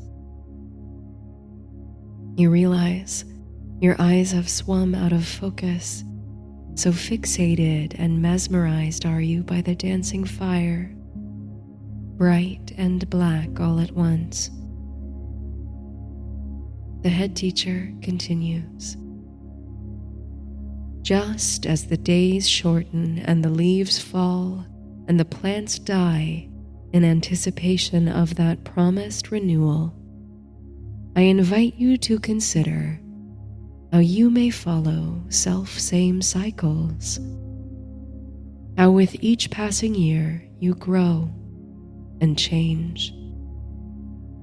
Think of where you were, who you were this time last year. Do you notice anything different? Have you let go of something or gained something? How well do you recognize yourself? The question sits like a mist upon you. Surely you've changed in recent months, not suddenly or abruptly, but slowly and unnoticed. Things that were once important to you now seem frivolous, and things that once seemed like the stuff of a distant future are all at once upon you. As you breathe in the scent of cinnamon and soft smoke, you take stock of many of these changes, and then as you exhale, you feel yourself release them, accept them, bless them. The head teacher goes on. Is there something in the spirit of rebirth that you can let go of tonight? Each of you at tonight's feast were given a bundle of herbs. The exact bundle you received was conjured specifically for you, by you, according to this point in your journey. I invite you, and please know that this is only an invitation, to think about what these herbs might represent for you, why you might have pulled these into your hand through your connection to this magic, and consider whether you'd like to take that with you into the rebirth of the new year, or whether you'd prefer to let it go. And if you choose the latter, I invite you to step forward and cast your bundle into the fire as an offering. Remember, there is no right or wrong choice, only truthful choices. Make your choice in your time. A quiet rustle of whispers snakes through the circle. The head teacher steps back, smiling quietly. For a while, no one moves forward. You retrieve your herbs from your pocket. You're not sure what you'll do. You hold the bundle to your nose and inhale once more. In the chill of the night, it seems different than before. The woodsy thyme and sage climb the ladder of the smoke. Then there's the subtle sweetness of chamomile, the bitter musk of the artemisia. You wonder again what these herbs symbolize. Closing your eyes, you see vague forms, human-like but somehow spectral, gliding like wisps or floating perhaps, running now through moonlit forests with wild abandon, running alongside the deer, flitting between the trees like birds. You can feel a smile dance across your lips. When you open your eyes, you know what to do.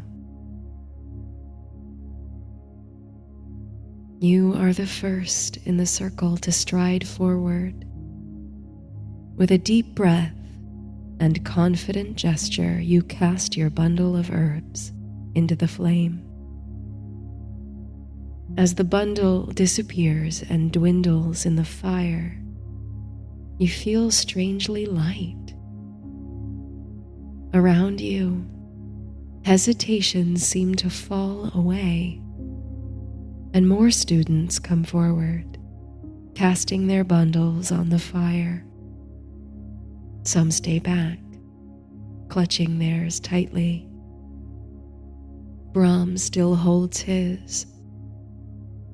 Violet, however, her stride loose and gallant, comes forward with a look of pride. She squeezes your hand when she returns to your side. You continue gazing at the flame which swallows bundle after bundle. Pleasant, flowery, and woodsy fragrances burst into the night briefly, then dissipate. When stillness falls again over the circle, the head teacher speaks. She releases the circle, the ancestors, and the winds. As she magically dims the bonfire to a low flame, the darkness sets in slowly, and the moonlight takes on a silver-white glimmer. A procession of floating candles and cups appear. The cups slide into every open hand. You take hold of one and feel its warmth against your hand, replacing the heat of the bonfire. You take a sip of the hot, spiced cider and feel it warm your insides pleasantly. The circle breaks, and chatter fills in the quiet left by the dying fire. With teachers leading the way, the students make their way across moonlit grass toward the entrance to the castle and ultimately to bed. But before you make it even halfway, you think about the burnt bundle of herbs, the act of letting go. You feel a surge of freedom and abandon, of blissful and impermanent youth. You whisper for Brahm and Violet to hang back a bit.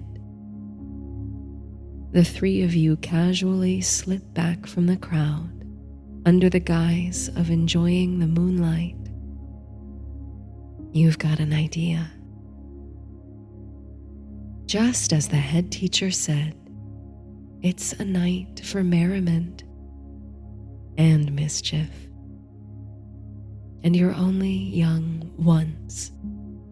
There are only so many chances.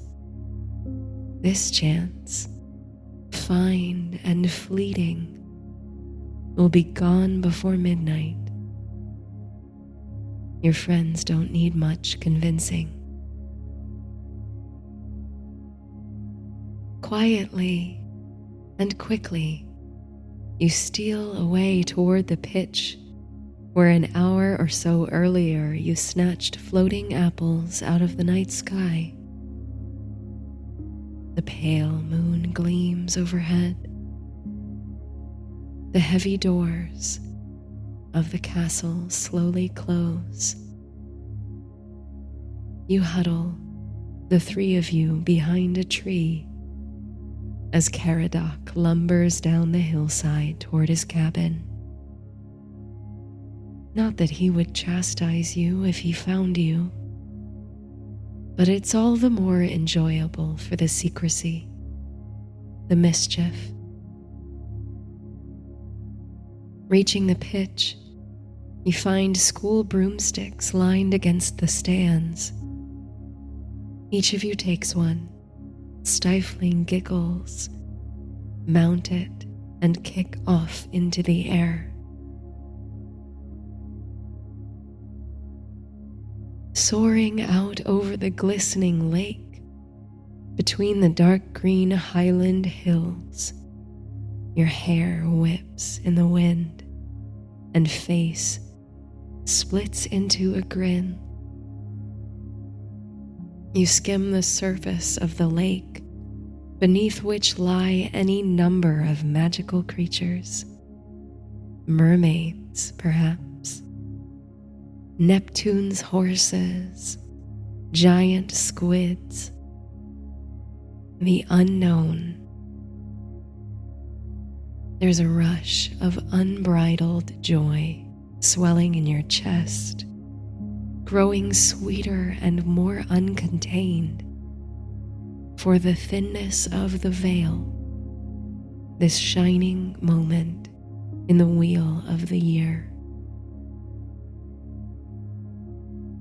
As you circle higher above the grounds, you and Violet and Brahm let loose wild whoops and laughter. You feel young and effortless and unbounded.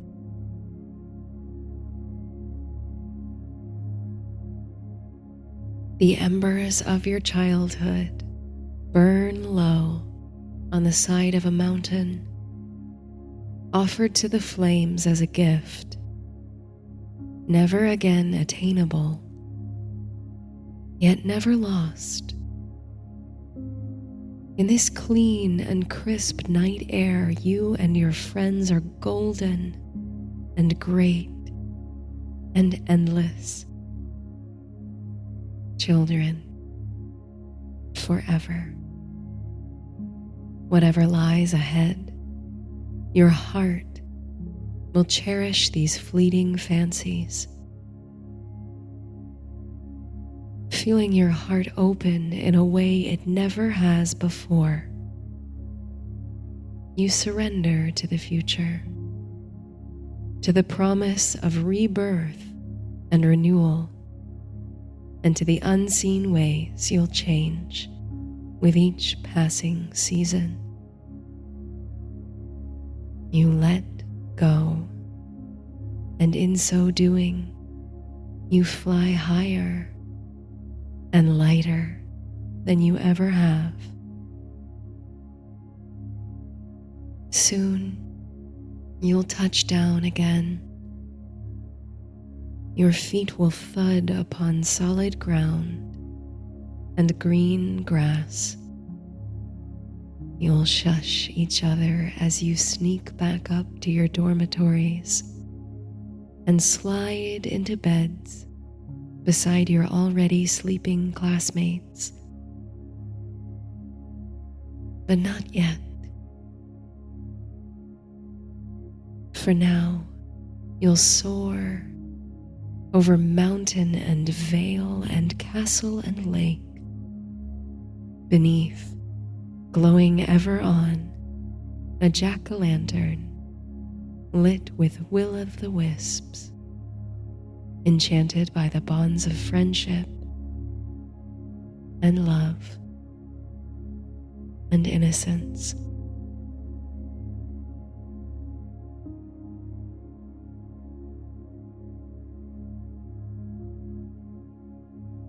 You lay your quill down beside the scroll of parchment, stretching your hand against a developing cramp. Picking up the parchment, you blow gently on the still wet ink to speed its drying.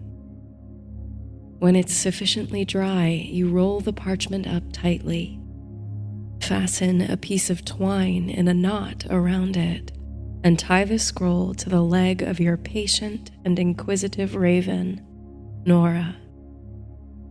She does not take off straight away, but waits on the ledge, her head cocked at an angle and black eyes shining. You roll your eyes, relenting, and fetch a handful of crushed walnuts from your bag. Nora nibbles at them contentedly, then affectionately nips at your hand before taking wing. You watch her go, the scroll of parchment secure against her leg, her wing beats fluid, black against a still slate-gray sky. You watch her in flight, your loyal bird, and imagine what it might be like to soar so.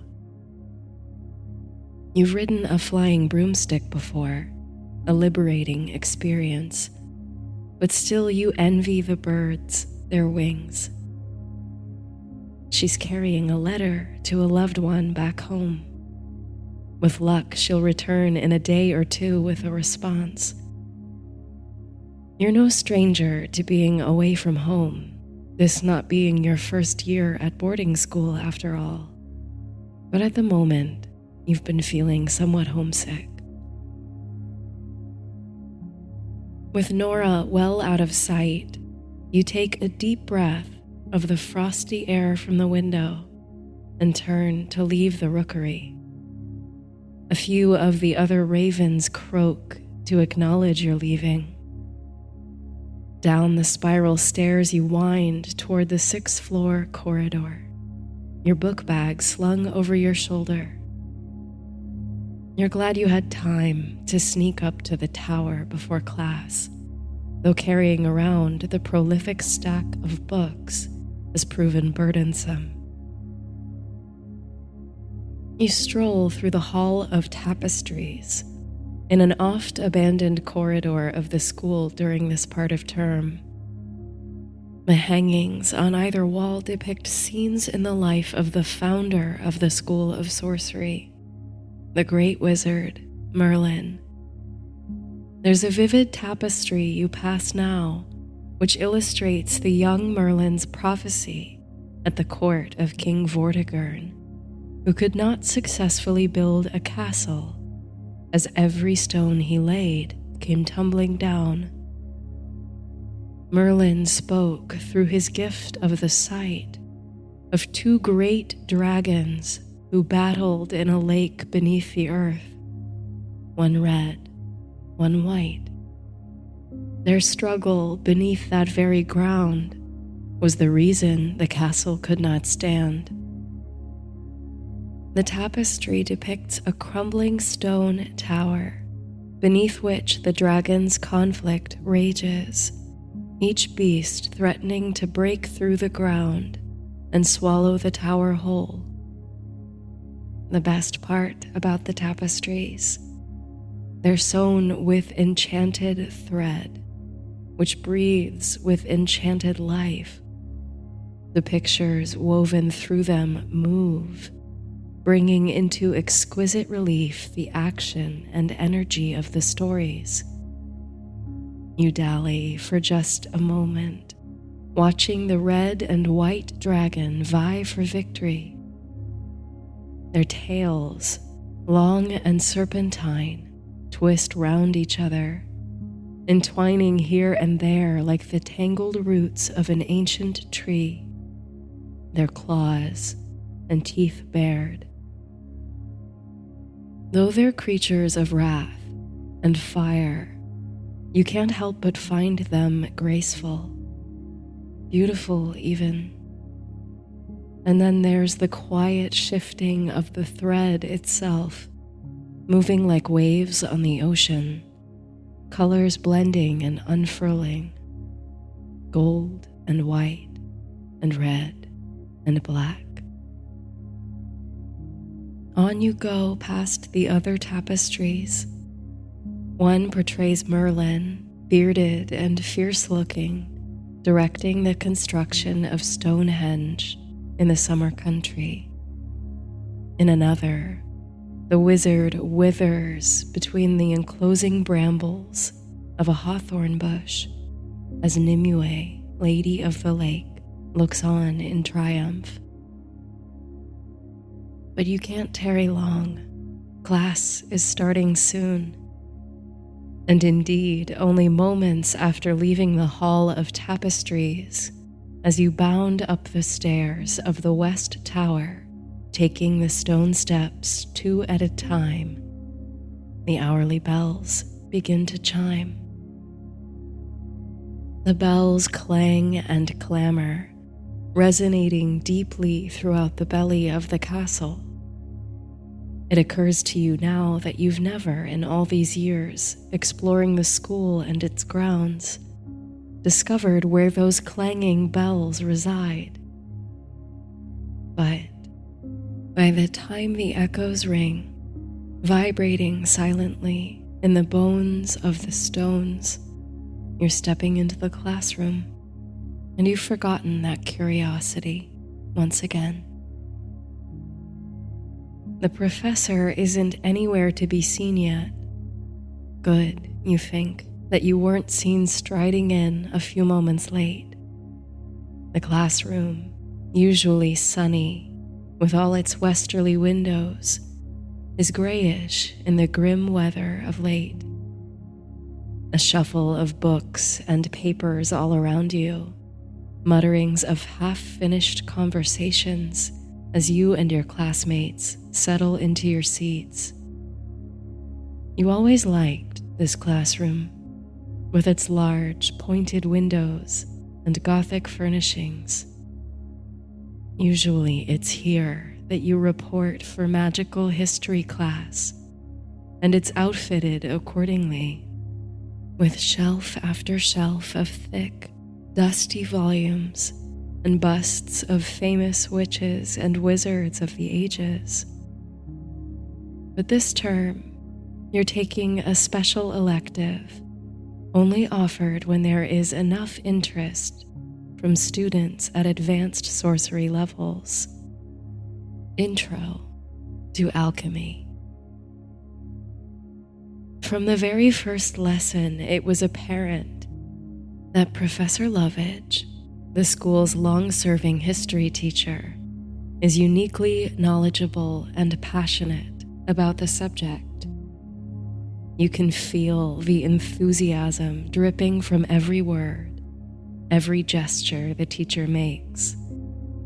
But thus far, most of the study has been purely historical, an overview of alchemical tradition from around the world, Egypt, ancient Greece, medieval Europe, China, and so on. It's interesting, sure, but it's not quite what you expected. When will we start transmuting metals to gold? You and your classmates have whispered. When will we get a crack at mixing the elixir of life, the philosopher's stone?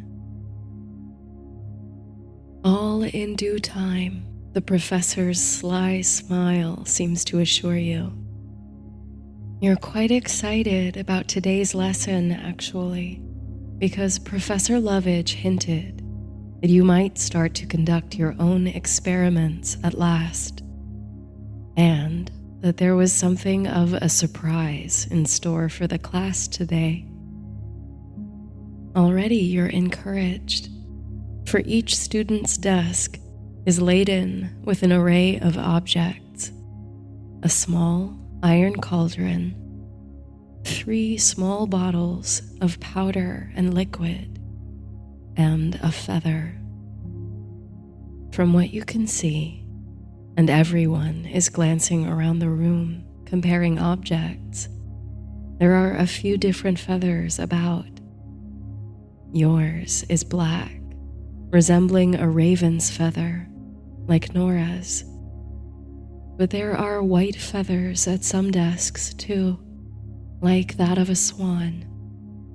Even peacock tail feathers, iridescent cobalt, green and black. There's some speculation among you as to the significance of the different feathers. But now the classroom whispers have grown to full-voiced questioning. Where is Professor Lovage? The ever-punctual Professor Lovage. All the teachers at the School of Sorcery reside within the castle during term, so it's not as if anyone has far to travel between classes. The mutterings fall silent, however, when the heavy door of the classroom groans open. Professor Lovage appears in silhouette within the doorframe, wrapped in a cloak and carrying something large and cumbersome.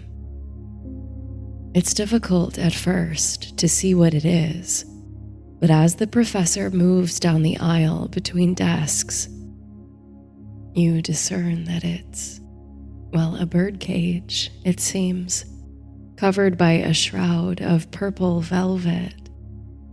Professor Lovage sets the covered cage upon the table at the head of the classroom, lights the candelabra there with a wand flourish, takes a big, enthusiastic inhale, and welcomes the class, as if there were nothing at all unusual about this entrance. Salt, says Professor Lovage, grasping and holding aloft a vial of white, crystalline powder from a desk at the front of the classroom.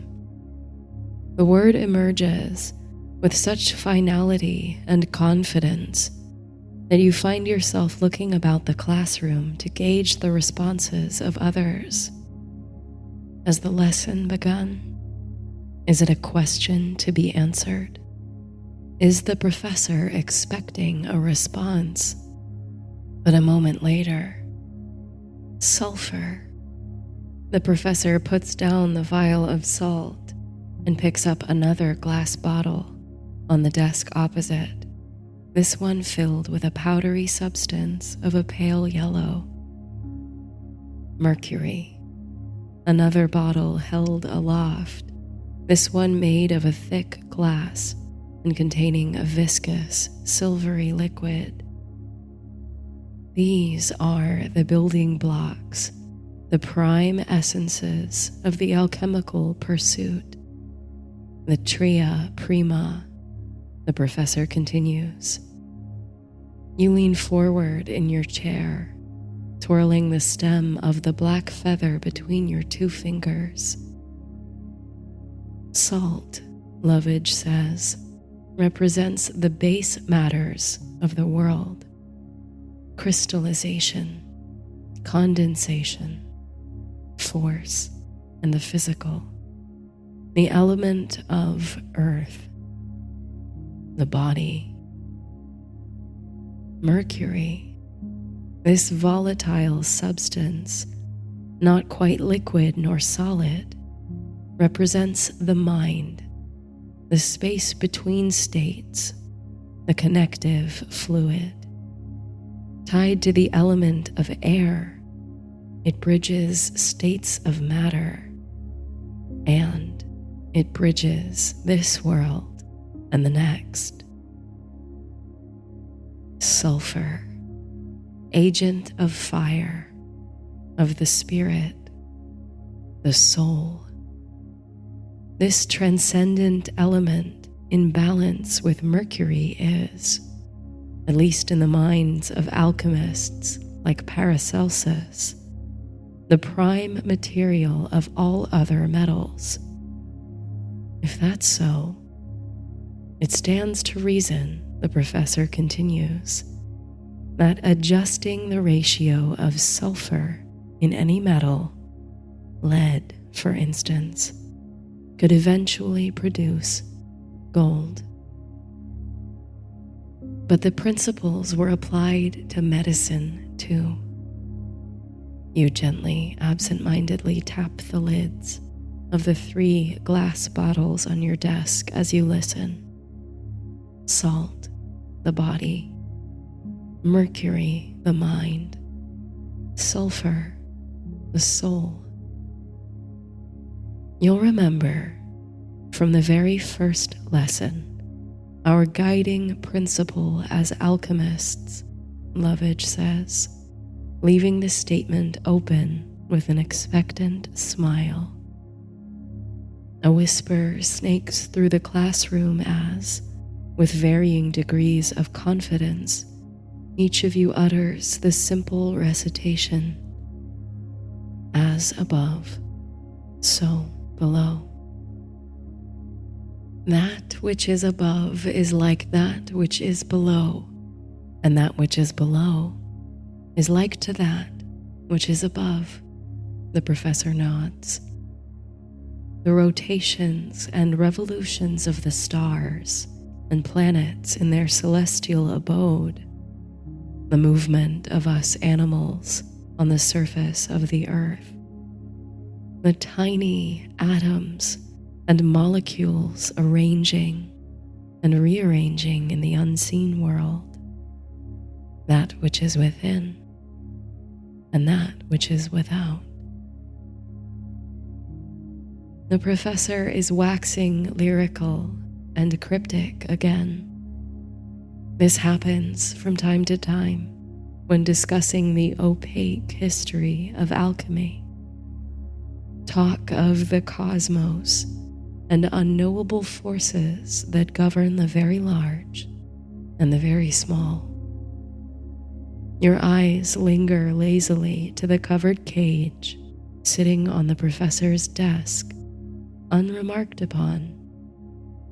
You wonder if others are as preoccupied with its presence as you are. According to Professor Lovage, it's in the history of the alchemical tradition that the origins of magic as you know it can be found.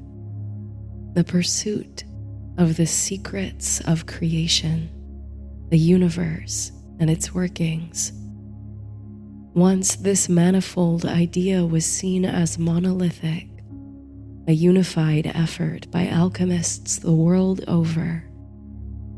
But as the wheels of the modern world were set in motion, alchemy diverged. The mystics, magicians, and sorcerers retreated further into the shadows, creating from esoterica a library of spells, potions, and transmutations. They built schools for young witches and wizards and hid from the rest of the world. But alchemy also lay the groundwork for natural philosophy and modern science, chemistry, medicine, the arts that live in the light. Alchemy, even when the name of the art was sullied by charlatans at medieval courts, produced great geniuses like Isaac Newton, whose revelation of nature's physical laws transformed the way humans think about the world. And how, the professor wonders, Is that not magic in itself? It was Terry Pratchett, you recall, who said, "It didn't stop being magic just because you found out how it was done." That always resonated with you. You imagine the history of alchemy as a dragon with its tail cloven in two, one side burrowing deep into the ground, and the other reaching up into the heavens. Yet each of the segments of the tail is so long in your mental picture that they spiral through the heavens and the underworld, returning to the surface of the earth so that the dragon might bite each end in its own mouth. The practice of magic is not so very unlike the pursuit of scientific discovery, and yet the two have been artificially separated for much of human history. It's the appearance of two dragons battling beneath the foundations of civilization. But that's only an illusion. There's only one dragon. Professor Lovage instructs you to open your copies of the Annotated Hermetica, a vast compilation of texts attributed to the ancient alchemist Hermes Trismegistus, with chapters added by medieval writers. Your copy is second-hand at best, tattered and worn from years of use, but you rather like it that way.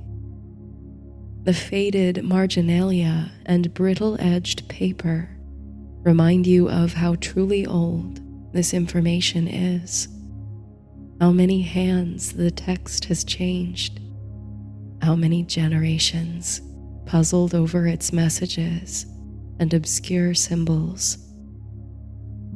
As you flip through the pages, you kick up the sense of history, sulfur, smoke, and a lingering sweetness. You search for the chapter in question, on symbols associated with the magnum opus or great work, the Philosopher's Stone. This mysterious artifact, which comes up frequently in discussion of alchemy, is said to be a compound, sometimes liquid, sometimes solid, or even vapor, capable of catalyzing the ultimate transformation. With this tool, the alchemist could transmute base metals into gold and could even produce the elusive elixir of life, a solution that grants eternal life to the drinker. On the first page of the chapter, there's an illustration of an alchemist at work, bent over a wheelbarrow of an unidentified substance. Beside him is a large cauldron over an orange flame. Within the cauldron is a curious spectacle: a small dragon, fire spilling out of its mouth as it nips at its own tail. Sitting atop the dragon is a blue-black bird, wings spread. And sitting atop the head of that bird is another, smaller bird, this one pure black. Once again, you absent-mindedly touch the raven's feather upon your desk. The professor directs your attention to the following page, also richly illustrated with depictions of 5 birds. You scan the page from top to bottom, taking in the colors and detail. The raven, the white swan, the peacock, the pelican, the phoenix. Wheels are beginning to turn behind your eyes. These are the 5 birds of alchemy, Professor Lovage explains, each of them unique, corresponding to virtues and properties of the physical and spiritual realms. But each of them also represents a phase in the process of the great work, the making of the Philosopher's Stone. The professor reads now from the text with great embellishment and drama. Darkness will appear on the face of the abyss. Night, Saturn, and the antimony of the sages will appear. Blackness and the raven's head of the alchemists, and all the colors of the world will appear at the hour of conjunction. The rainbow also, and the peacock's tail. Finally, after the matter has passed from ashen-colored to white and yellow, you will see the Philosopher's Stone. And then, one by one, the professor expounds on the significance of the 5 birds. The raven, blackness, the first stage in the process, the time to set intention and to release the physical world, preparing to step into the etheric world. The white swan, the first transformation, accompanied by bright light, the first step into the next world. The peacock, the turning point, the alchemist's moment of inner revelation. The pelican, distillation and sacrifice. No alchemy, no magic can be achieved without it. As the pelican illustrated here feeds her young, so you must give something of yourself to achieve the great work. And finally, the phoenix, the final transformation or completion. The transfiguration not only of the substance, which should now gleam a deep and rubious red like the phoenix's feathers, but of the soul of the alchemist who has given of themselves to create something new. Much of this sounds familiar when it comes to the magic you've studied all these years at the school. Everything, as you learned in your magic fundamentals classes, begins with intention. The hardest part of attempting any spell or brewing any potion has nothing to do with the power of your wand or your stirring technique, and everything to do with clarifying the intention in your mind. But sacrifice. Until now, you've always seen magic as a tool, used it to heal minor illness and injury, complete household tasks, or perform in a duel. It's something you've practiced as a skill, learning the appropriate incantations, gestures, ingredients throughout your schooling. But there's something about the way Professor Lovage talks about the magical side of alchemy, as if it's not just a tool or a process of transposing materials, but a spiritual pursuit, a purification not only of metals and earthly substances, but of the soul, while you're simply captivated by it. You recall earlier this year at Halloween, during the school's annual celebration and carnival, the head teacher led the students and staff through a Samhain ritual to release the past. You are given a bundle of herbs representing where you are on your magical and personal journey, and you were invited to keep it or to cast it into a bonfire, symbolizing a fresh start in the seasons ahead. Unlike the spells and charms you practice in your classes, this ritual didn't immediately produce a tangible result, but it left you with much to contemplate and a path to walk into the future. Is that what Professor Lovage means by giving of oneself by sacrifice?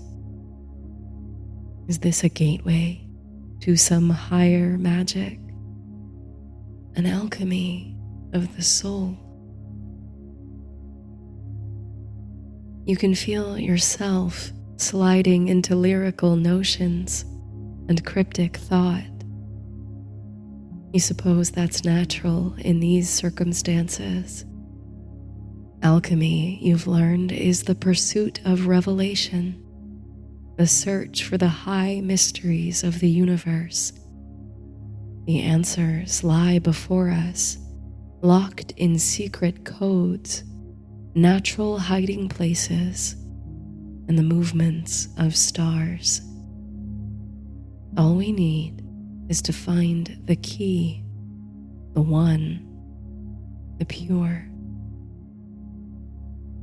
But now comes the time for experimentation. The professor directs your attention once more to the items you're equipped with. The 3 prime substances: salt, sulfur, mercury. The feather, which by now you should be able to identify as belonging to one of the 5 birds of alchemy. Using these items, conscious of their symbolism and of the principles of intention and sacrifice, each student is to conduct an alchemical experiment. And there endeth the instruction. You and your classmates look around at each other, expecting someone to raise a hand or blurt out a question. Is there no recipe? What are we supposed to make? These questions buzz through your mind but never make it to your lips, for you implicitly understand that the lack of direction is the point. But the professor speaks, addressing the stunned silence of the class. Do I expect you to come up with the philosopher's stone by the end of class? Of course not. It's an introductory course, and most alchemists toil their whole lives long in pursuit of the magnum opus. This is an invitation to play, to inquire, to investigate. Make something, or make meaning. There are a few more moments of confused silence, then whispers and mutterings between classmates. The professor retreats behind the table at the head of the chamber to read from a nondescript volume. Still, no comment on the velvet-covered cage. You don't join in any of the hushed conversations around you. You're eager to start on your experiment. Salt, sulfur, mercury. The three prime substances that, if you believe the alchemists, are all important to transformation and composition. Naturally, your first inclination is to experiment with the ratios of the three substances to produce a solution of some kind. Who knows what you'll produce? Certainly not gold, barring a miracle. But the point of the exercise is to simply try something, right? But as you reach for the bottle of salt and begin to uncork it, something stops you. You set the vial down and line up all three small bottles. Then you look to the feather, then to your aged volume. You pull the book closer to you. Others around you are beginning to work, uncorking bottles and exclaiming at the powerful odor of the sulfur powder. But there's something you remember from an earlier lesson, something that might be a guide in your process. You flip through the pages of the annotated Hermetica to a chapter on Paracelsus, a Renaissance alchemist about whom Professor Lovage tends to drone on with admiration. His work contributed significantly to modern medicine, as well as prophecy and divination through alchemy. The professor considers him a bridge between the scientific and occult schools of alchemy, the rejoined tale of the dragon, using the metaphor in your mind. And now you've found it, a story, a parable of the early career Paracelsus, demonstrating his theory of the tria prima, the three prime substances. In the demonstration, Paracelsus burned a piece of wood and observed the effects. Fire, the combustible element, represented the work of sulfur. The smoke, a curious substance that behaves similarly to both liquid and vapor, corresponded to mercury. And the ash left behind represented salt, the body, mind, and soul, the solid, the changeable, and the combustible. Now you draw your cauldron close, but you push away the vials of salt, sulfur, and mercury. Behind you, vapors are rising from cauldrons already, and colorful smoke fills the room. But you can see what's in front of you clearly enough to proceed. You draw your wand from the pocket of your robes. The delicate alder wand, engraved with feather patterns, settles naturally into your grip. You reach now for the raven feather. It's shiny and black, reflecting blue tints in the candlelight on the teacher's table. It makes you think of Nora, your loyal raven familiar. She carries messages for you, keeps you company during late nights, practicing spell work, or writing essays on historical wizards and witches. Her wings on the wind remind you of the promise of flight, the transcendence of the earthly plane. She's a bridge between the solid ground and the weightless air. You wonder where she is now. Whether she's brought your message home to your loved one or still soars atop the clouds in the open country. Closing your eyes, you can see her shiny black tail feathers fluttering in the breeze. And clear as day, you realize this is the most focused intention you've brought to mind in some time. She is your intention. You breathe deeply, channeling the thought of Nora, your appreciation of her, and imagining that intention sliding like liquid through a funnel from your head, down your neck and shoulder, through your wand arm, then consciously pushing that liquid intention all the way down into your wand, this extension of yourself. This is the best technique you've found for intention setting in your magical practice. You've always been gifted with a vivid imagination, and it only takes a few adjustments, some focus, to transform the images in your mind into fluid, propulsive magic.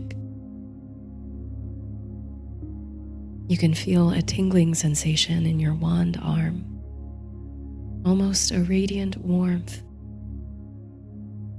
Intention is set.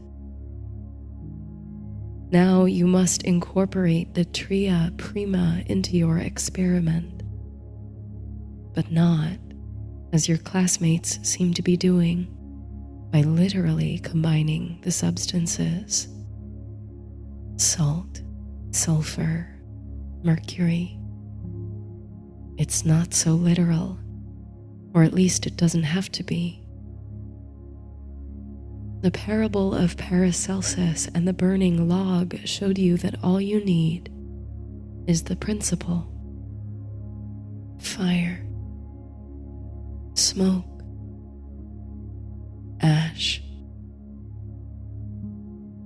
With your intention channeled, building with potential energy focused toward your wand, you utter the incantation to cast fire.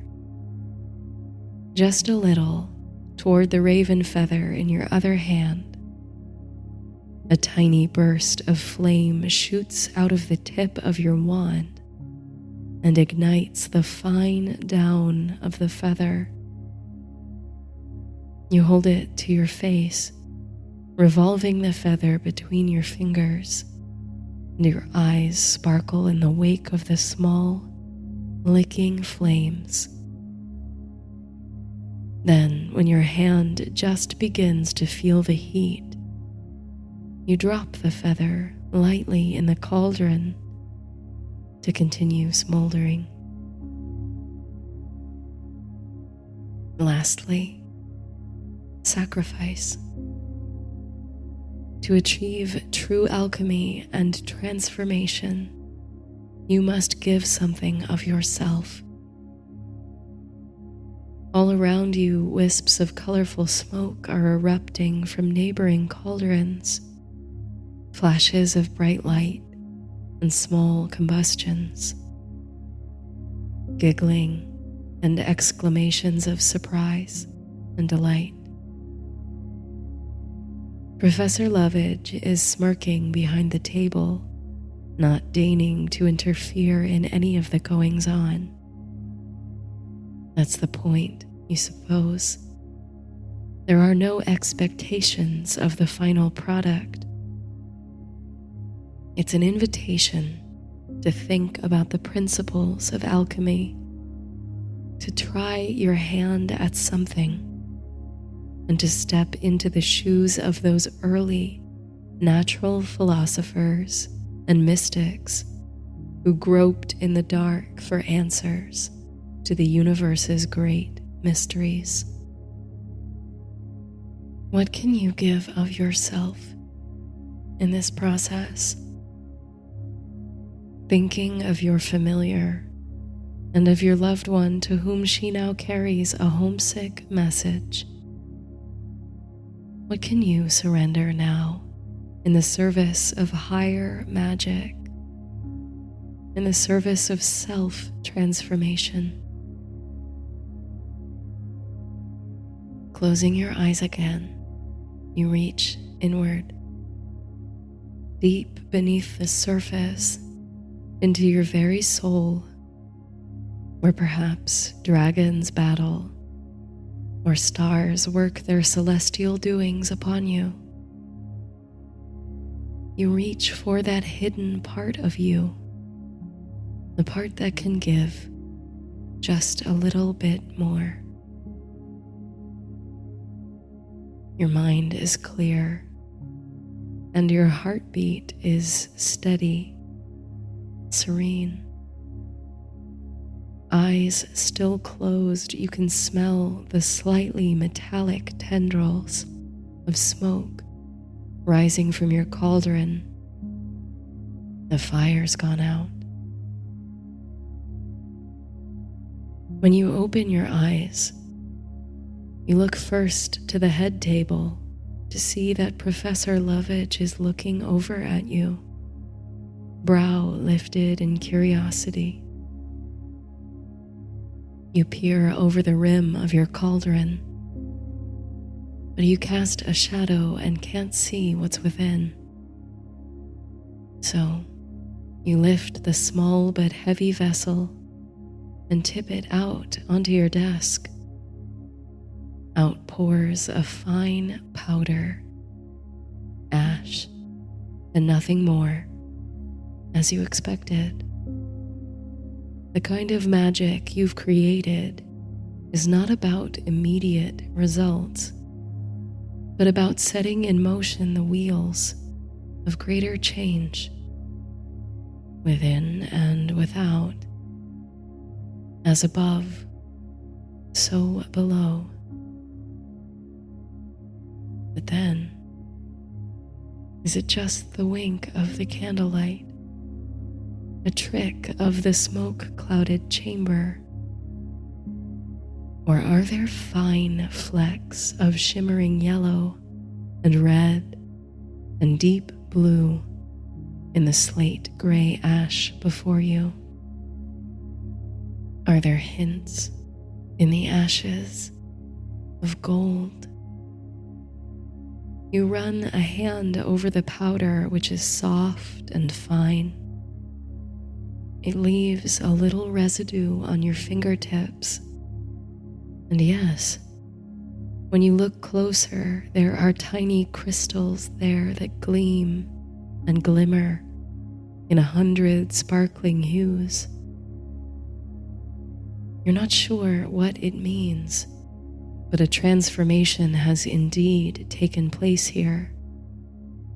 You feel the concentrated heat in your wand arm diffuse across your chest, filling your torso and warming your heart.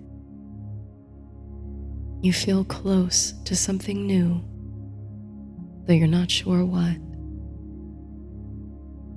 The professor is rising from the chair behind the table, coming toward you, inspecting the ashes on your desk closely, feeling the powder between 2 fingers, a smile and a knowing glance that seems to say, "You're onto something."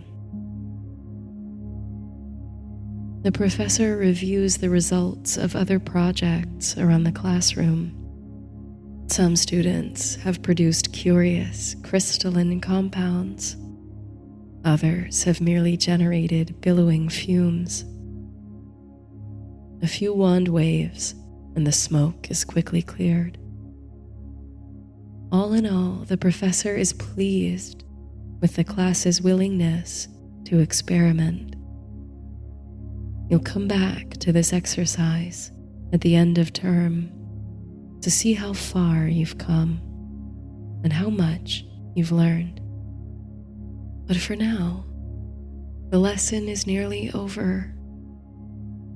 The day is growing old, and a silver dusk transforms the light in the classroom, making it almost shimmer with the brief, illusory magic of evening. Dinner will soon be served in the great feasting hall downstairs. But before you depart, says Professor Lovage, I've brought us a little surprise, a rare treat, and something I doubt many of you have ever seen in your lives. The professor crosses to the head table. Will the covered cage at last be addressed, you wonder? There's a preface to its unveiling, as you might have expected. The contents of the cage, you learn, are on loan from the school's beloved gamekeeper, Caradoc, a friendly fellow with a well-known soft spot for cryptids and magical creatures. Caradoc and Professor Lovage have a rather charming friendship and can be seen walking the school grounds together most evenings, discussing books and their travels. As it happens, Caradoc spent last summer in Greece, where he picked up an extraordinary artifact, an egg, so old it might have been petrified by time. There was no expectation of it hatching. But just last week, on an unseasonably warm night, when the wind howled through the great forest, the miraculous happened. The egg hatched. And now, after a long build-up and with dramatic flair, the professor pulls the velvet covering from the cage. Within, blinking with silent curiosity, is a bird, unlike any you've ever seen save in books and reproductions. It's very small, perhaps the size of a canary, but its plumage is a deep ruby color, with a tail not unlike a peacock's in its length and volume, here and there gilded, as if dipped in liquid gold. Exclamations of delight and awe erupt from across the room, along with sighs from some of the girls at its cuteness. And the creature is adorable, with big glassy eyes turned upward, sparkling. Yet there's a fierceness and a resilience to it, too. It's a marvel. He's only a baby now, says the professor, gingerly opening the door of the cage and extending a hand toward the bird, who steps right onto the palm. That he should grow to be the size of an eagle within the year. Rare as they may be, birds of his kind are blessed with immortality.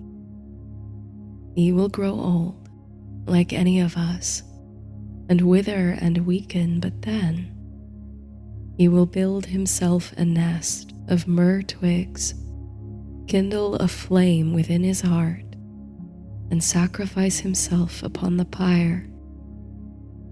Then, from the ashes, he will be reborn, a child again, to begin the cycle anew. You can see then why the phoenix is the ultimate symbol of alchemy. The professor, holding the tiny phoenix in the palm of a hand, carries the curious bird around the classroom, for everyone to see up close. Now and then, the phoenix utters a weak coo, as if he's learning to produce his first song. Even in its feeble beginnings, the sound resonates in your head like the pealing of tiny bells. It seems to soften your mind and body, making you feel at once open, vulnerable, and ultimately resilient. When the professor brings the bird near you, a kind of radiant warmth and love seems to wash over you in waves. There's an audible gasp as the phoenix springs from the professor's hand, gently flapping his wings and whipping his long tail, which sparks and smokes behind him. The phoenix lands upon your desk and pecks lightly at the ashes before you. Without thinking or asking, you lift a soft, steady hand to stroke the bird on his neck. The downy red feathers are as the softest silk. The bird responds by contracting his neck and ruffling his feathers, turning to you with eyes slowly half closing. Unmistakably, a smile. You can feel your heart soften and melt even more. "What's his name?" you hear yourself asking as the phoenix returns to the professor's hand. "Hermes," says Professor Lovage with a grin, returning the phoenix to his cage. Of course, you think. After the ancient alchemist and father of Hermeticism, and the Greek counterpart of the Roman god Mercury. Class is dismissed. Most of the students, stomachs grumbling, make a beeline for the door and the steps down the tower. You take your time cleaning up your station. The professor drapes the velvet once more over Hermes' cage. There comes a gentle cooing from within and then silence. You decide to keep the ashes from your experiment, and you funnel the fine powder into an empty glass bottle from your bag, sealing it with a stopper. It may have some use in the future, but for now, it's a perfect souvenir of your first alchemical experiment. Before you leave, Professor Lovage calls out your name. "Excellent work," the professor says.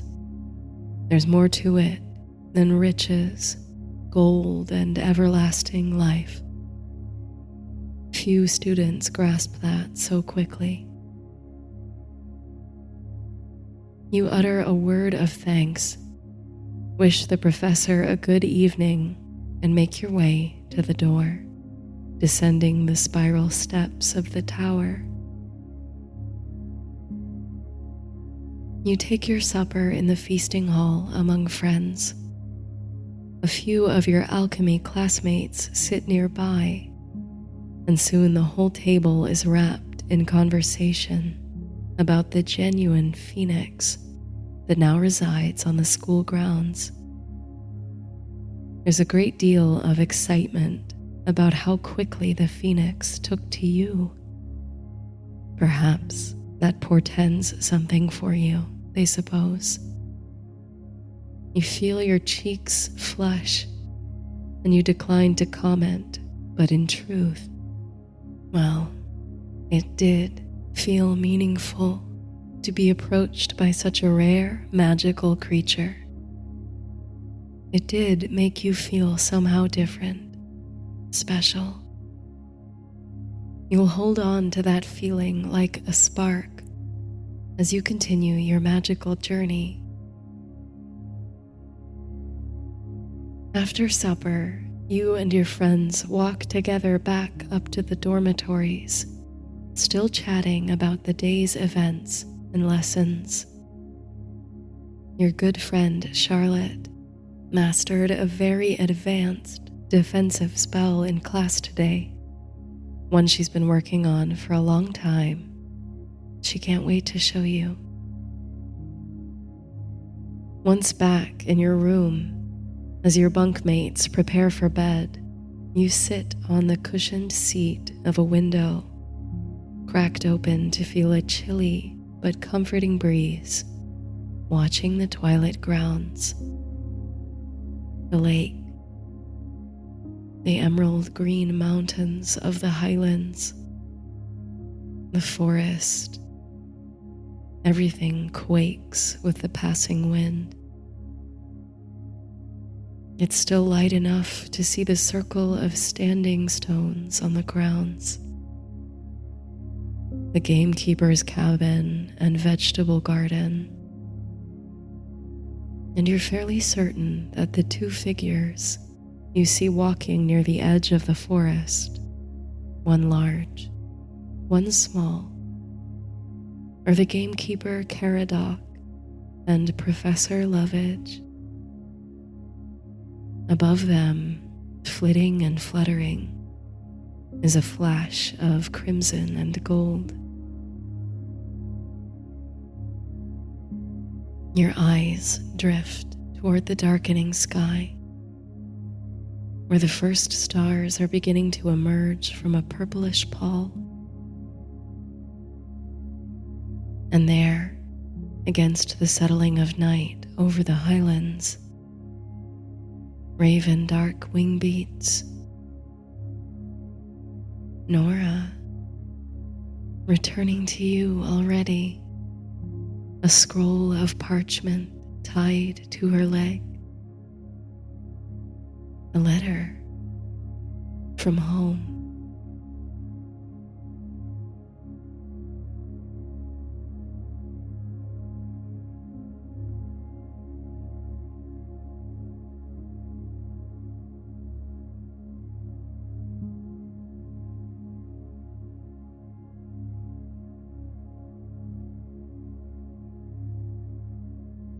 A brisk morning breeze sweeps in through the open dormitory window, bringing a marvelous and invigorating mixture of scents with it. Musky heather meets the aroma of fresh pastry, which rises from the kitchens and the feasting hall on the ground floor of the castle. You stuff final supplies into your backpack: binoculars, gloves, a raincoat, a few snacks, and a jar of protective herbal salt, which you made in your apothecary class last term. Just in case. It's no ordinary field trip on which you embark today, and you do well to be prepared for any eventuality. Everything fits comfortably, thanks to your just having mastered a charm to enlarge the volume of any container without increasing its surface area. You count yourself fortunate to have such an opportunity.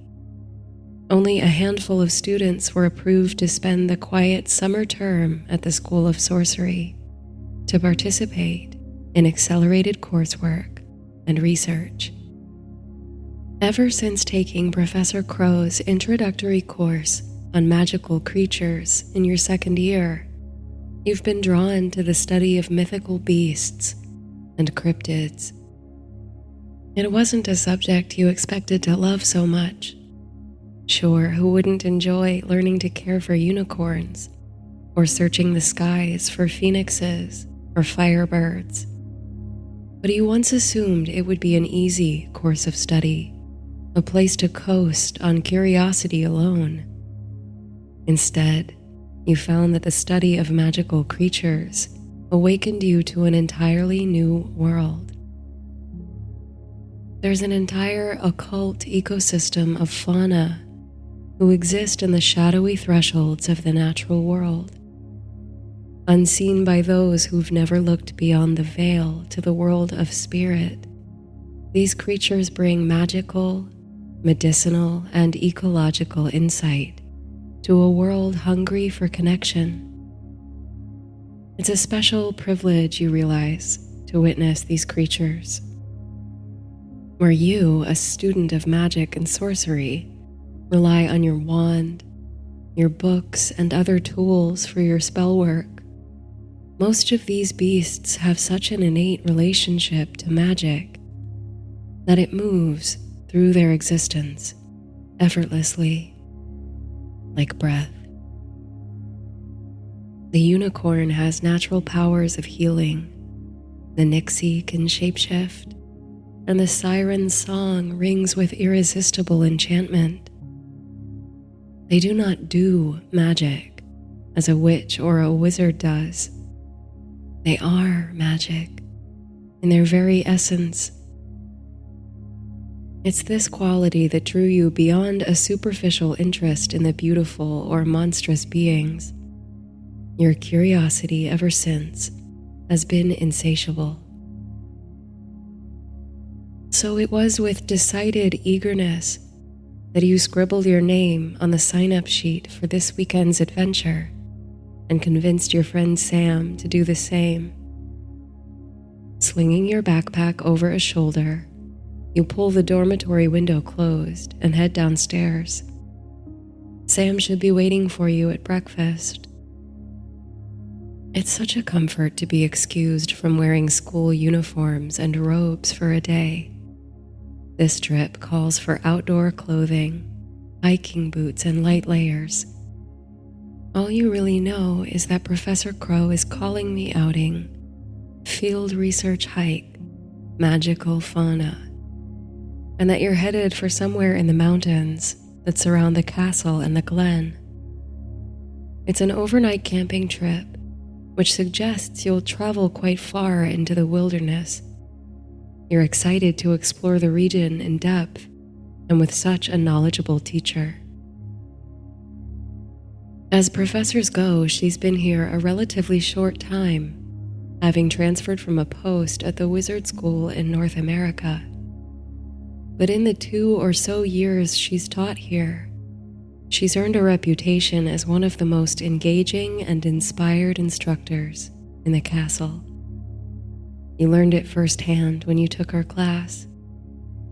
Unlike other teachers who spend lesson after lesson droning on about theory before getting to the real work of spellcraft, potion making, and the like, Professor Crow started term by bringing you and your classmates out into the forest on a scavenger hunt for legendary creatures. Certainly now, in your 4th year of school, you understand that theory is important in laying the foundations of a magical education. But Professor Crow somehow manages to instill it without dull lectures or lengthy readings. Under her stewardship, you learn through exploration, inquiry, and experience. This field research hike promises to be just as enlivening. You trot down the grand marble staircase of the medieval castle which houses your school. The figures and the portraits that line the corridors are still snoozing soundly. For most, after all, it is summer vacation.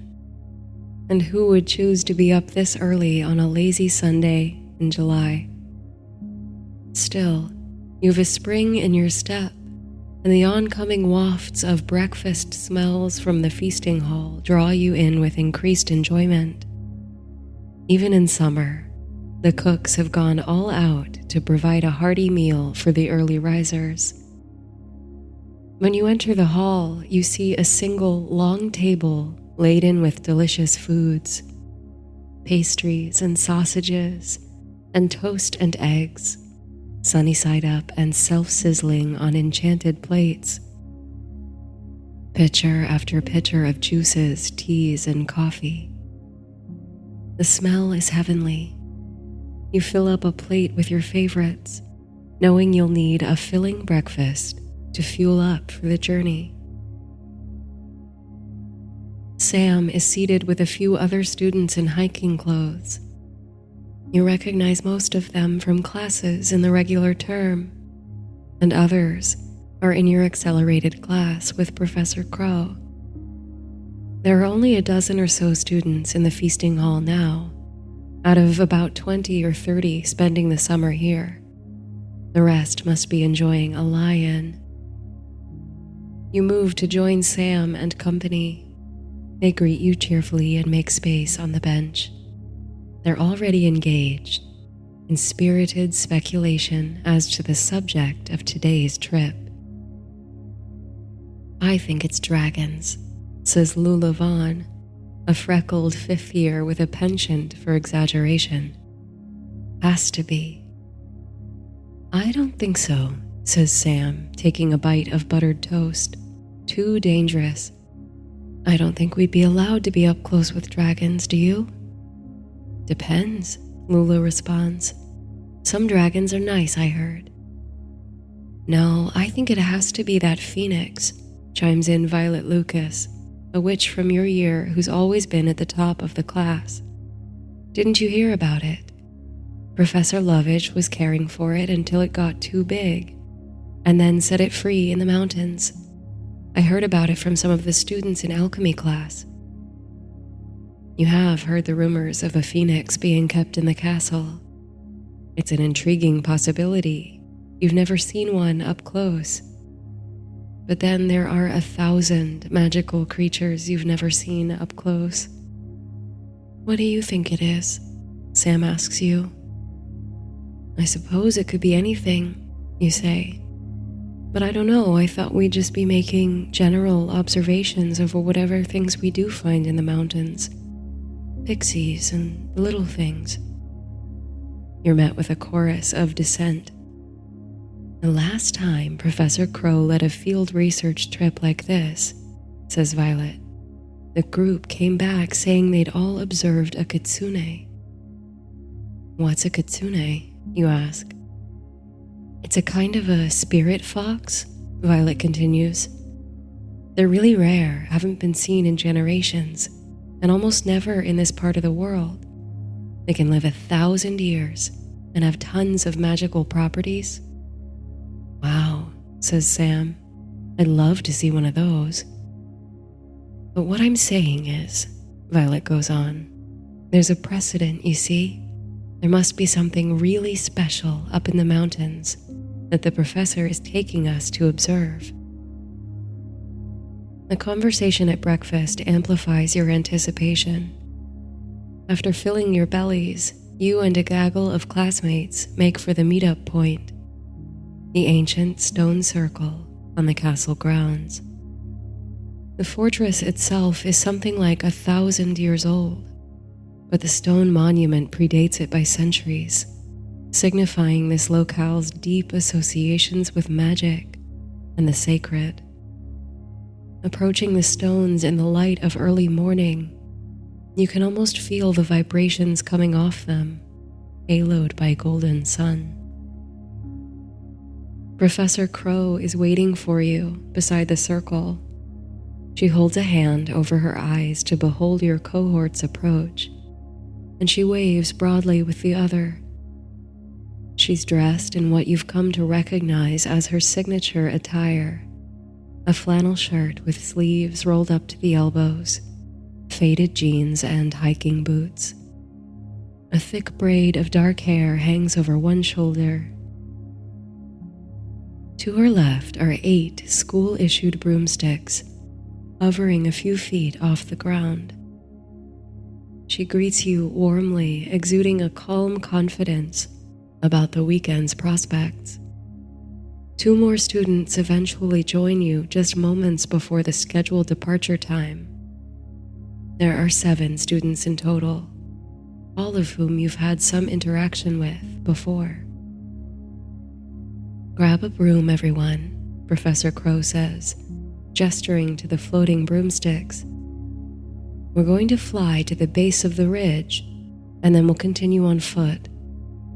Anyone not comfortable taking a shortcut across the lake? You and your classmates regard the Great Lake and surrounding mountains as Professor Crow indicates the peak in question. The water sparkles, reflecting the emerald green of the highlands. No one seems to object to the shortcut. So you mount your brooms and kick off from the ground, following the professor's lead. It's a beautiful morning for a ride. If it weren't for the pack slung over your shoulder, you'd feel weightless. Tiny droplets of mist twinkle in your hair before evaporating in the sunlight. You fan out over the vast and tranquil lake, its glossy surface a mirror of motion blur. You've a breathtaking view of the highlands from here, the jade blanket of forests, dappled by the shadows of scudding clouds and their reflection on the glittering waters below. The depths of the lake are unknown, and the body of water is rumored to be home to countless mythical aquatic creatures. You imagine kelpies, mermaids, and all kinds of water sprites lingering below the surface. You'll have to ask Professor Crow what she knows about the lake's inhabitants. Soon you touch down on the far side of the lake at the base of the mountains. Leaving the brooms behind, you follow Professor Crow toward the mouth of a narrow path that disappears into the thicket of trees. She moves with confidence, having charted these paths 100 times, you imagine. As you hike the steep trail, she points out the native flora of the mountainside. The trees are mostly Scots pine, with brushy needles that stick in your hair. But aspen graces the path too, its leaves aflutter like 1,000 hands applauding, and a wych elm and an oak. Here and there, a mountain hare darts in and out of the low-lying foliage. The professor encourages you to observe any and everything you come across on this excursion, whether it is considered magical or not. For even the so-called ordinary plants and animals carry ancient associations, wisdom, and medicine. The rowan, for example, is considered a protective tree against malevolent spirits and witches. A chuckle runs through the class at this remark, for the rowan doesn't seem to be warding off this bunch of witches and wizards. It's a few minutes of quiet hiking before you hear a gasp from Violet. She then urgently whispers for everyone to gather and look at something. You all circle round her eagerly as she points to a smudge of black through the trees. You squint to see it better, and you realize that it's a cat. It looks just like a common house cat, really, except for something you can't quite pinpoint. Its fur is black, save for a spot of white on its chest. It moves slowly through the forest, rubbing its sides along the scratchy trunks of the trees, apparently ignorant or uninterested in your presence. As it draws slowly nearer your group, you realize what's so unusual about the thing: its size. Though it resembles an ordinary cat, it is significantly larger than any you've ever seen, almost the size of a Labrador.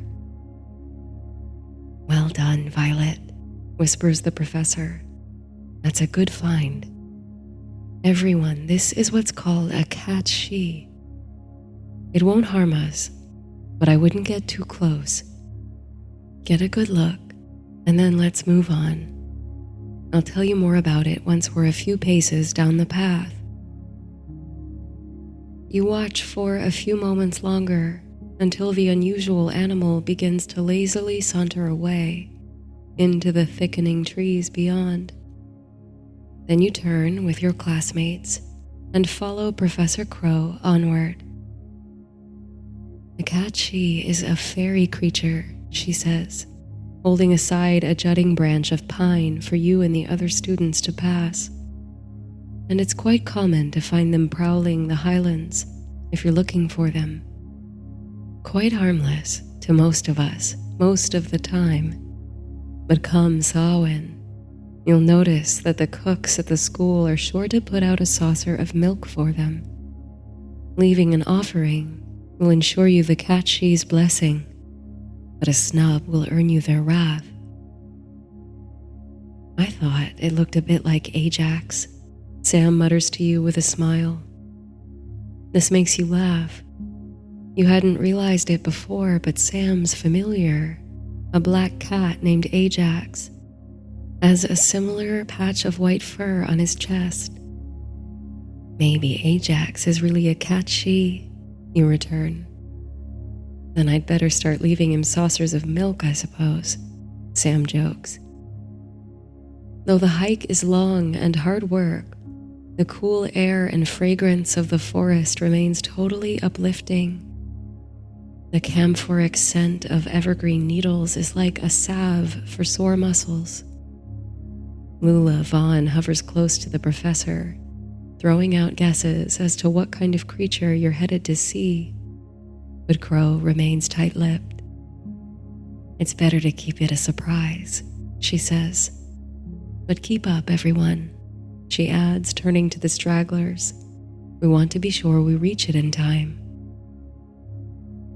This cryptic instruction heightens the excitement of the moment. Whatever it is you're going to see, there must be some sort of happening associated with it. You hurry to catch up. You've been lingering to observe a beautiful, shimmering moss growing on the side of a large rock.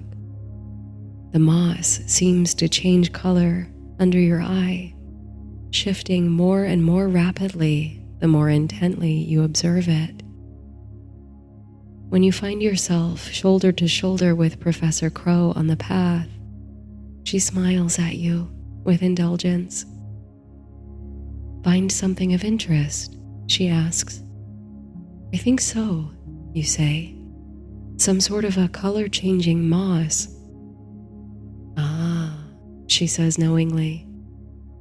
What would you think if I told you that moss isn't a plant, but an animal? Really? You say, astonished. Well, it's still a subject of study among people in my field.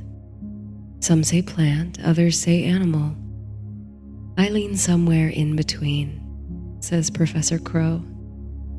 If it's something you're interested in, I could give you some readings, or even a research project. Oh, you say, taken aback, unconsciously nodding. Just give it some thought, she responds with a reassuring wink. The sun's sweet rays drip honey gold upon the forest floor, deepening with summer afternoon. The breeze awakens with the perfume of heather, and somewhere ahead through the trees is a glimmer of deep, undulating purple. Professor Crow continues on, beckoning for you all to follow. Soon you emerge onto an open clearing, a rocky mountainside alive with rolling heather, its waves like a violet ocean. You turn and see the other peaks around you, rising up into a clear blue sky. Far over the trees, you can just make out the turrets of the castle, the School of Sorcery, beyond the unseen lake. Nearly there, says the professor. Come along. Nostrils alight with the aromatic honey of heather, you hike on. With the deepest forests behind you, cliffs and ledges lie ahead, and you're surrounded on all sides by nature's towering majesty. Before leading you in a single file down a rocky and treacherous path along the side of a cliff, Professor Crow retrieves her wand. With a muttered incantation and a wave of the instrument, she conjures up what appears to be a string of golden light. Drawing with her wand in thin air, she sends the quivering string forth, where it zigzags and entwines with itself, forming, as it were, a kind of railing along the path. "Hold on as you go," Professor Crow says, moving forth to demonstrate. "It's quite safe." One by one, you step out onto the path, taking hold of the guardrail. To your surprise, it's cool to the touch and strong as steel or diamond filament. It makes you feel completely secure on the cliffside path. You sense from the professor's energy that you are nearing the site of your focused observation imminently. There's a palpable excitement in the air as she indicates for you to lower your voices and move slowly from this point forward. On the other side of the railed path, there's another steep but short climb to a rocky ledge. Using a similar invocation, Professor Crow conjures what looks like a rope ladder out of the same golden thread-like material. You climb. The professor assists each student onto the ledge, which is more than large enough to accommodate your whole class. But from here, there doesn't seem to be anywhere else to go. There's a grand escarpment opposite you, from which a number of trees grow precipitously. The nearest one, you realize, boasts a large, disc-like something. From the wave of gasps that ripples through your class, you infer that everyone has noticed at around the same time. It's a nest. You're roughly 10 or 15 meters from it, a safe distance, but near enough to make out the nest's inhabitant quite clearly. There, in the center of the swirl of branches and flotsam is, perhaps, the most magnificent creature you've ever seen. Its head is the sleek, feathered head of an eagle, with a hooked bill and fierce golden eyes. Its feathers flick upward in two tufts on either side of its head, like the ears of an owl, or you reflect almost like a pair of horns. Hanging over the side of the nest are its two bird-like legs with curling talons, and bursting from its shoulders are two great folded wings. But from there, the creature's semblance to an eagle ends as the feathers blend to fur. Its back half, from what you can see, contains the haunches of a great mammal. As you watch, the creature flicks its tail. Another rush of gasps moves through your group. It's the tail of a lion. The sun falls upon the animal with such an angle as to make it gleam like it's painted with gold leaf. Apart from the swish of the tail, it is perfectly still, like a statue you might see adorning the halls of the School of Sorcery. For a time, you simply marvel in awe-struck silence, but eventually someone speaks. It's Sam. "Professor," your friend asks, Is it a griffin?" "Very good," says Professor Crow. You don't dare take your eyes off the beautiful beast in the nest, but you can hear the smile in her voice. "I discovered the nest here a few months ago, and I've been watching her since. They're benevolent creatures, but prefer their privacy, so we won't go any closer. She won't mind that we're here, as long as we don't disturb her. But you've spotted something else in the nest. At first, you're hesitant to ask, but eventually you open your mouth to speak. Are those eggs? You inquire. Yes, says the professor. Good eye. And if we've timed our visit right, we should be able to see them hatch. A few of your classmates are suddenly overcome with excited giggles, but they manage to keep their voices down in respect for the nest. Professor Crow instructs you to get out your notebooks. While you wait, you are to record detailed observations of the Griffin, her habitat, behaviors, and environment. You and Sam sit shoulder to shoulder on a large boulder that makes for a relatively comfortable chair. Retrieving your field notebooks and pencils, you begin recording what you see. You find it easiest to jot down a few notes, then make rough sketches for the nest and the Griffin. She is so still, barely moving for minutes at a time, even her breath so slow and steady as to appear immobile. You sketch the eggs, their domed tops just visible over the edge of the tangle of nest, shining golden as the Griffin's feathers in the afternoon sun. You notice the materials of the nest: brown needled branches of pine, wilted stalks of heather, and tender reeds, probably foraged from the shores of the lake. As you sketch and scribble, Professor Crow speaks in a muted tone about the history and mythology of the Griffin. They were known, it seems, in diverse cultures across the world, with records stretching back to ancient times. Depictions of the Griffin appear in Mesopotamian artifacts as early as 4000 BCE. In Greece, they ornamented votive cauldrons, signifying their invocation and ceremony.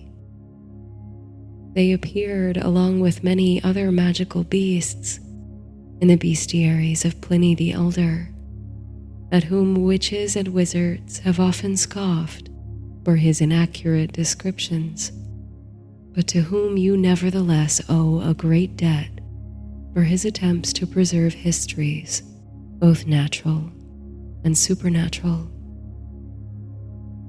The feathers, claws, and eggs of the Griffin were highly valued in the Middle Ages for their rarity. Looking now upon the golden sheen of the eggs, it's easy to understand why. No matter where or when you reflect, gold is always precious. There were some things, according to the professor, that non-magical record keepers got right about the majestic creatures. The Griffin's feather does have the ability to restore sight to the blind, as some folklore espouses, but the feather must be willingly given before incorporated into the brewing of a potion. They are solitary creatures by nature, but loyal, and are known to form bonds with humans from time to time. Forging a friendship with a Griffin is an auspicious thing, says Professor Crow, for you'll have a lifelong protector, a bestower of gifts and wisdoms. They mate for life as well. In time, as happened with all the creatures classed as magical or mythical, the Griffins retreated from the ordinary world relocating to remote spaces and centers of magical energy, like these mountains. The world of humankind had grown increasingly unwelcoming. It was no difficult adjustment for the Griffin, who already preferred solitude and privacy. But for other creatures like household sprites, the displacement was a hardship. That's why, says Professor Crow, the study of cryptids and magical fauna is important. In this field, we aim for the preservation of species, but also the restoration of a harmonious relationship between humanity and our environment. The plants and animals and the earth sustain us. It's our responsibility to care for them in return. You wonder to yourself, what is the best way to care for this Griffin? She who looks so at home, so independent in her nest. Perhaps that simple act of noticing, observing, is enough for now. Learning her history and her relationship to the land on which your school stands might be the first steps toward becoming a steward of the place. As the sun ages to a crimson disk over the westernmost peaks, you imagine a world teeming with extraordinary wildlife. Griffins and dragons and unicorns a frolic, with horses and foxes and cats and toads. What would it take to bring magic out of hiding, to make it safe for the creatures of mystery to walk the earth again, you wonder? What would it take to re-enchant the world? You emerge from your musings as a large shadow sweeps across the ledge on which you and the class sit, all wings and wonder. You look up just in time to see a second Griffin, this one larger and streaked with scarlet plumage on its breast, soar overhead. There's her mate, says Professor Crow in response to half a dozen unuttered questions. You'll have been out foraging for food for her. Home just in time.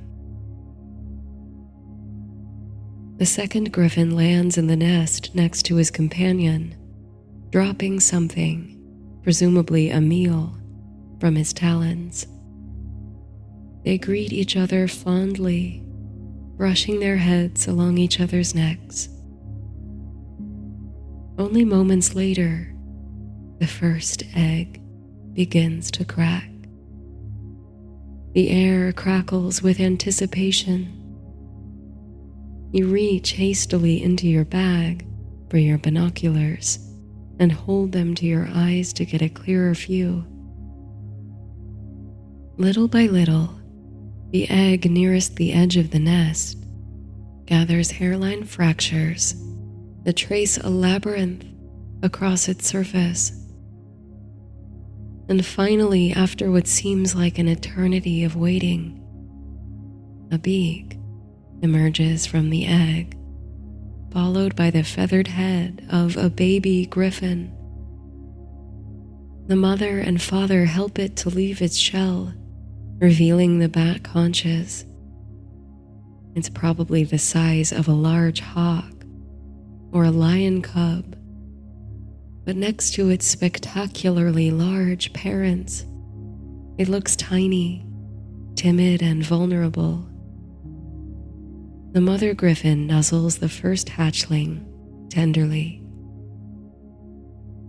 Once the first is born, the other eggs, 4 in total, follow quickly behind. Soon the nest is crowded with young. Only minutes later, they begin to wrestle and play with each other, winding between the legs of their mother and father. A whole Griffin family forms before your eyes, here in the hidden peaks of the Highlands. How many other miraculous things are happening at this very moment, you wonder? How many eggs are hatching? How many new souls are being born? How many quiet, seemingly ordinary occurrences are changing someone's world every second of every day? The greatest gift, you think, of this course of study is the imperative to observe, to notice the world in all its splendor and all its mundanity, to make each moment matter. The afternoon wanes, a purplish curtain falling softly over the cliffside in the sun's vacancy. The Griffin hatchlings have fallen asleep at their mother's side, overtired from the excitement of their emergence into light and life. For the first time, as the exhilaration of the event washes away, you feel tired too, as if your body has just caught up to the great effort of the hours-long hike. The haze of exhaustion relaxes your eyelids and shoulders. It's about time, the professor says, to make your way back down and set up camp. So back you go, one by one down the golden ladder and across the pebbled path with hands clinging to the rail of light. The light is kind to you, providing just enough visibility as you go, then abruptly vanishing as the sun sinks behind the mountains, and just as you reach the heathered hillside. Everyone instinctively pulls out their wands, conjuring up an assemblage of glowing orbs, magical lanterns, which bob and float in your wake. The musk of the heather rises on a cool evening breeze, redolent of summer camping trips with friends and family. Laughter and conversation fill the air as you set up tents, raising them together with your wands in coordinated effort. There are 3 altogether, set upon the evenest ground on the hill. 1 for the professor, and 2 for the class to share. They're the size of normal camping tents, which would surely be snug, but comfortable enough to fit a few people crosswise. But these are, after all, magical tents, and therefore considerably larger on the inside. Before everyone retires, however, Professor Crow lights a campfire and invites you all to join and eat and reflect on the day's experience. The fire crackles pleasantly, the warmth wafting off it to ward against the oncoming chill of night. You feel the bittersweet tingle of nostalgia sitting by the campfire, a wistfulness for childhood and the awakening of whimsy. Though what could be more whimsical, more enchanting than everything you've witnessed today? Again, you think what a great gift it is to be charged with noticing, with bearing witness to the magic in the everyday.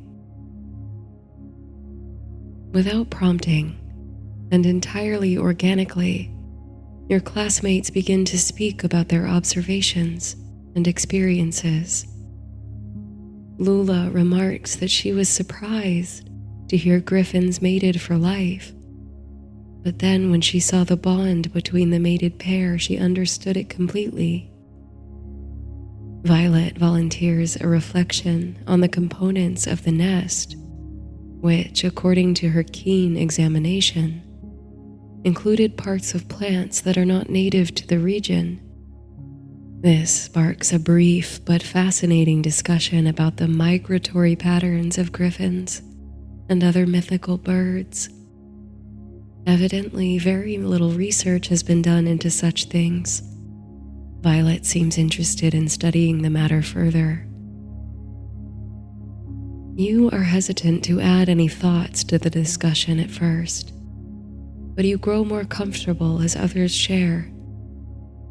It's as though the shared effort of the hike and experience of observing the griffin's nest has formed a kind of fellowship between you and your classmates, a closeness and vulnerability that was not there before.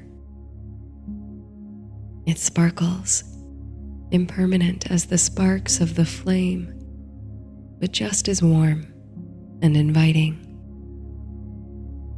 I was thinking, you say, about hybrid creatures, griffins and sphinxes and such, magical animals that are a mixture of two ordinary creatures.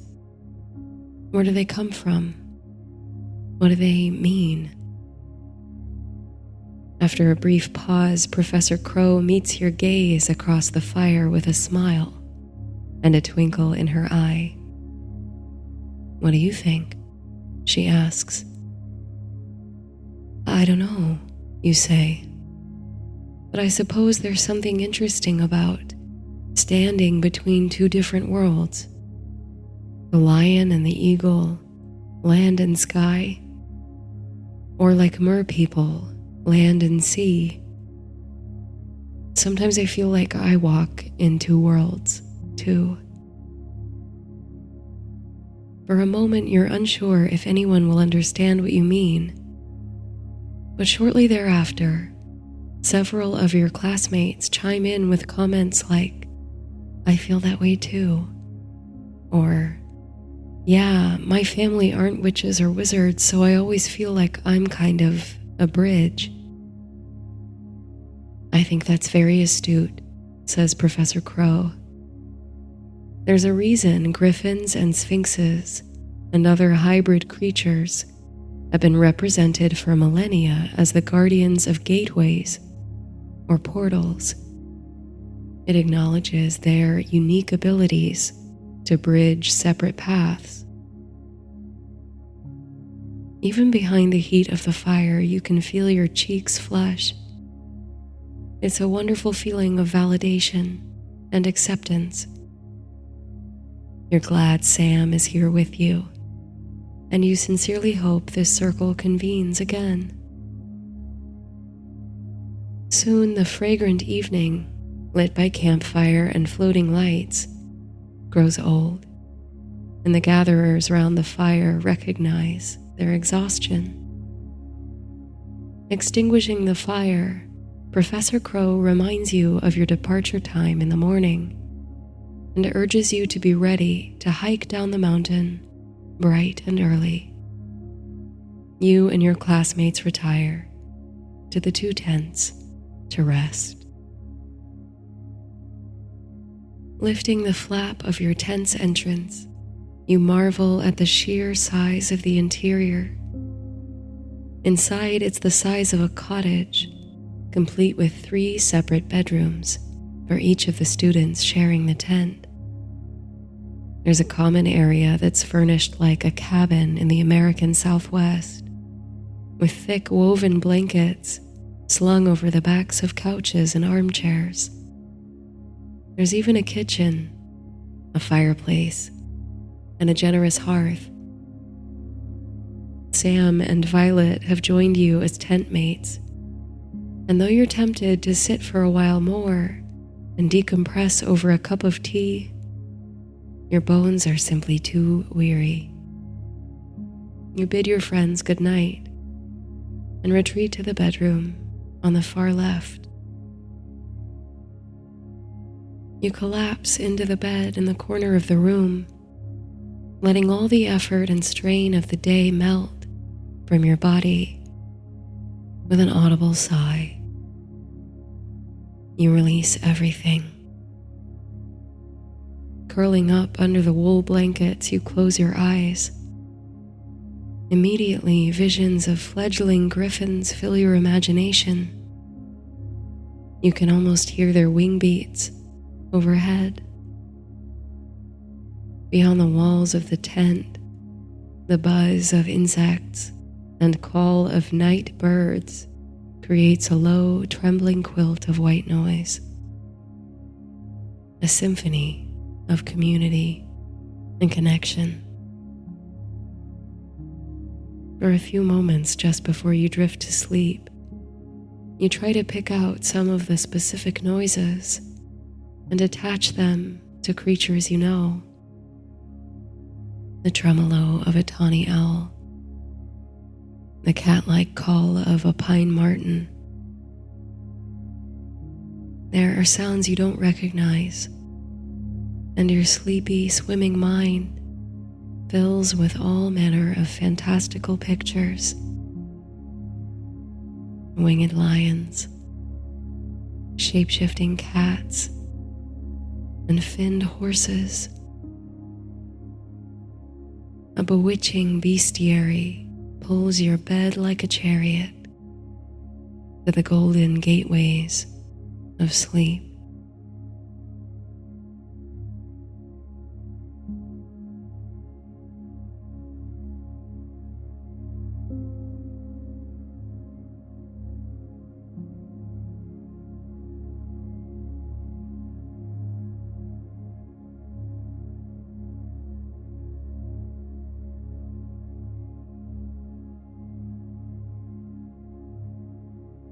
The castle is always aflutter at this time of year. The afternoons blush swiftly to vespertine tranquility, and students of sorcery love to linger on the grounds until the last of the light. Drawing toward darkness, there's a palpable sense of magic tingling in the air about the place, even more so than in other seasons. For this is a place of ancient magic, where centuries of young sorcerers have sought their training. Traditionally, students are expected to be inside by nightfall, though with shorter days, the staff grow lax about the exact timing of this retreat indoors. But tonight, a select few of you have been granted special dispensation to be about the grounds much later than usual. This puts a quiet thrill in you that you can't quite explain. Although you can't say you've been looking forward to midterm examinations, you have to admit that the circumstances of this evening's gathering have piqued your curiosity. Instead of meeting in the classroom in which you've spent weeks studying the art of herbalism and potion making, you're expected to take the examination outdoors this evening. The news arrived on the wings of one of the school's messenger ravens, a note from Professor Bain with a meeting time, location, and a reminder to bring your wand and dress for cool weather. You haven't had the chance to confer with any of your classmates yet. Today's schedule was packed with classes, cramming, and homework, but you're eager to find out what they think the exam will be. The course, thus far, has been one of the more fascinating you've taken in your time at the School of Sorcery. The professor, a renowned potion maker, brings intimate knowledge of wart cunning to the classroom, along with an intuitive approach to brewing technique. She's a marvel to watch in demonstration, combining the fundamentals of potion making with a poetic sense of the significance of each ingredient. Never have you truly appreciated the properties of, say, ivy, but after one lecture, you feel deeply connected to both the mythological and medicinal significance of the plant, so much so that any time while strolling the castle grounds you come upon a wall of climbing ivy, you feel compelled to bow your head in reverence to it, this driver away of ill spirits and symbol of the Roman god Bacchus. And thusly, every potion you've brewed in the hands-on classes has been imbued with greater magic. You've rarely felt more inspired. As the hour draws near, you close the potions textbook on your lap and reach to your wardrobe for a knitted sweater to throw on over your shirt. You pull your school robes on over that, tucking your wand safely in the inner pocket. There's only so much studying you can do for this kind of exam, you suppose. Professor Bain isn't the type to expect you to have memorized 100 recipes. More likely, you'll be challenged to demonstrate core skills and fundamentals of herbalism and potion making. At the last moment, before leaving the dormitory, you reach for a little box under your bed. Inside are several small items collected from your time here. But there's one object in particular you seek, a small bronze coin. During your first ever class at the School of Sorcery, this coin was part of a first level spell for good fortune. And after a few years, you fancy it still carries a bit of good luck, even if it's all in your mind. You slip the coin in your pocket, hoping it brings you success in tonight's exam. And with that, you're off and out the door.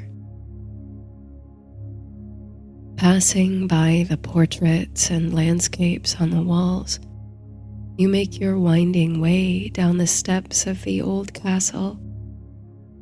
There's plenty of time, you think, to detour through your favorite corridor, the one lined with dozens of authentic suits of armor. They gleam in the golden spill of late afternoon light from the pointed windows, making them appear like something out of a dream. There's a spiral stone stairway at the end of the hall, which leads straight down into the belly of the castle, the grand feasting hall, and the entrance. It's early for supper, but since you'll be out on the grounds until who knows how late, you make a stop in the feasting hall to fill up on snacks before you go down to the meeting place. During exam week especially, the cooks make sure to have round-the-clock sustenance available. You've certainly run down here at midnight to gather pastries and sandwiches during an all-night study session for alchemy. A few others from your potions class seem to have the same idea as you. They're stuffing their pockets with pies as you enter the hall. Minutes later, having stashed as many items as you can fit in your robes, You and your classmates depart the feasting hall together, making for the castle grounds. Professor Bain's note instructed you to meet her at the mouth of the forest, near the caretaker's cottage. It's still just barely light as you start down the craggy hill toward the forest below, so there's good visibility. Smoke puffs from the chimney of the little cottage in the basin where the caretaker sleeps. His garden is flush with fall florals. Dizzying dahlias and zinnias abound. And beyond that, a homegrown pumpkin patch with some of the most magnificent pumpkins you've ever seen. On your approach, you catch a whiff of whatever is cooking inside the caretaker's cabin. Something superbly spiced. But on past the cottage and garden you go, to the base of the great slope, where the grass meets the dark foliage of a big, wild forest. As students, unless accompanied by a professor or educational reasons, you're not allowed in the wood. Rumor has it that all manner of magical creatures run rampant therein, from unicorns to manticores. You wonder if tonight's assignment will take you past the threshold of those border trees for the first time. And there, set at equal intervals, right along the grass at the edge of the wood, are 9 wide-mouthed cauldrons hung over small piles of kindling.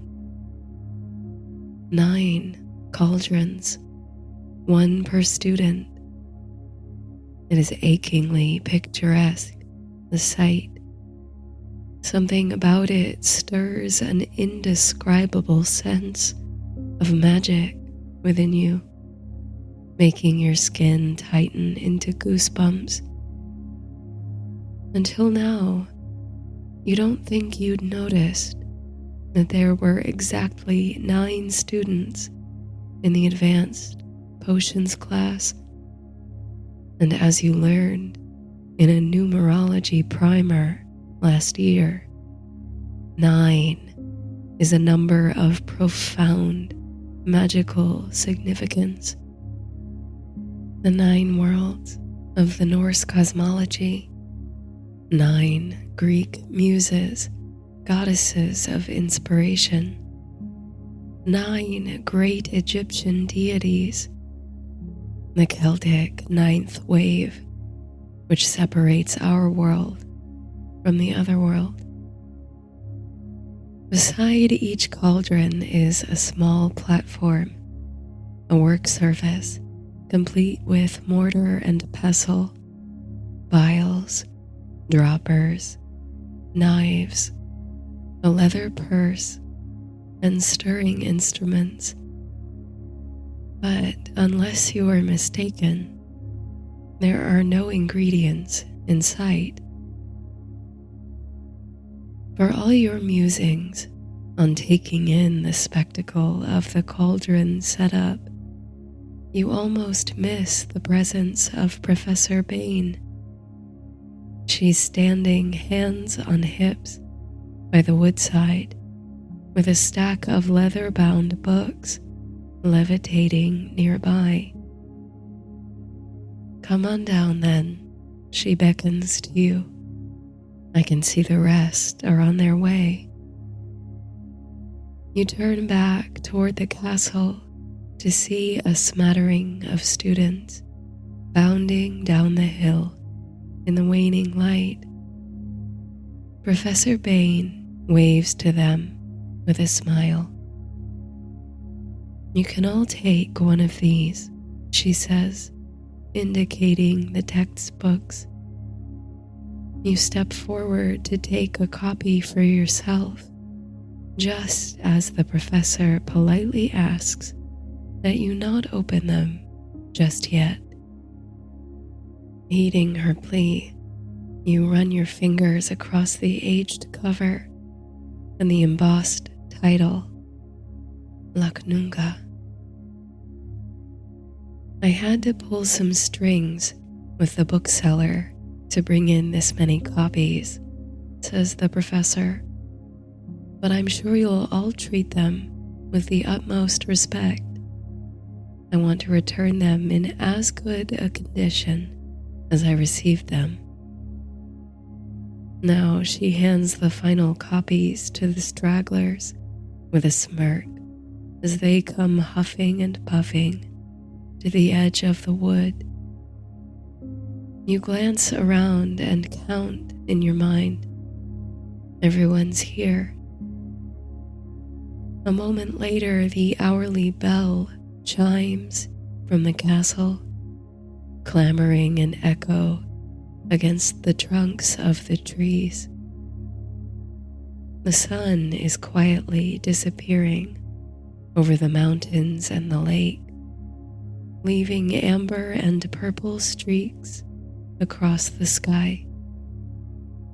The evening star is visible, blinking beside the emergent moon, a pale pink crescent. Well, says the professor, I suppose we'll get started. We've only a little light left, and I'd like to get you on your way before too late. She instructs each of you to select a cauldron. They're all equally suitable for tonight's exam, she assures you, and each filled with pure water that was charged under last night's waning moon. And open your books to the marked page. This you do, and are bemused to find that the page in question is not composed in your native tongue. You almost go cross-eyed looking at the words, which are very nearly familiar, but just a bit off. Not to worry, says Professor Bain, regarding all the bemused expressions. It's Old English, but I trust you all know the translation charm. A few heads nod and wands come out. You retrieve your wand and tap it against the page, muttering, Translatio Anglia. Before your eyes, the letters briefly glow, then seem to flip over in place, unveiling the text anew in plain English. You notice the classmate beside you struggling to remember the incantation. You are about to offer help when another student, the famously brainy Charlotte, leans in to assist, tapping her wand inside the pages of his textbook.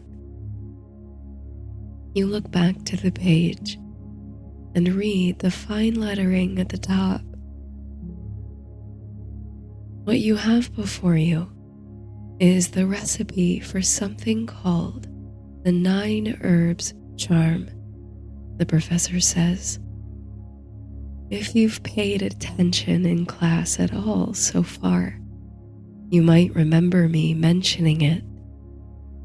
This text is from the 10th century, but the recipe is certainly much older. It's a classic healing charm that works against venoms and poisons. We work under the waning crescent, a powerful moon phase for healing magic. For tonight's examination, I'd like each of you to create your own potion using the ingredients laid out in the 9 herbs charm. But here's my favorite part. Here, a smile of utter delight crosses the professor's face. You'll see, I haven't provided you with any ingredients save the water. That's because everything you need is out here in the forest. You'll be gathering your own herbs this evening. A well-timed shiver of cold breeze punctuates the professor's words. You feel again a strange thrill. Now, Professor Bain continues, there's no need to worry about going into the wood at this hour. I've been hard at work all day, placing protective enchantments and barriers to keep you safe. If you come to the edge of the protected area, you'll come up against a strong veil of magic. Collect the 9 herbs as laid out in the recipe, but be mindful of their properties as you go. Some may require extra caution.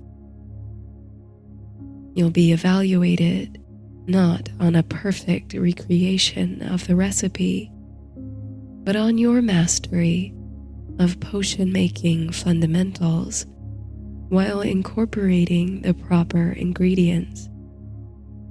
You might discover an entirely new way of using the ingredients together toward surprising ends. If you're called to creativity, embrace it. Are there any questions? As it turns out, there are many questions, but the professor has an answer for each. Professor, one classmate chimes in, this recipe looks more like a poem. The teacher's eyes sparkle in the dim twilight. Ah, she says, with an edge of mystery gilding her voice. Potions are poems. Recipes are recitations. Let the poetry guide you to each plant's inherent magic. By the time the last of the light is disappearing over the mountains, you're itching to begin foraging in the woods, contented with Professor Bain's precautions and instructions.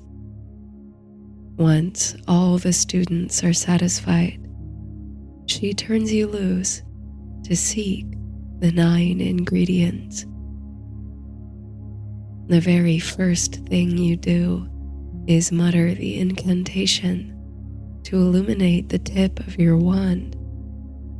Instantly it brightens, sending a beam of silvery light across the grass and toward the forest. In your periphery, you see several other wand tips spring to light and bounce off in between the trees. Tucking the book under one arm and taking a few useful instruments from the table beside your cauldron, you find an opening in the trees ahead and venture into the wood.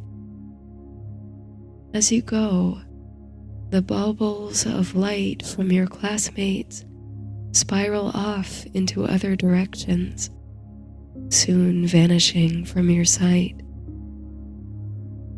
The darkness of the forest settles around you, along with an unearthly quiet, yet it's oddly comforting.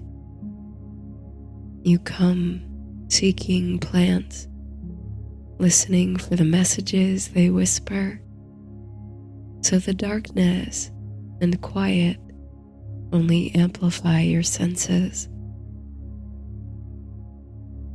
Once you've gone a few strides into the thicket, scanning the forest floor with your wand light, you begin to notice familiar foliage, mosses and flowers gathered round above-ground roots. You stop, reopening the textbook to the recipe for the 9 herbs charm. Your classmate was right. Rather than a straightforward list of needed ingredients, the text reads like Anglo-Saxon poetry, with the poet addressing each plant in turn, praising its achievements and qualities. Of mugwort, they write, "You were called Una, oldest of worts. You have power against poison and against infection." And waybread, or plantain, they hail as mother of herbs, open from the east, mighty inside. You are pleased to find that each and every herb listed in the recipe is one you've worked with or studied under Professor Bain, each with its own mythological weavings and medicinal uses. Most of them you'd recognize on sight, and the rest, fortunately, are illustrated on subsequent pages of the text. And with delight, you find the first of the plants you seek speckling the forest floor about your feet. You might recognize this plant anywhere for its daisy-like flowers, white petals with bright golden eyes. You've hung such flowers out to dry and steeped them into teas for rest and calm. It's chamomile. Bending down to gather armfuls of the flowers, you softly swoon at the delicate scent, so reminiscent of cozy nights by the fireside, clutching a mug of hot tea. Your mind spins back to a particular memory of convalescing from a lingering cold when a beloved caregiver brought you chamomile tea and a warm compress for your forehead. How your body tingled and mind went fuzzy after drinking it, sending you sweetly into a regenerative sleep from which you awoke with your fever broken and new energy. It's right that this should be a chief ingredient in a classic healing potion. You're not sure how much you'll need of each herb, but you recall the professor's advice in an early gathering of the class to harvest respectfully, never taking more than half. You're sure there are more patches of chamomile sprinkled throughout the forest, but still you have a mind to leave some for your other classmates. So, you carefully cut a few sprigs of chamomile and stash them in the leather bag. One down, you think. 8 more to go. Quite quickly, you're able to find the footprints of several other required ingredients along the way. Waybread, or greater plantain, lamb's cress creeping over damp soil, entwined with a different silvery herb, chervil with its feathery leaves, which, when rubbed between your fingers, Release an oil with the aroma of myrrh. Betony, a miraculous plant with the ability to soften anxiety, arthritis, migraines, and more. Also a favorite of those who seek protection against dark sorcery. The woods are quiet still, disturbed only by the distant warble of nocturnal birds and the music of soft wind through the canopy. The trees here are old, some maybe thousands of years old, twisting together at their leafy tops and, perhaps deep in the ground. You make your own path now, for the roots grow thickly above the soil, making obstacles and labyrinths to traverse. An alley of oak brings you to a small stream, beside which grows a cluster of fennel flowers, another of your sought herbs. You kneel to cut the stalks carefully, releasing the anise-like fragrance. You recall Professor Bain's lecture on the curative properties of fennel and its cousins. They're powerful aids for digestion and even able to improve one's eyesight. But beyond the medicinal use, you are reminded of fennel's place in classical mythology. It was inside a hollow fennel stalk that Prometheus, the Titan, concealed the spark of fire to bring to mankind.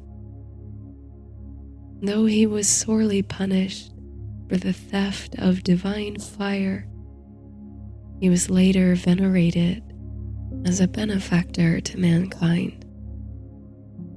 You like to think of the gift of fire as something like the gift of magic.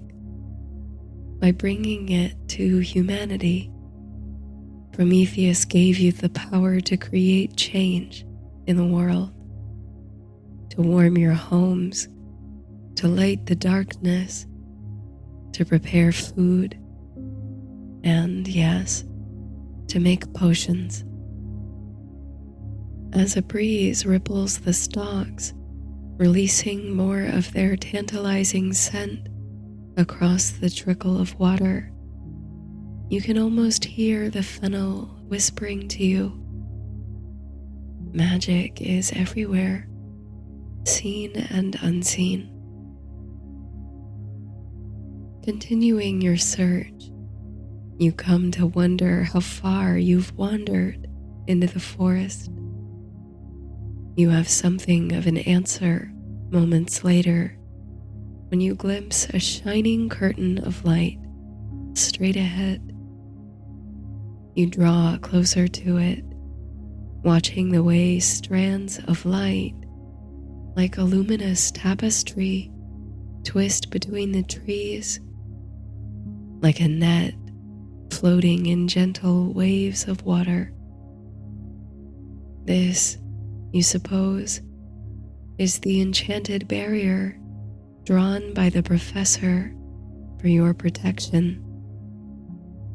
Beyond it, the expanse of forest is vague, blurry, and inaccessible. You wonder what manner of wonders lie in the darkness beyond that shimmering veil. Returning to the task at hand, you refer again to the text to assess your outstanding ingredients. There are only 3 left now. You trudge through a thick blanket of fallen leaves, which litter the damp earth of the deciduous groves. They're not all fallen just yet, but those that lie are turning to compost underfoot. feeding the soil and the plants that grow here. You come to the edge of a pool in which glitter the reflections of tree branches that bend together overhead and the handful of stars that peek through their twigs. There's another bouncing orb of light moving toward you from the opposite direction. As it comes closer, you can make out the features of a friend in its wake. The first time you've seen another student since stepping into the wood. You acknowledge each other across the pool. It's Charlotte, the star student of your year. "How are you making out?" you ask, your voice louder than you expect it to be as it cuts through the silence and over the pool. "Oh, quite well," she responds. "I've only one left to find, and it seems I've just found it." Here she moves her lit wand upward to indicate a tree near you. She begins to edge around the pool toward it. "Wild apple," she says. You hadn't noticed it before, but there, steps from where you stand, is a twisted tree laden with heavy, ripe fruits. Charlotte reaches up with one hand to twist a single fruit from the branch and regard it thoughtfully. The simple gesture, which you repeat on your side of the tree, resonates with powerful symbolism. The apple has meant so much throughout the course of human history, myth and medicine. The fruit of knowledge, the golden boon for heroes like Hercules, the gift bestowed on goddesses to launch legendary conflicts. It's a fruit of love, a delicacy, and a health-heartening favorite the whole world over. Such a fruit certainly belongs in a healing potion. Before Charlotte retreats, you ask her, "How did you find everything so quickly?" She gives a characteristic sigh and replies, "With a locator spell, of course. Simply speak the incantation and substitute the Latin name for each herb. It leads you right to the closest occurrence." With that, she turns and disappears with her wand light back into the forest. A locator spell. Why hadn't you thought of that, you wonder? But then, doesn't that seem all too easy? Using spells to find the ingredients is fine for those who choose that path.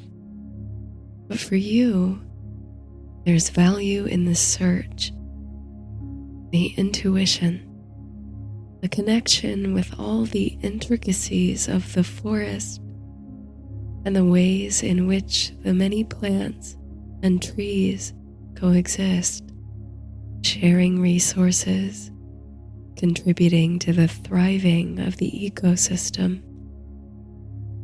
That relationship of the plants in the shared environment is similar in a way to the relationship of ingredients in a potion.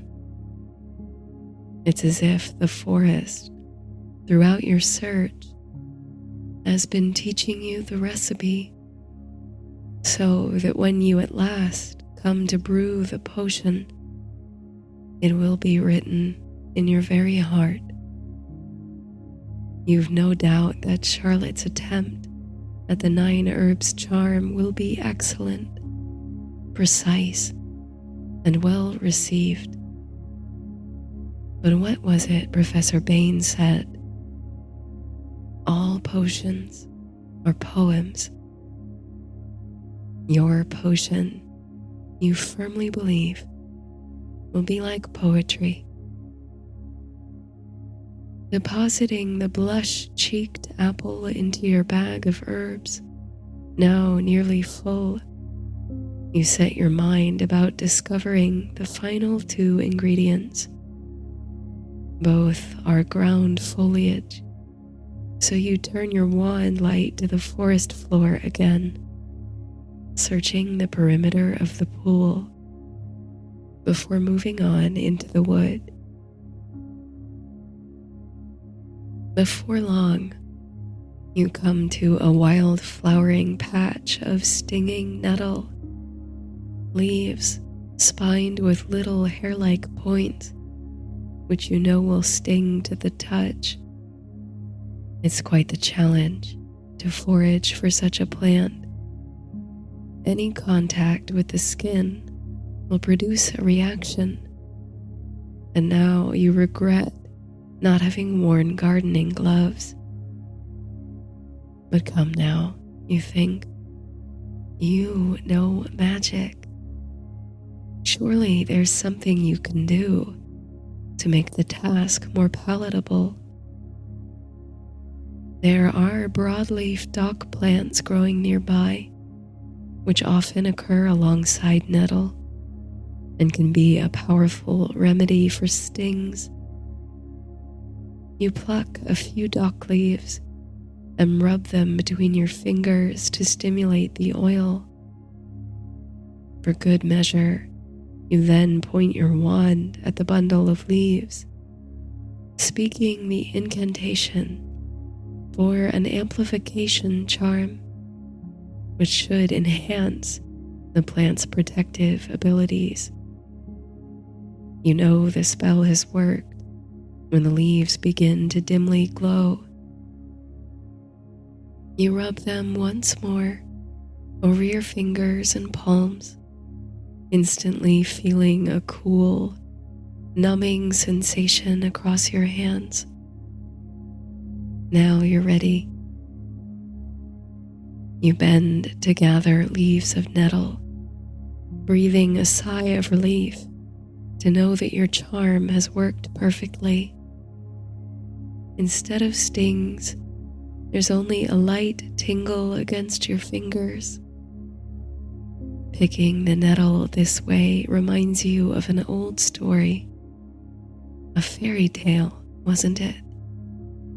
About a young woman whose brothers were all turned to birds, swans, and the only way to return them to their human form was to weave them shirts of stinging nettle, despite how the plant stung her hands.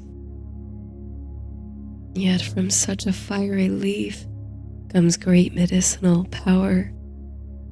Nettle is anti-inflammatory, reduces muscle pain, and relieves stress. It seems as if the nettle speaks to you.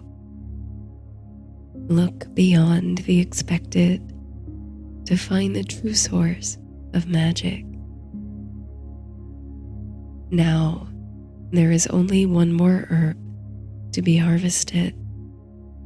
The first one listed in the charm and hailed as the oldest of herbs, mugwort, known to you as Artemisia vulgaris, named so after Artemis, the Greek goddess of the hunt. Some myths held that Artemis was born from a mugwort plant.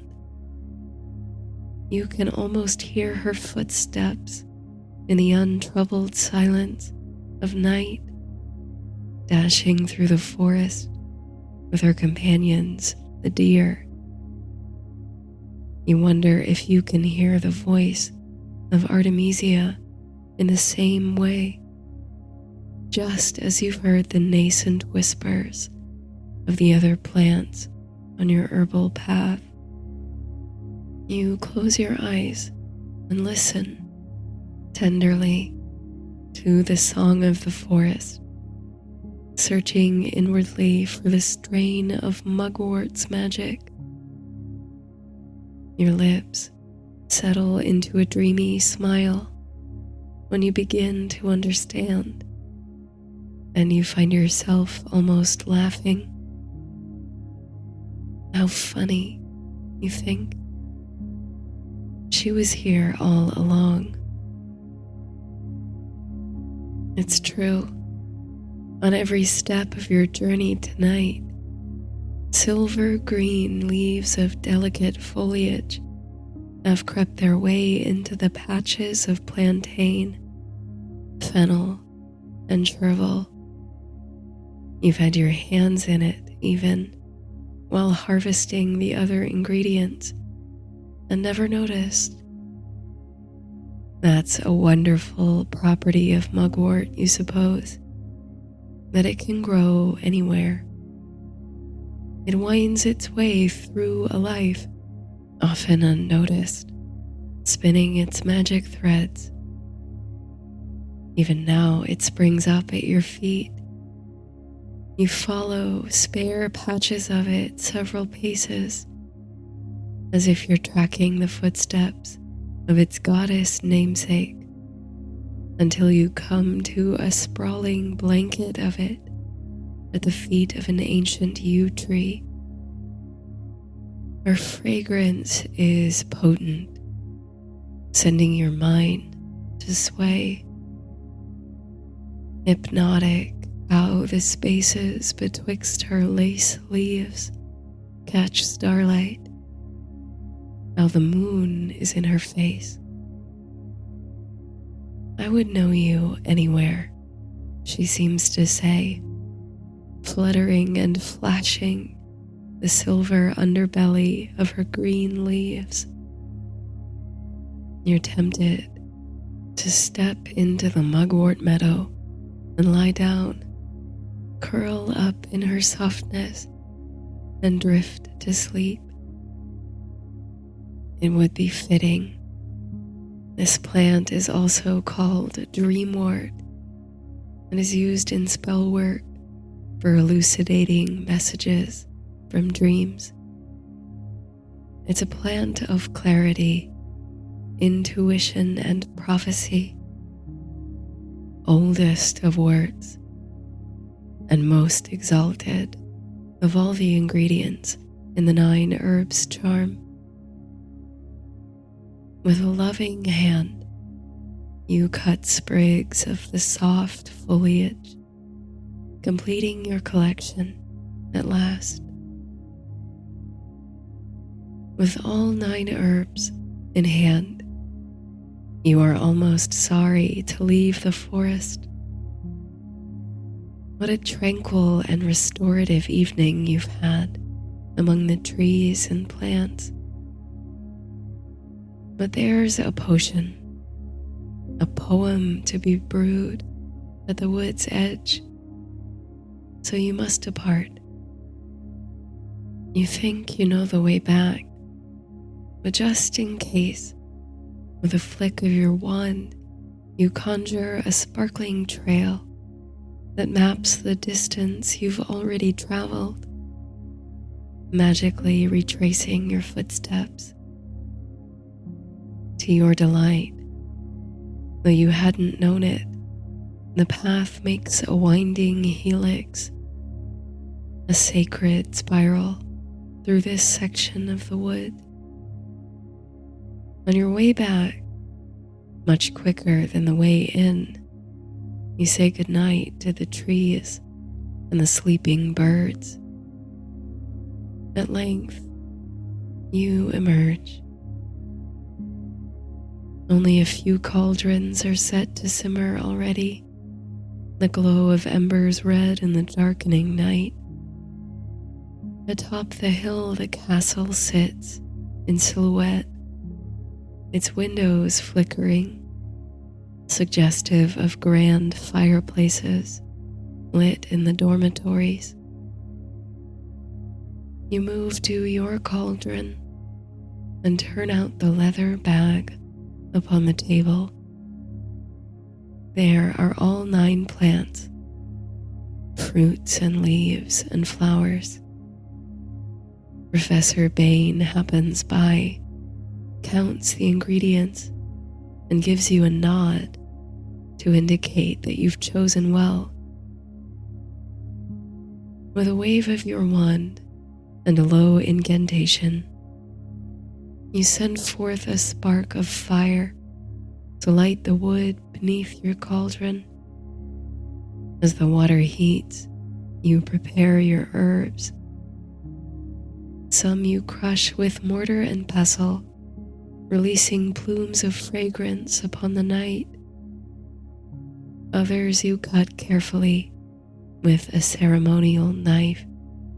The apple you peel in one long corkscrew piece, hoping the pigment lends a pleasing hue to the potion. And when the water begins to simmer, you thoughtfully cast ingredients into its belly. With each casting, you consider the layers of meaning and magic in the plants, the messages they whispered to you in the wood. The steam rises, aromatic and potent, bewitching your senses. You take great care to stir only when needed, to allow herbs to steep well before adding others, and to infuse your task with sincere intention, the root of all magic. As you work, more students stumble out of the woods with overflowing satchels or armfuls of plants.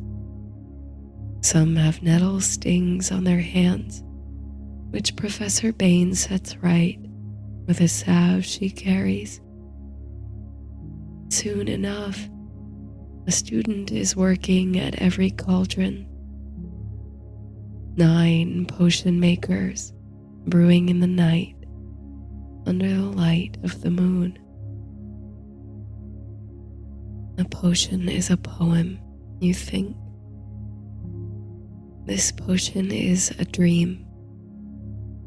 The recipe is written in your heart, derived from a ritual walk through the wood, a communion with the plants you now toss into the cauldron, incensed with apple peel and fennel seed, deepened with betony and plantain, lifted with chervil and lamb's cress, stung through with nettle, softened with chamomile, and lastly, spellbound with mugwort, the dreamer's plant. It's a potion to heal, certainly, but you intend it most as a potion for sleep, mugwort taking the lead within the mixture, a gentle agent to restore the mind and body through dreams. 8 clockwise stirs, and 1 widdershins to set the potion. The number 9, of course, is strong and magic. On the final stir, a veil of sheer gold settles over the top of the potion. It might be invisible if it weren't for the mild light of the waning moon. It's done. As if she senses its completion, Professor Bain appears only a moment later and peers over the brim of your cauldron. She inhales the trails of steam. There's a deep aroma of licorice, spice, and candied apple. With a graceful hand, She ladles a portion into a small glass vial and holds it up to the light of the moon. The liquid sparkles, a deep green color with a halcyon iridescence. She puts a stopper in the bottle and with the tip of her wand inscribes your initials into the cork as if etching them with fire. This she stashes in a basket with 2 other similar vessels. When you're ready, she says in a hushed tone, you're dismissed. You can take some with you if you like. It's only now that you realize 2 of your classmates have left their cauldrons, finished with the exam, and already back up at the castle by now. Before she leaves to inspect the work of others, you're certain Professor Bain gives you a wink. She must have liked the look of your potion. You'll know soon enough when you get your marks. Feeling accomplished and also suddenly immeasurably weary, you do decide to take some of the potion with you. With a steady hand, you pour a ladleful into one of the glass bottles provided, stopping it with a cork. Then, with a flourish, you extinguish the fire beneath your cauldron, leave the textbook on the table, and depart. Halfway up the rocky side of the hill, you stop and turn back to look at the forest and the threshold of cauldrons and smoldering fires before it. From here you can almost see, or is it an illusion cast by the scudding of night clouds across the moon? The shifting, shimmering barrier delineating the protected space of the wood. In the caretaker's cottage, a light in the window blinks out, and a few final wisps of smoke escape the chimney. You climb the rest of the way up to the castle. As you push open the heavy doors to the entrance hall, you're greeted with a curtain of warmth. Your chilled fingers and toes quickly soften and tingle, and a dreamy haze settles over your eyes. Surely it's not very late, but you're simply overcome with the desire to go straight to your bed and surrender to a long and fathomless sleep. If only you could wave your wand and be there now, instantly. But with your mind and gaze soft, you climb the many stairs to the tower that is your dormitory. In the common space, a few students are gathered to study for their exams before the blazing fireplace. They greet you cheerily, asking if you'd like to join them. But you wave nonchalantly and explain that you're off to bed. Once within your room, you think that nothing has ever looked so inviting as your mattress at this moment. The plush pillows and thick blankets, the brocade curtains that drape from the canopy. You're ready to fall into the softness of it the moment you enter. But you stop to steal the briefest glance out the nearby window. The gleam of lit cauldron fire still pulses below, and the waning crescent moon glitters in reflection across the lake. Settling at last with a sigh into your bed, you draw the glass bottle from the pocket of your robes. Even now, the potion within shimmers. You unstopper it, take a deep inhale, and immediately feel waves of relaxation cascade over your body from head to toe.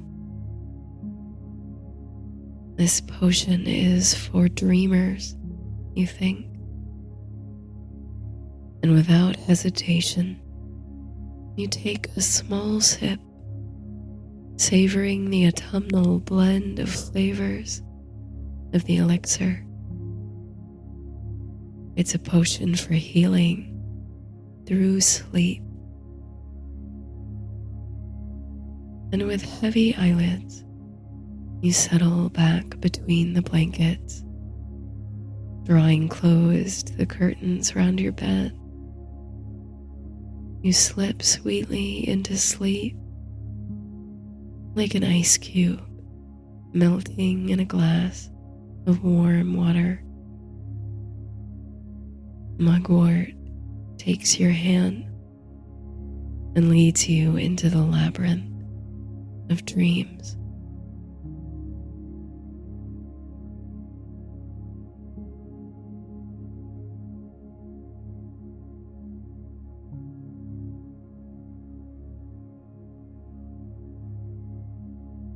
Soften into place, letting your breath settle into a natural rhythm, letting the belly rise and fall with your inhales and your exhales. Imagine that the breath is carrying away any tension, any worry, anything you'd rather not take with you tonight into the land of sleep.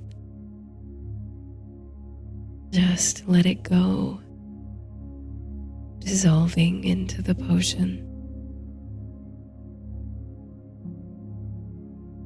With your eyes closed, allow your body to become heavy in place, melting into your bed. As you visualize a passage, it might be a stairway or a tunnel leading downward. This is the path to the dream world. Every step you take down this path takes you closer to sleep, as your mind slips down one level toward the unconscious world.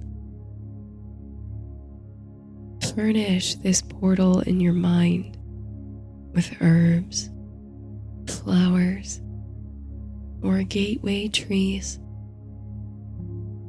Let it be a welcoming passage, integrated with the natural world. Breathe and take your first step down. Inhale, noticing that at your feet there are patches of a silvery green herb which flutters lightly as you move. This is mugwort, your companion and your initiator in dreams.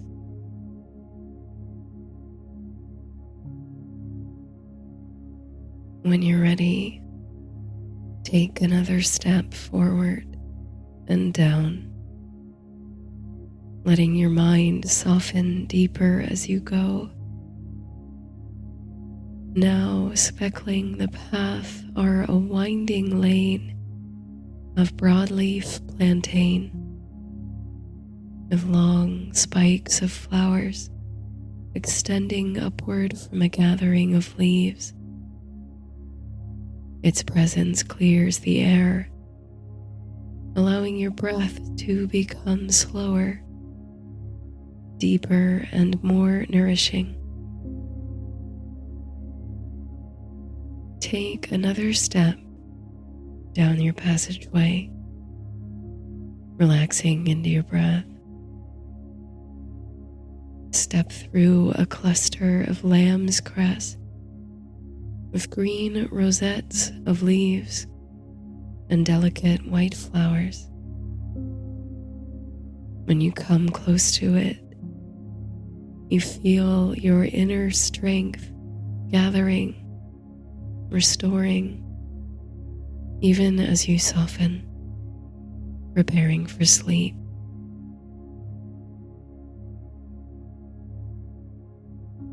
Another step down when you're ready, sinking down a level in your mind toward the dream world. Bethany brushes the sides of your legs, heart-shaped leaves with stalks of sweet purple flowers. Hand in hand with mugwort, Bethany is a dream protector. She will keep your dreams happy, productive, and safe.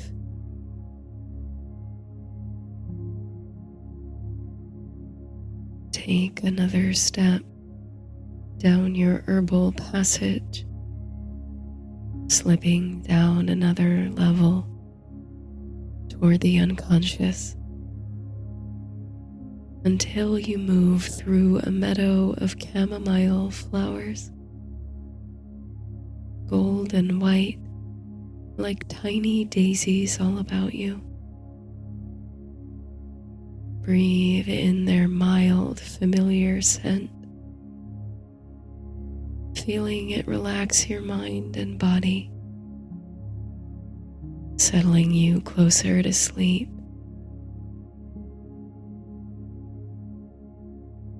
Move another step down, sinking deeper toward the dream world.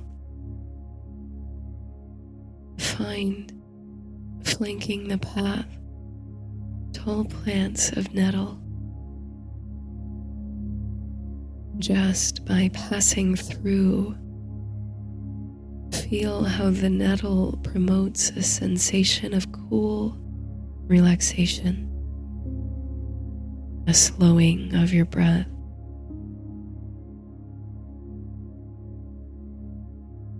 Take another step when you're ready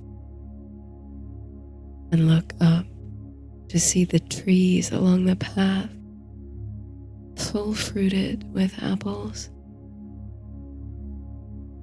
Their presence bolsters you, restores your constitution on the path to sleep.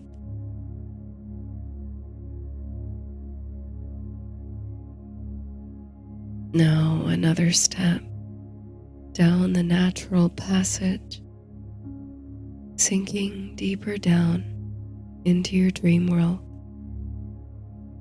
until you step through wild patches of chervil with soft feathered leaves.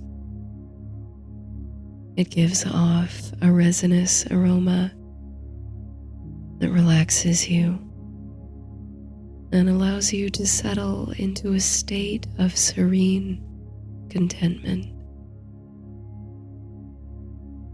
Breathe.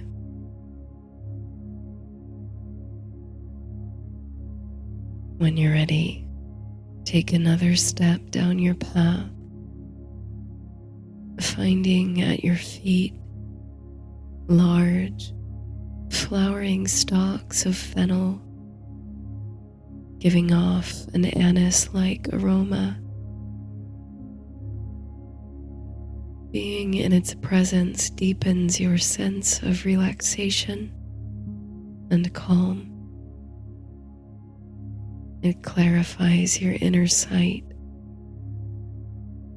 so that the way forward into sleep becomes easy, effortless to navigate. So linger here if you like for a moment longer. And when it feels right, step forward and down, crossing the threshold with 9 herbs as your guide,